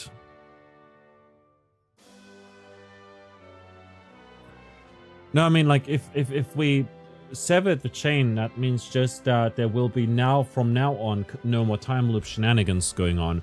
But, like, the previous one still existed, right? As such, we should be remembered, right? But within the tales of fantasy that people tell, the memory of the deeds lives on. Tales of dwarves and elves, of dragons and shining civilizations that reach for the heavens, even as they fell. And now, their return is upon us.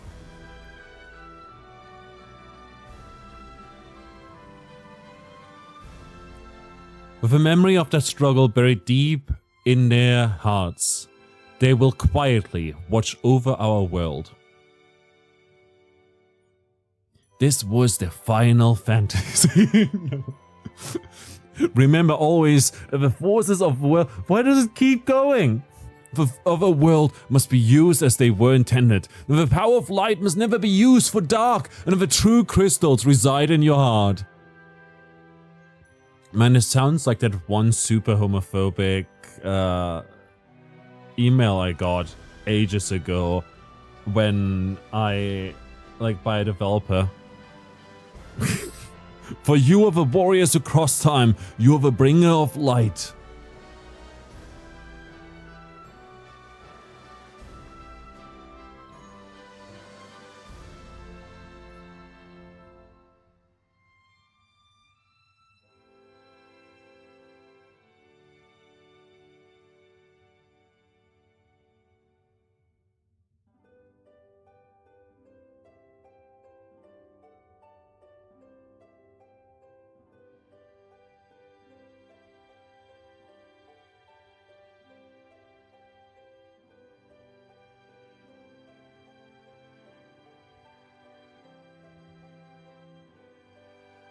No more text. Let's go.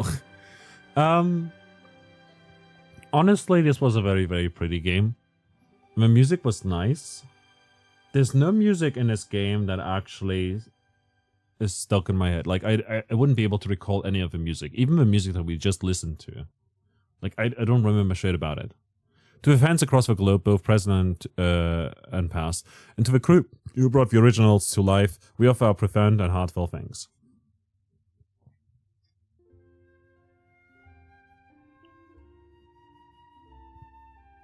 There we go. Final Fantasy Pixel Remaster stuff. Okay.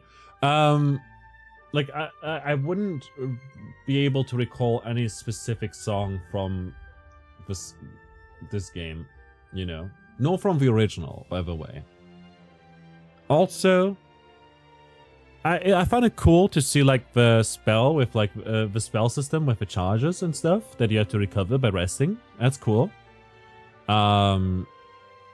Black Mage was kind of useless in the beginning, and then super strong, and then got overshadowed by the fact that most enemies had like magic defense or whatever and whatnot.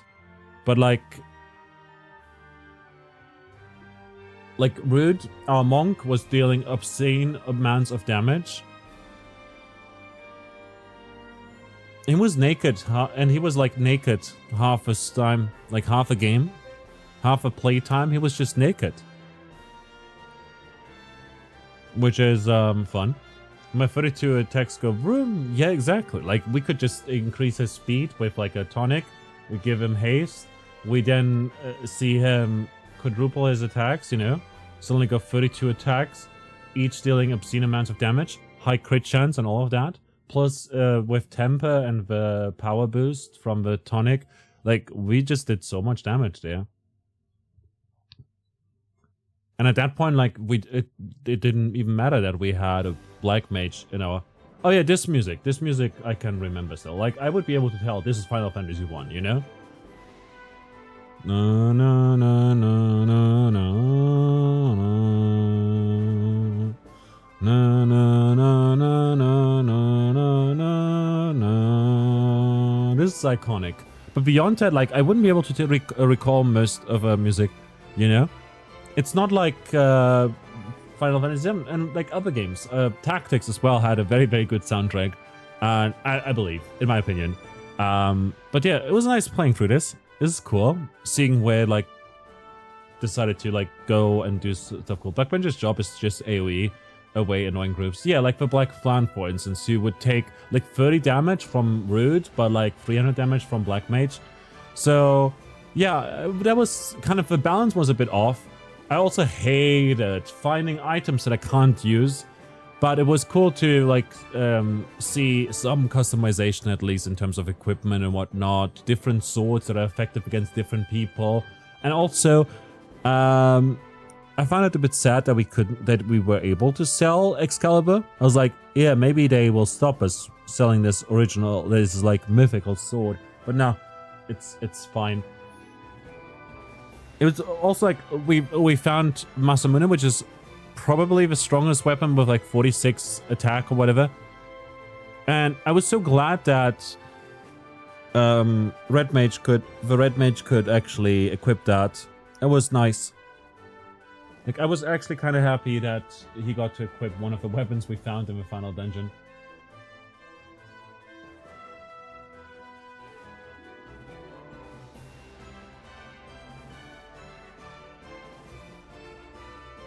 But yeah, this was nice.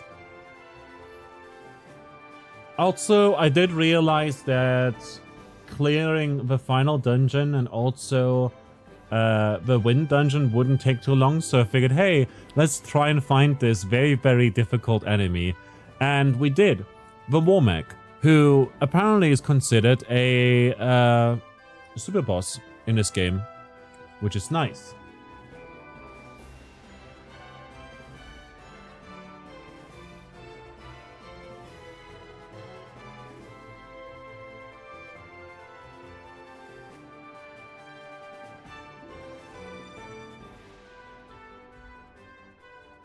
But it was less nice to see us like, I don't know, just kind of struggle with finding the boss. I feel like a super boss should be like visible somewhere where you can either avoid him or like fight him. The Womek just nuked us, and the first time we found him, which took us like an hour or two, maybe, I don't know, he basically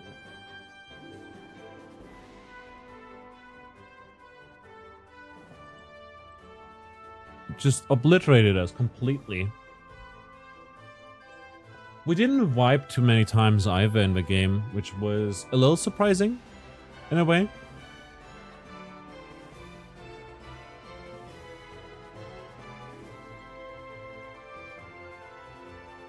So yeah, it would have been good, in my opinion, if we could have, like, I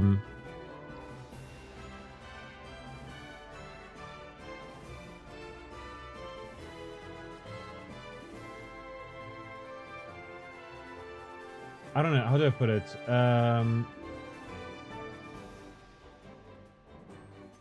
It would have been cool if we could have maybe like switched classes a little bit or something like that, you know. It would have been pretty nice. Quite honestly, is a bit of a bummer that we couldn't, because like, yeah, it would have been just very nice.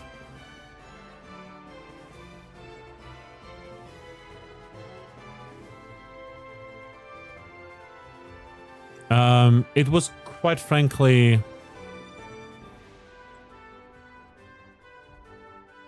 rather annoying to find items that we can't use over and over again, you know?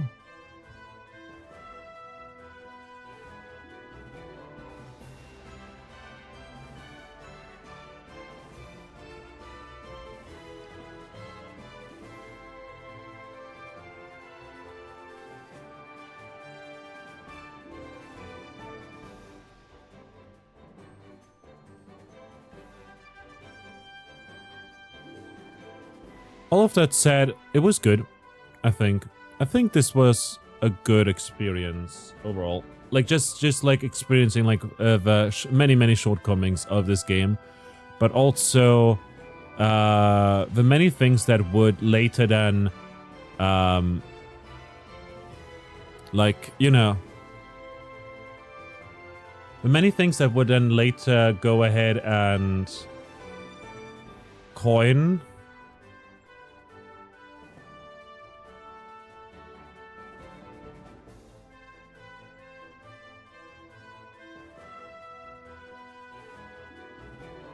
The other games. I don't know why I'm struggling so much with speech. Man, speaking is difficult sometimes. Like, I was just kind of struggling.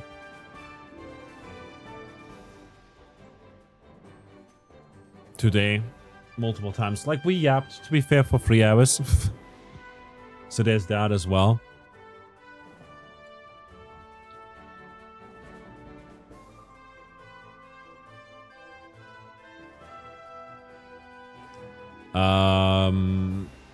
We did yap a bunch. Like, truly.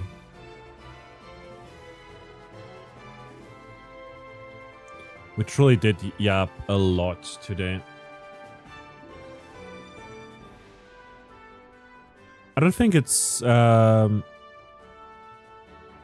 tragic either. Like I feel like the game was short and sweet. It didn't overstay its welcome, and quite honestly, it was very, very good to experience it, you know, and like see where like certain traditions start, like the job system, like the different spells, different characters that would later turn into summons, you know, like we got to meet Behemoth. We're seeing sumo bosses and stuff is very nice, and a bunch of enemies that will reappear later that are quite possibly ripped off from like Dragon Quest, which we will eventually also play in the series of us playing a bunch of old school RPGs, because I used to absolutely love RPG Maker games and RPGs in general, and a lot of older RPGs like Golden Sun and stuff. But then I eventually just stopped playing those for a plethora of reasons. Mostly because I felt like they were getting a bit samey, you know? And the stories were sometimes just too vague and generic, you know? That was like my sort of key complaint about a lot of the like RPGs that I played in the past, and then I stopped playing them, and I also played other games a lot, and then now we're here, basically, you know? And I'm playing a lot of the older stuff again just to see it, you know?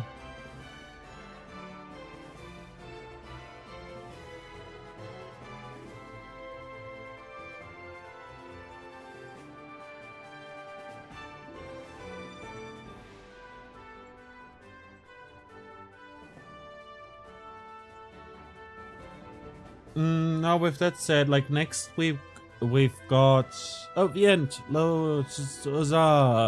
Next week we've got like our anniversary stream that we might do on Wednesday. Just playing Dungeon of the Endless, possibly. This week we're also starting our playthrough of Undertale, which will continue next week on the weekend. On Thursday we'll showcase a few indie games. And next week, we'll also probably either on Monday or on Tuesday, probably Monday though, in the evening, we'll start playing Earthbound as well. It's going to be pretty fun.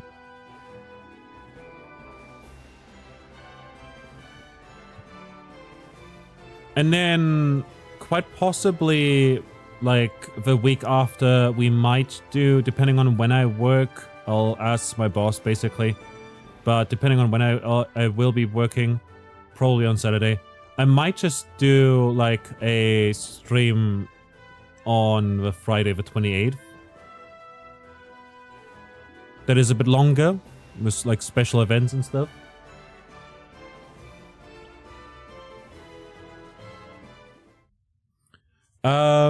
For my anniversary stream.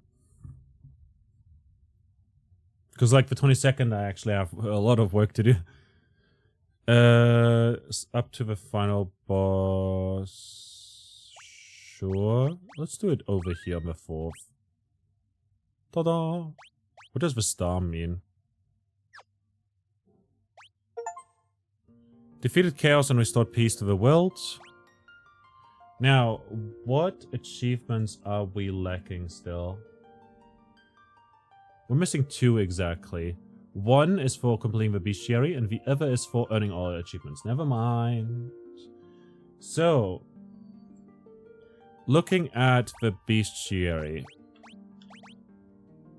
we'll have to find number 4, which is supposedly... Yeah, it's a crazy horse found near Cornelia on our way to Provoca. Sort of rare, not super rare. Load game. If I just take this save file...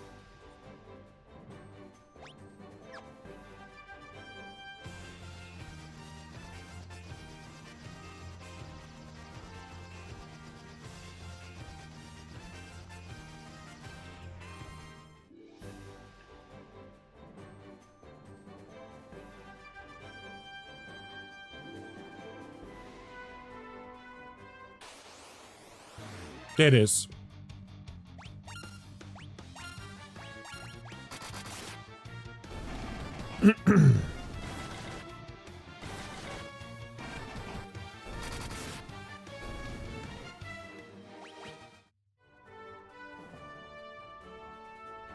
Now, next up.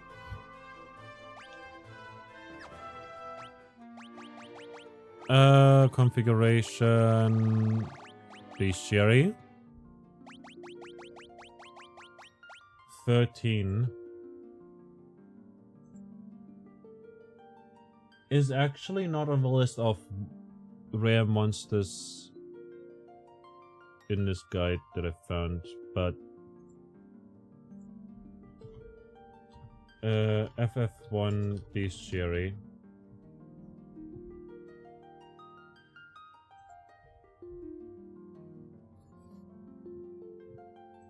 Entries 1 to 20. What is number 13?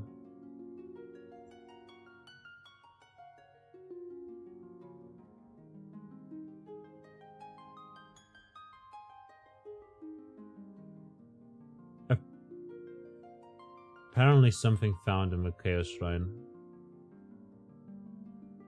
Oh no, never mind. Never mind. That is Garland. But 13 is near a cobra. Very simply just a cobra near Melmond, in the Terra Cavern, and in Elfheim.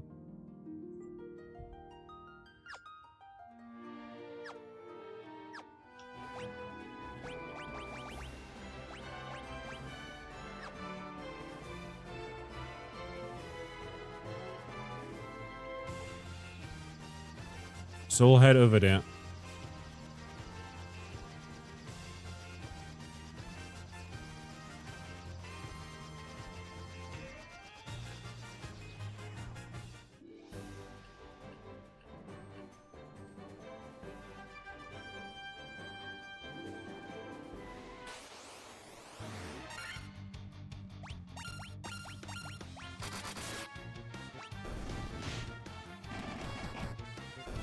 $2,400 damage right there from just normal attacks.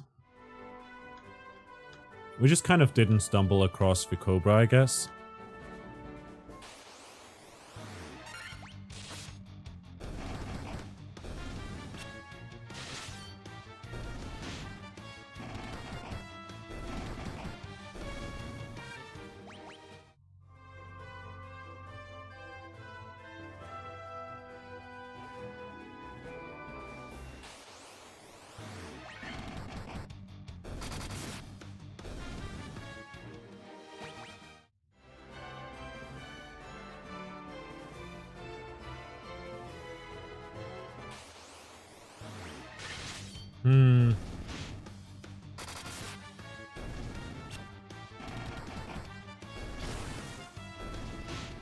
Apparently also near Melmond, though.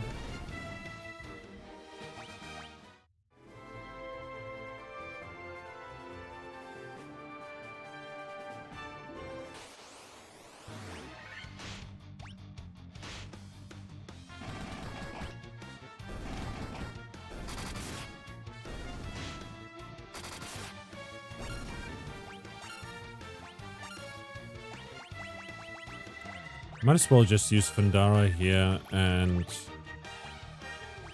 Fira. That will basically like clean out most of the troops.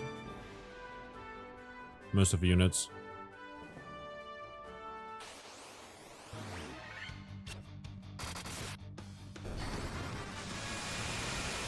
And it looks epic.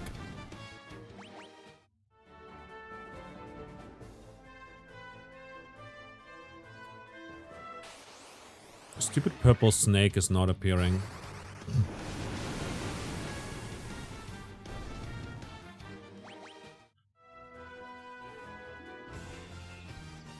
Oh well. Actually...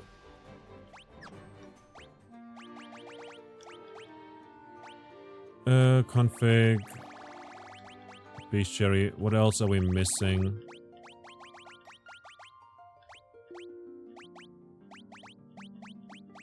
Perhaps we'll find one other thing. 44.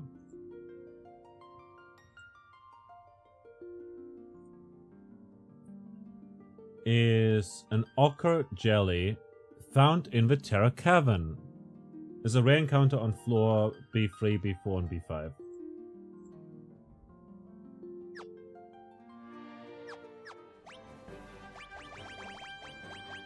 And the Terra Cavern was... Wait, where is it? I guess they mean Cavern of Earth. We can find the Cobra over there as well.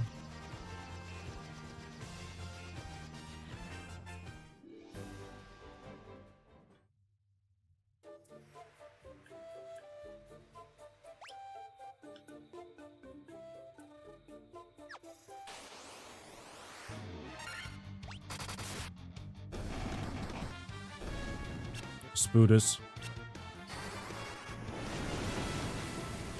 They got nothing on us, to be honest.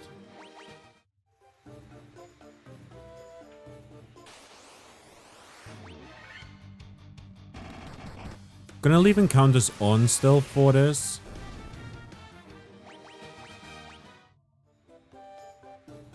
Specifically because we might encounter the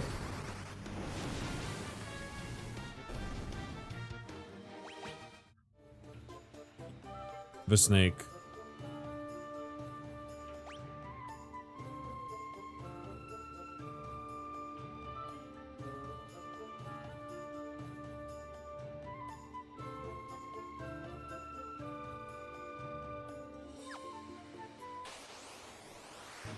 There it is.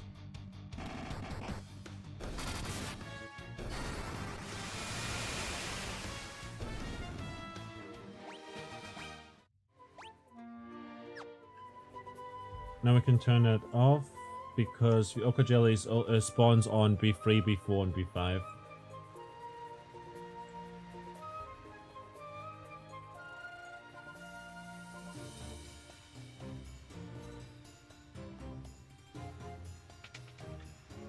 Okay, that's just loot.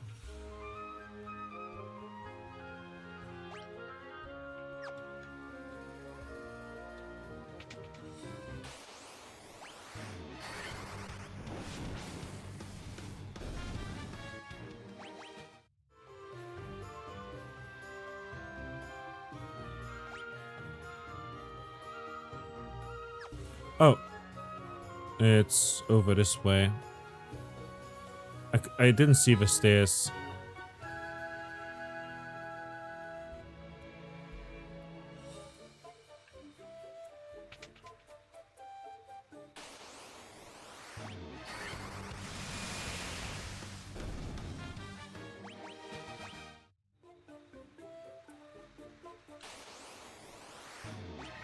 Pisco Demons. Lovely to see him. I like the design. I love that they just one-shot us kind of early on.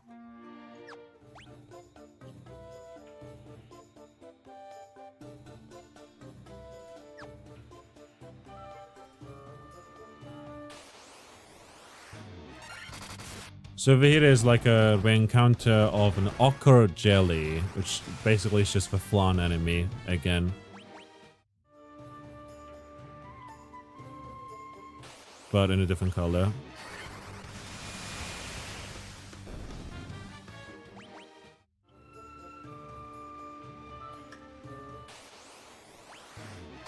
Cockatrices.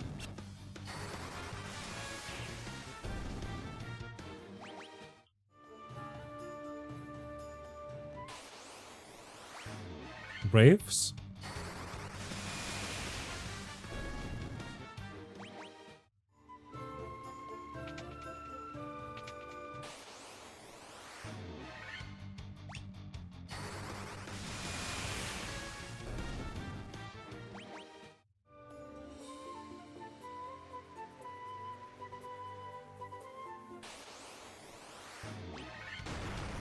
Pisco Demons.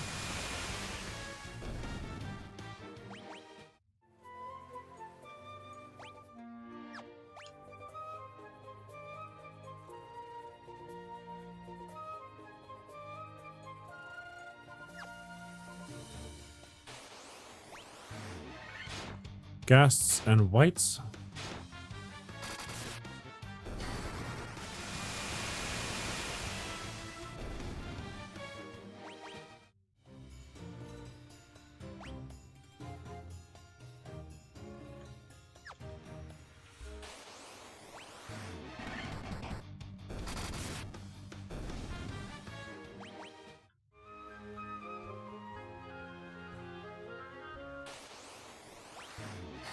There it is! Ochre Jelly.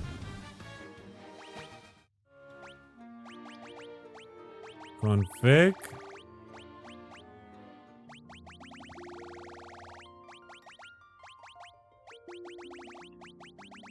And 44. Lovely. What are we missing next? 65. Didn't take too long either. Fire Gigas. Apparently found on Mount Gulg as well as in the Chaos Shrine.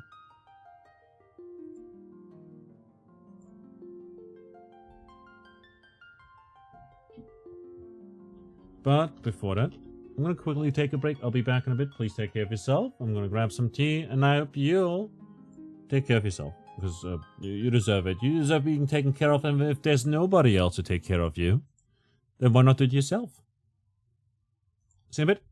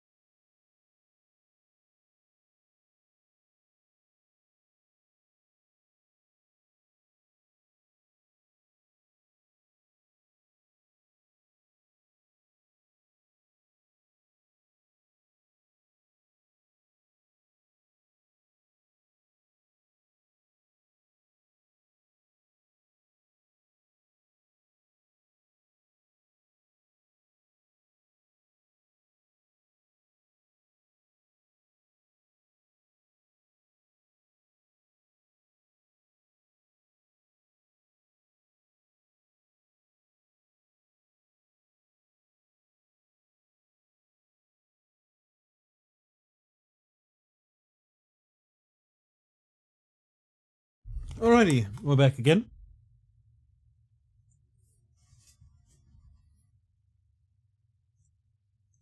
And here we are. We're headed to Mount Golf. Again. But first we shall use magic. I'm so glad we picked up the exit spell. It seemed kind of pointless because you can just leave with encounters turned off or something. But the more I got into the deeper dungeons, the more I realized, yeah, exit is just a wonderful spell. Like a huge pickup.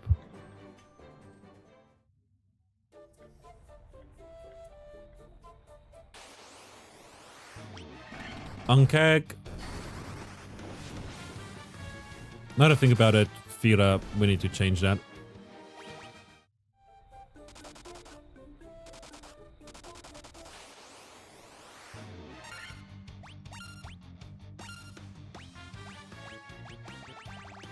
To like, I don't know.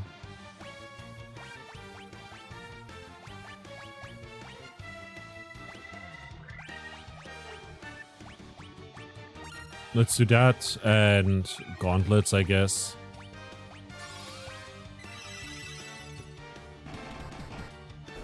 Alternatively, we could also just attack, I guess, with both of those. But I like the wave clear. And topping off our health.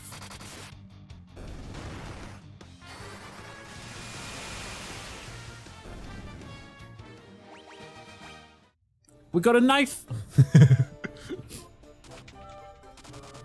After finding Excalibur and Masamune and whatnot, Muramasa or whatever, we got a knife.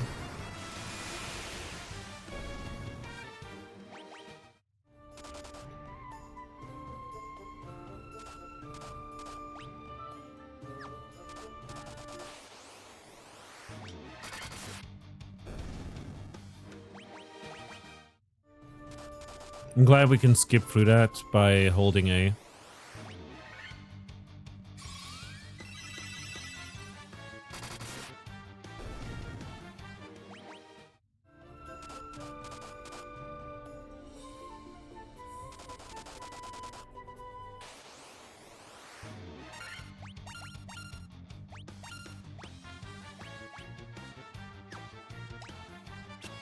Nice, and we can just hit X for the stuff to keep gauntlets.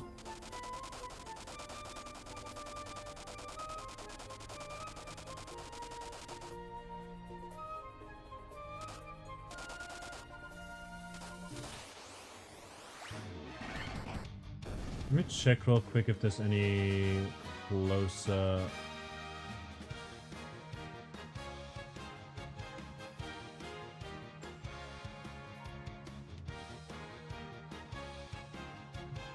The Fire Gigas, also known as R Giant and Red Giant.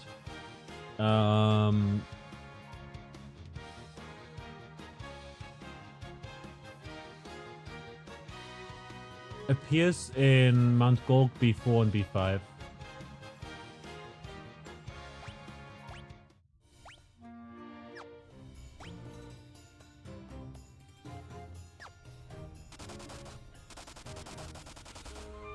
So might as well save our time here by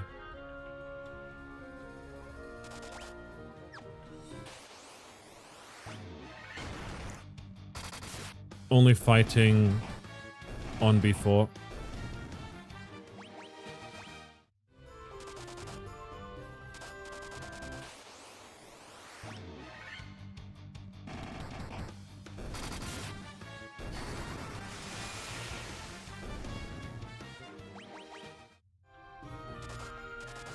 Eye drops.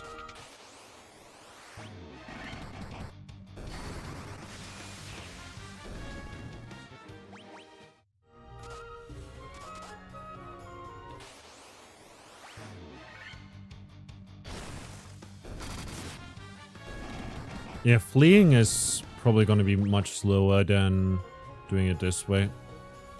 Than just clearing out the fights. A red dragon! A dead dragon!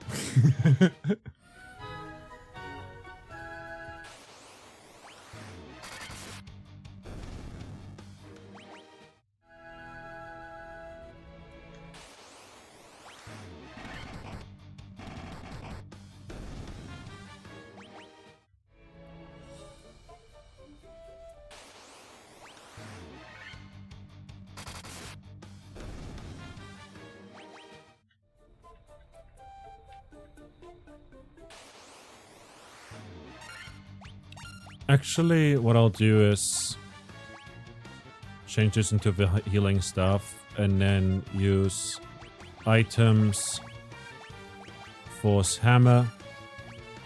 This way we'll use, with either one of them, we'll just use Thundara. Either Ares or Vivi.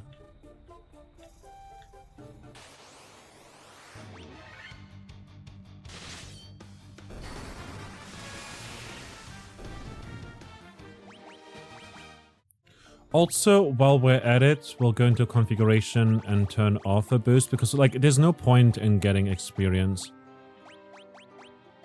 So just turn it off so that we speed through the screens a bit quicker. Go with 0 experience. Laser.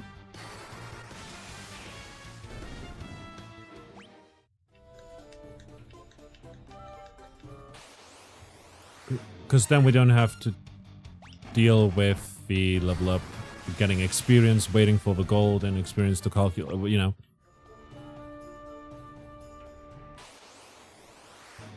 There we go. 850.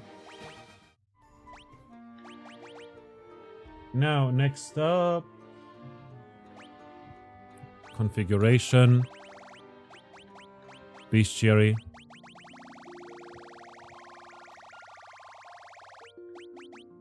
$71 and $73.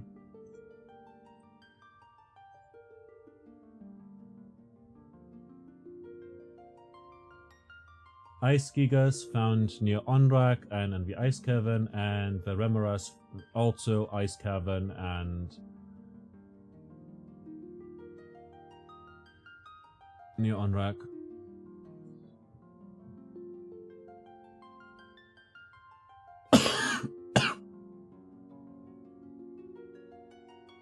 Gaia Onrak Waterfall region.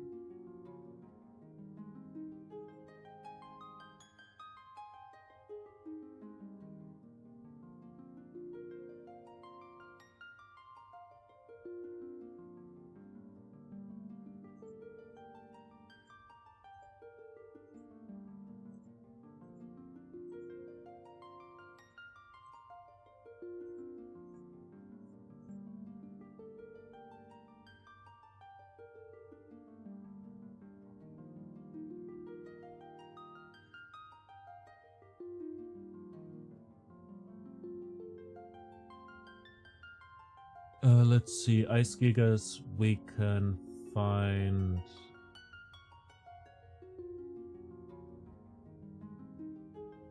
in the Chaos Shrine as well. Gaia Onrak Waterfall Cavern region. Let's go to the Cavern of Ice.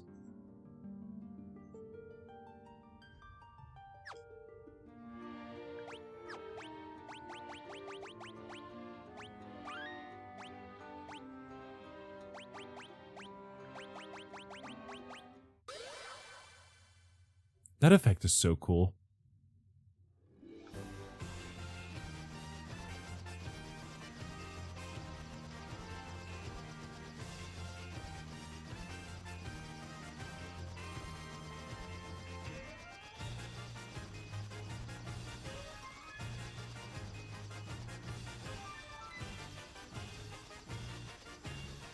Actually, we might encounter it up here, but I'm not entirely sure. Or not.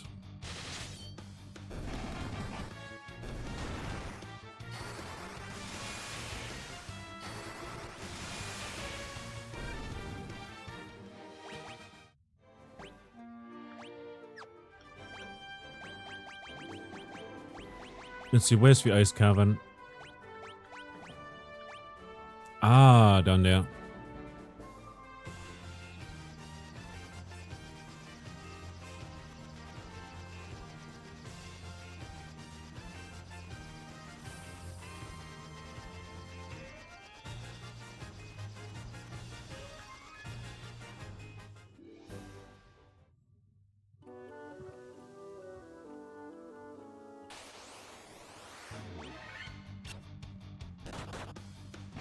Like, we're looking for a centipede and the ice gigas.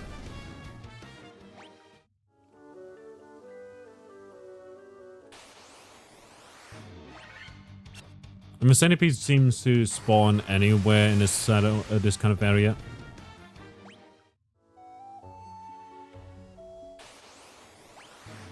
Bloodbones.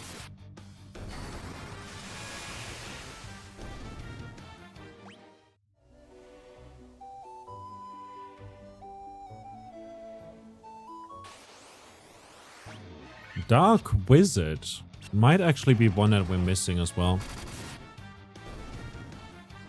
At least I don't remember seeing a Dark Wizard.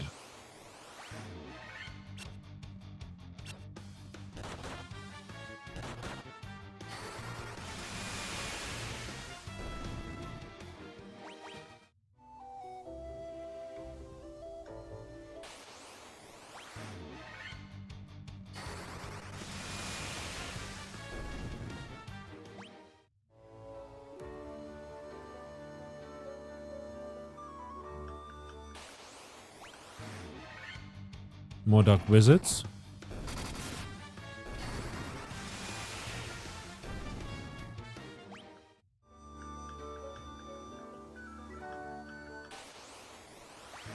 There's the Ice Gigas.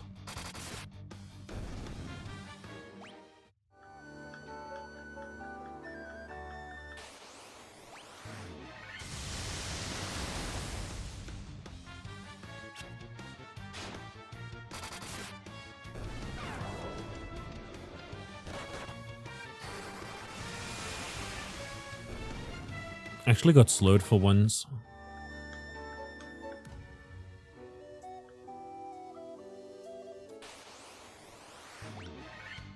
What we also could do is the Remoras, Cavern of Ice, and around Onrak. If we look at Cavern of Ice's wiki page, encounters.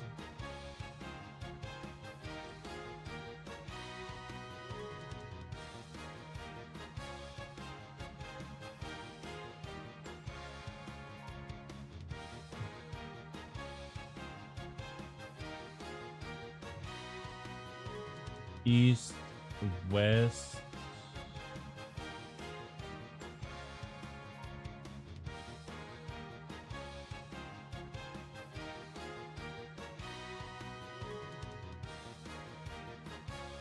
B2.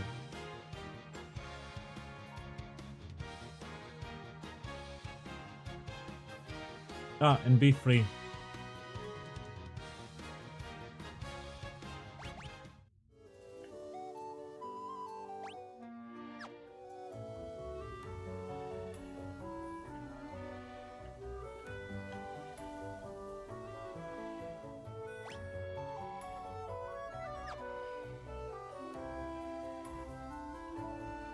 We'll keep it on just in case I overlooked it being possibly also in B2.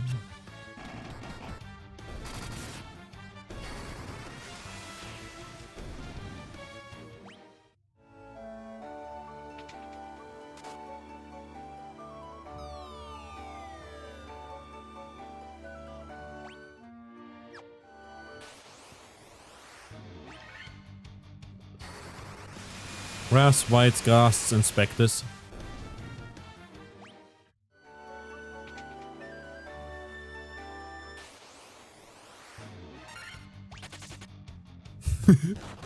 Oh, it's skedaddled.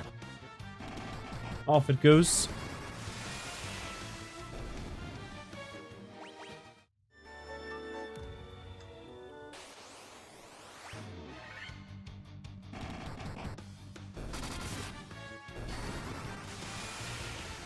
Fundara.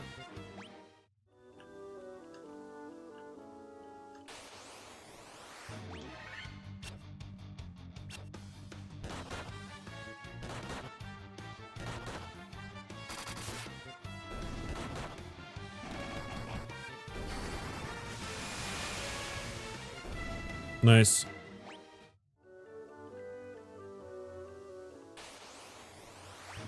There's a white dragon. We'll use an ice storm immediately.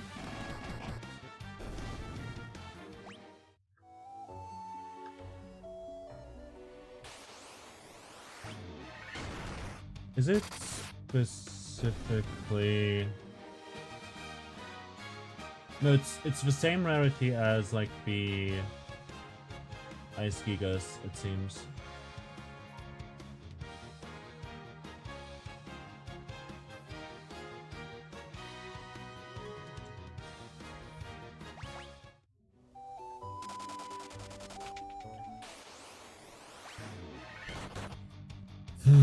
We're just getting a little unlucky.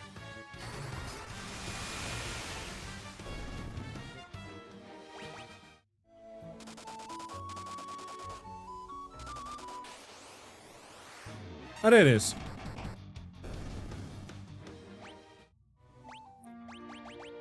Configuration. Beast Cherry.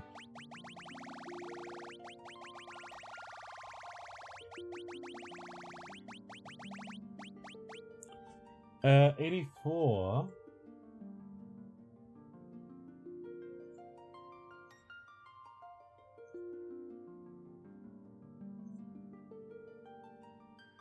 Is the word tiger found on Vacadia Islands and Mirage Tower Floor 1.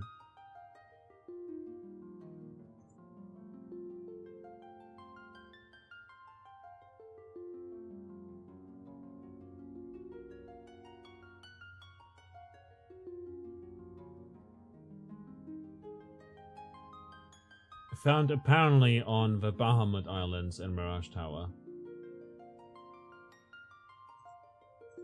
So let's use exit again. Cool effect, bro.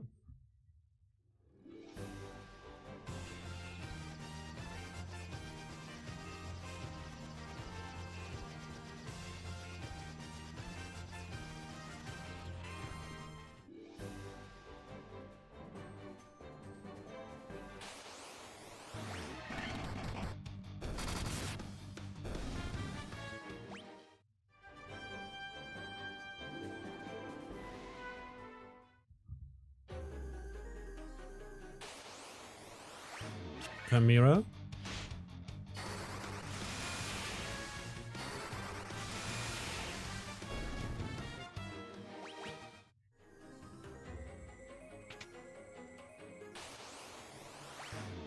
Word tiger. There it is.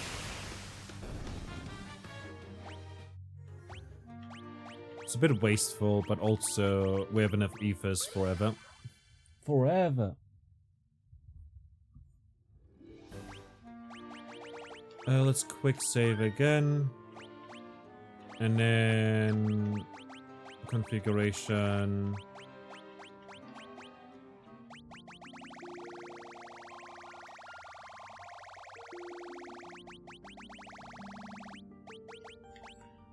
(108) is a green dragon, not super rare, and can be found in the Waterfall Cavern and Chaos Shrine, but I had it mislabeled with ghosts, so I'm adding it here for clarification. Okay, it's not super rare and can be found in the Waterfall Cavern. Specifically...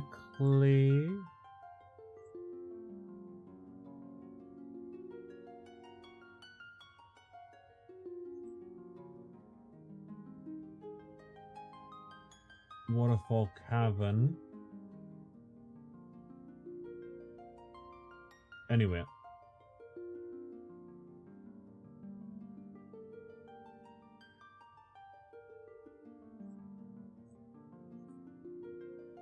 Right? Let's see encounters.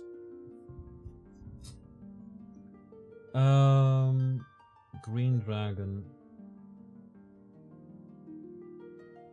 Yeah, in the cavern itself, it seems. Not too rare. 7 out of 1,000.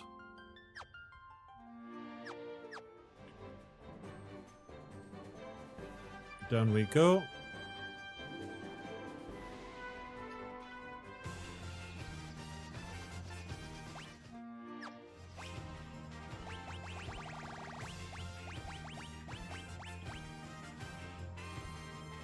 All the way over there.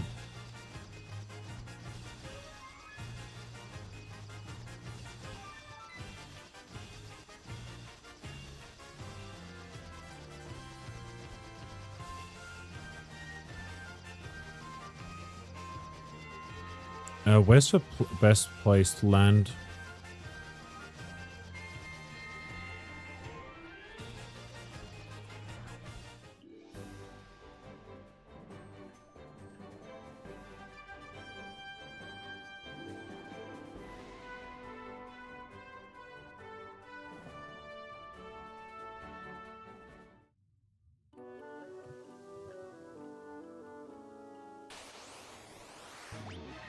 Nightmares.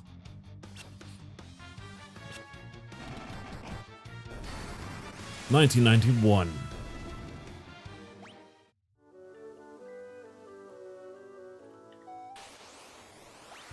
Clay Golem.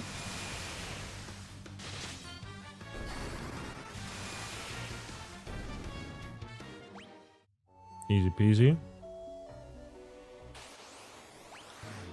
More nightmares.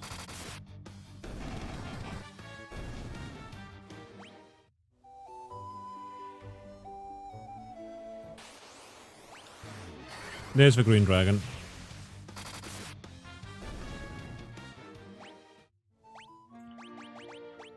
Okay, next up.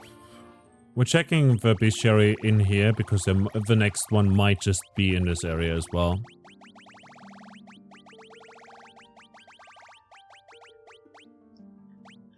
$120 is a Rios found on Chaos Shrine at floor 2.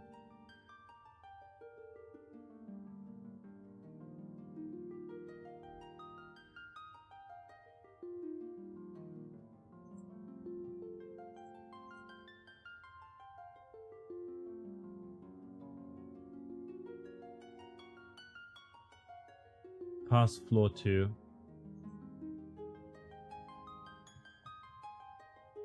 The wiki says floor 2 specifically. It drops a power staff, by the way, which is cool.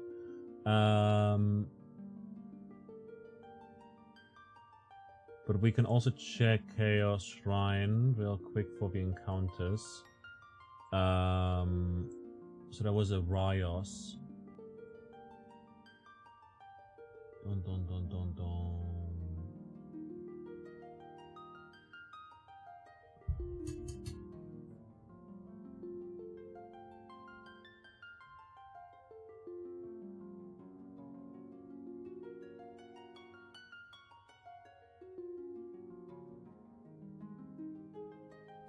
Oh, we could have found it. Oh, in the past in floor 2.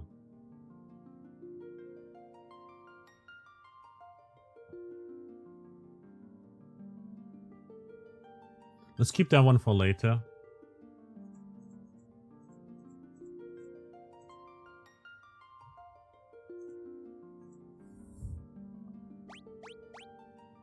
$123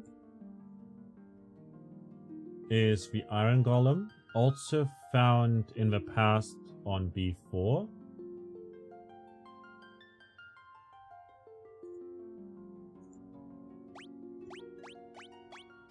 And that's it. Yep. Guess we'll head over there then.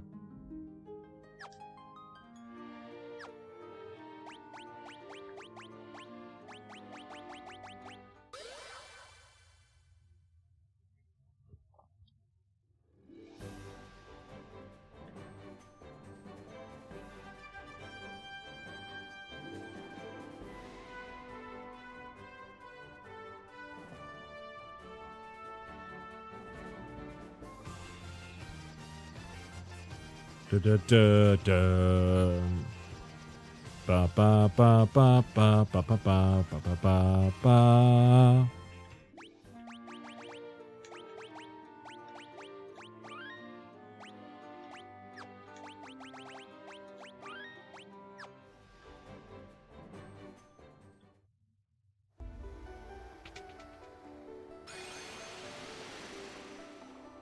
Heading through, and now we'll have to get to floor 2.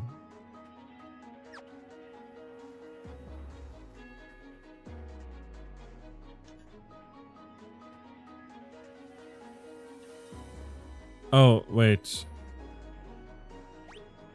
Floor 2 is up. A lot of the enemies we were missing could actually be found up there. Wait, is this blocked off? Okay, we'll have to first head this way, then head upwards. Well, not here.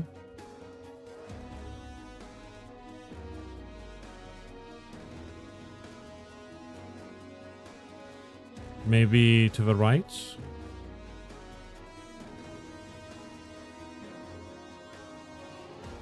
I guess this works too.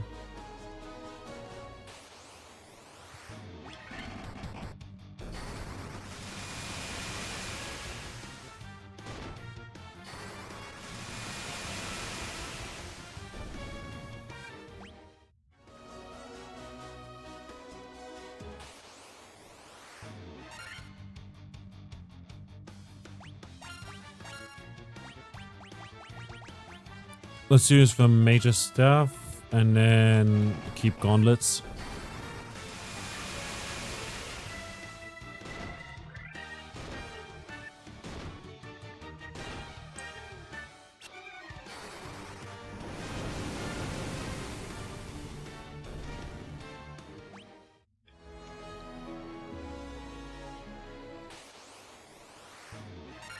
There's Varios.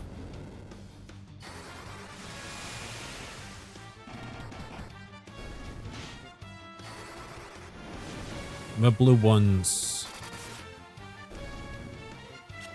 Stone gas.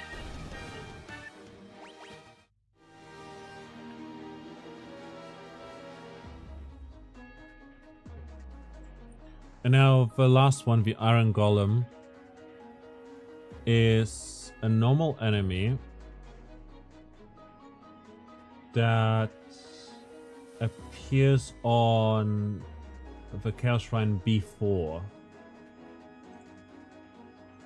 And to get there, we'll have to actually fight through a bunch of the old bosses. The Fiends again.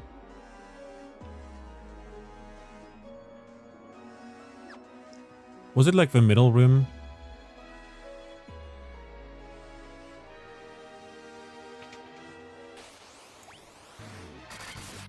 Defy was never much of a boss, but it's funny that we see him here.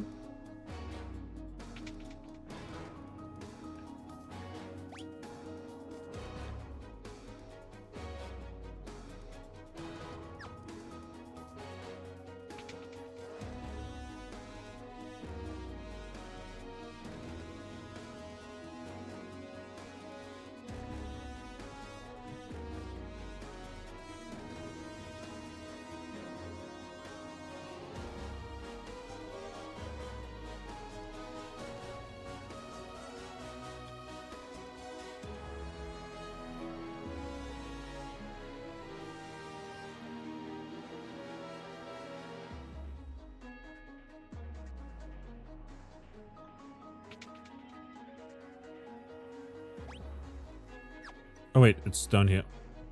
And we don't have to actually fight these guys anymore. B2.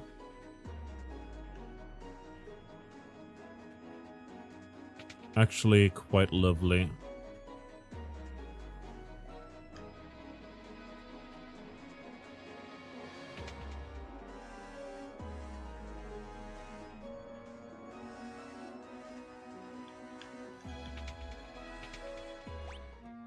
Or does this be free?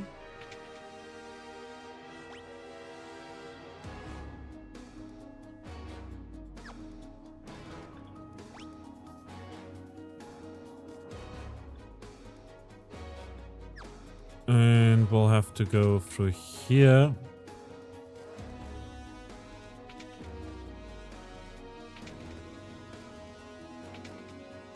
At least this is the quickest way.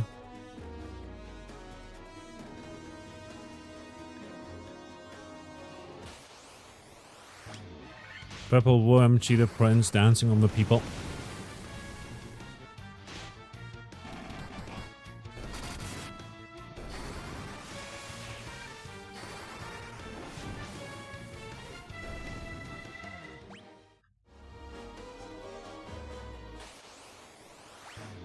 Vampires and vampire lords.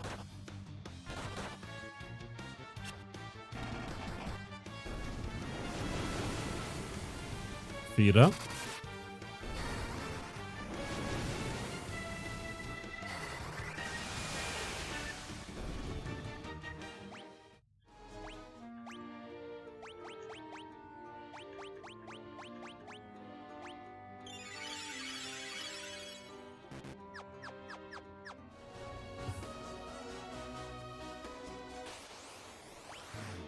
Purple worms.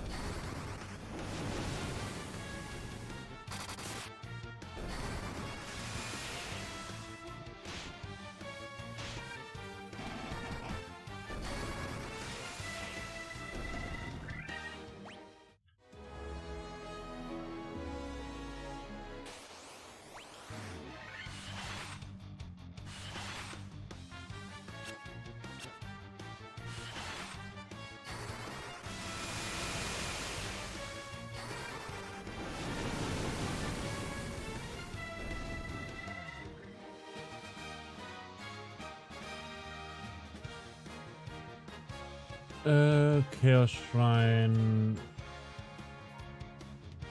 past B4.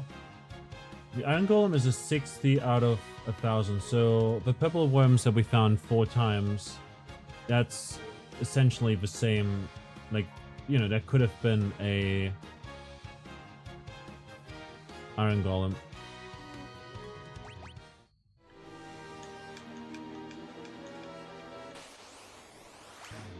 Mind Flayers.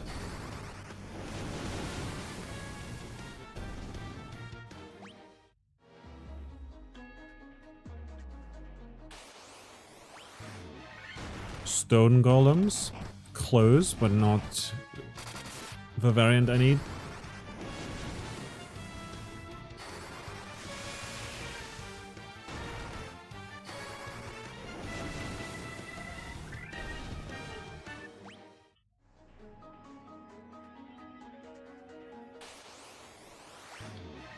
Dragon Zombie!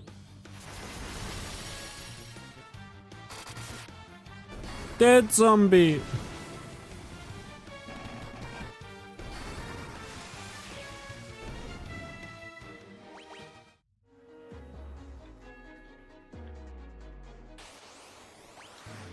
Stone Golem.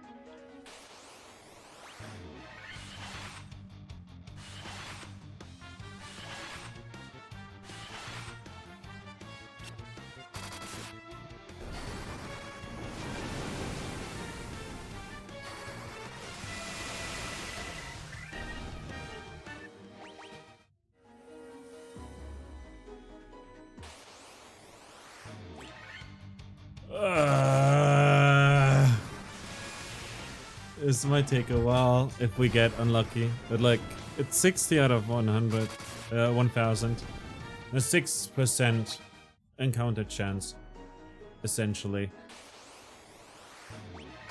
Like this right here, the 4 purple worms, is the same chance as the Iron Golem. But I can check also, perhaps, if the Iron Golem appears somewhere else, possibly.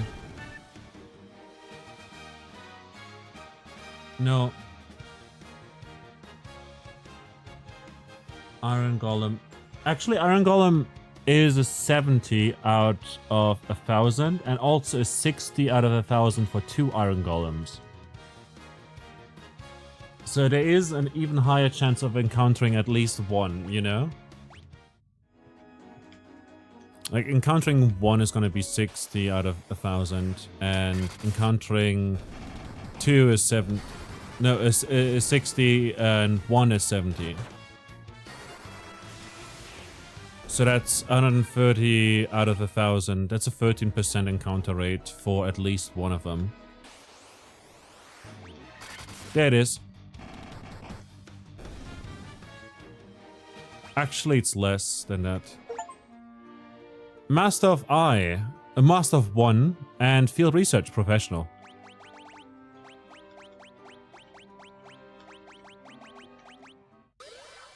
Let's exit. But we're in the past. It still works.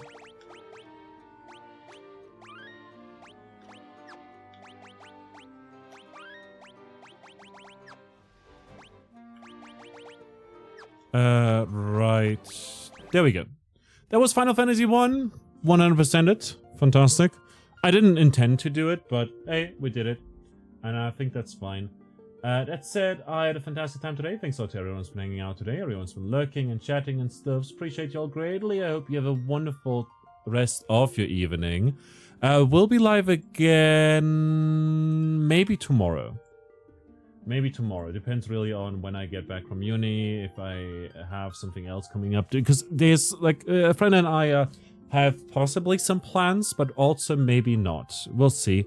As it stands, I don't know exactly whether or not that's gonna happen. But, like, if it does, you know, there will be no stream. And if it doesn't, then maybe we'll stream. I intend to play some indie games. Specifically, there is a title called Plague Lords Witch Hunt, which is published by Hype Train Digital and developed by Red Unit Studios. And it's like a turn-based strategy game, you know? And, like, more specifically, that is like the prologue, sort of. Like, it's a free prologue of sorts to the upcoming 2026 game, Plague Lords, which is going to be fairly exciting. Seemed like a tactical RPG, medieval, has zombies. And you also manage the settlement and whatnot, which is neat. Beyond that, there was like a playtest that I wanted to maybe check out, as well as a demo and some other things that I got emailed about. So, like, we'll do that on Thursday at 3 PM. And then on Friday and Sunday, we'll be playing Thingamajig, Undertale. It's gonna be pretty fun. And, ooh, I was gonna say let's raid Argy, but like, nah, let's not raid Argy. We always raid Argy, you know? Instead, Harley seems to be live. I don't know. I guess he can't. I'm looking at his feet.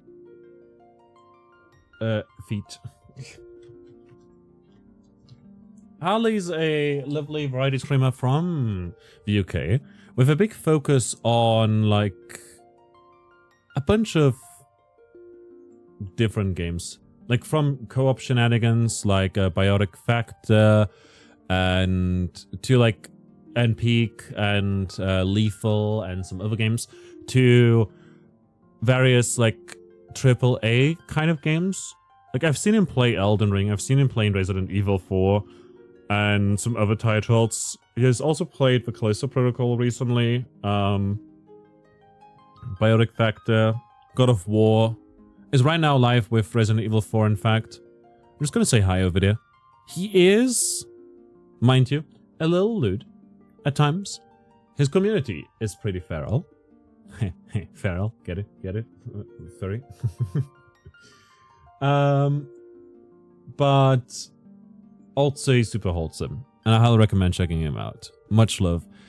Send him some love, send him some good vibes, see if you like it over there, and if you do, please give him a follow, because he is pretty darn neat.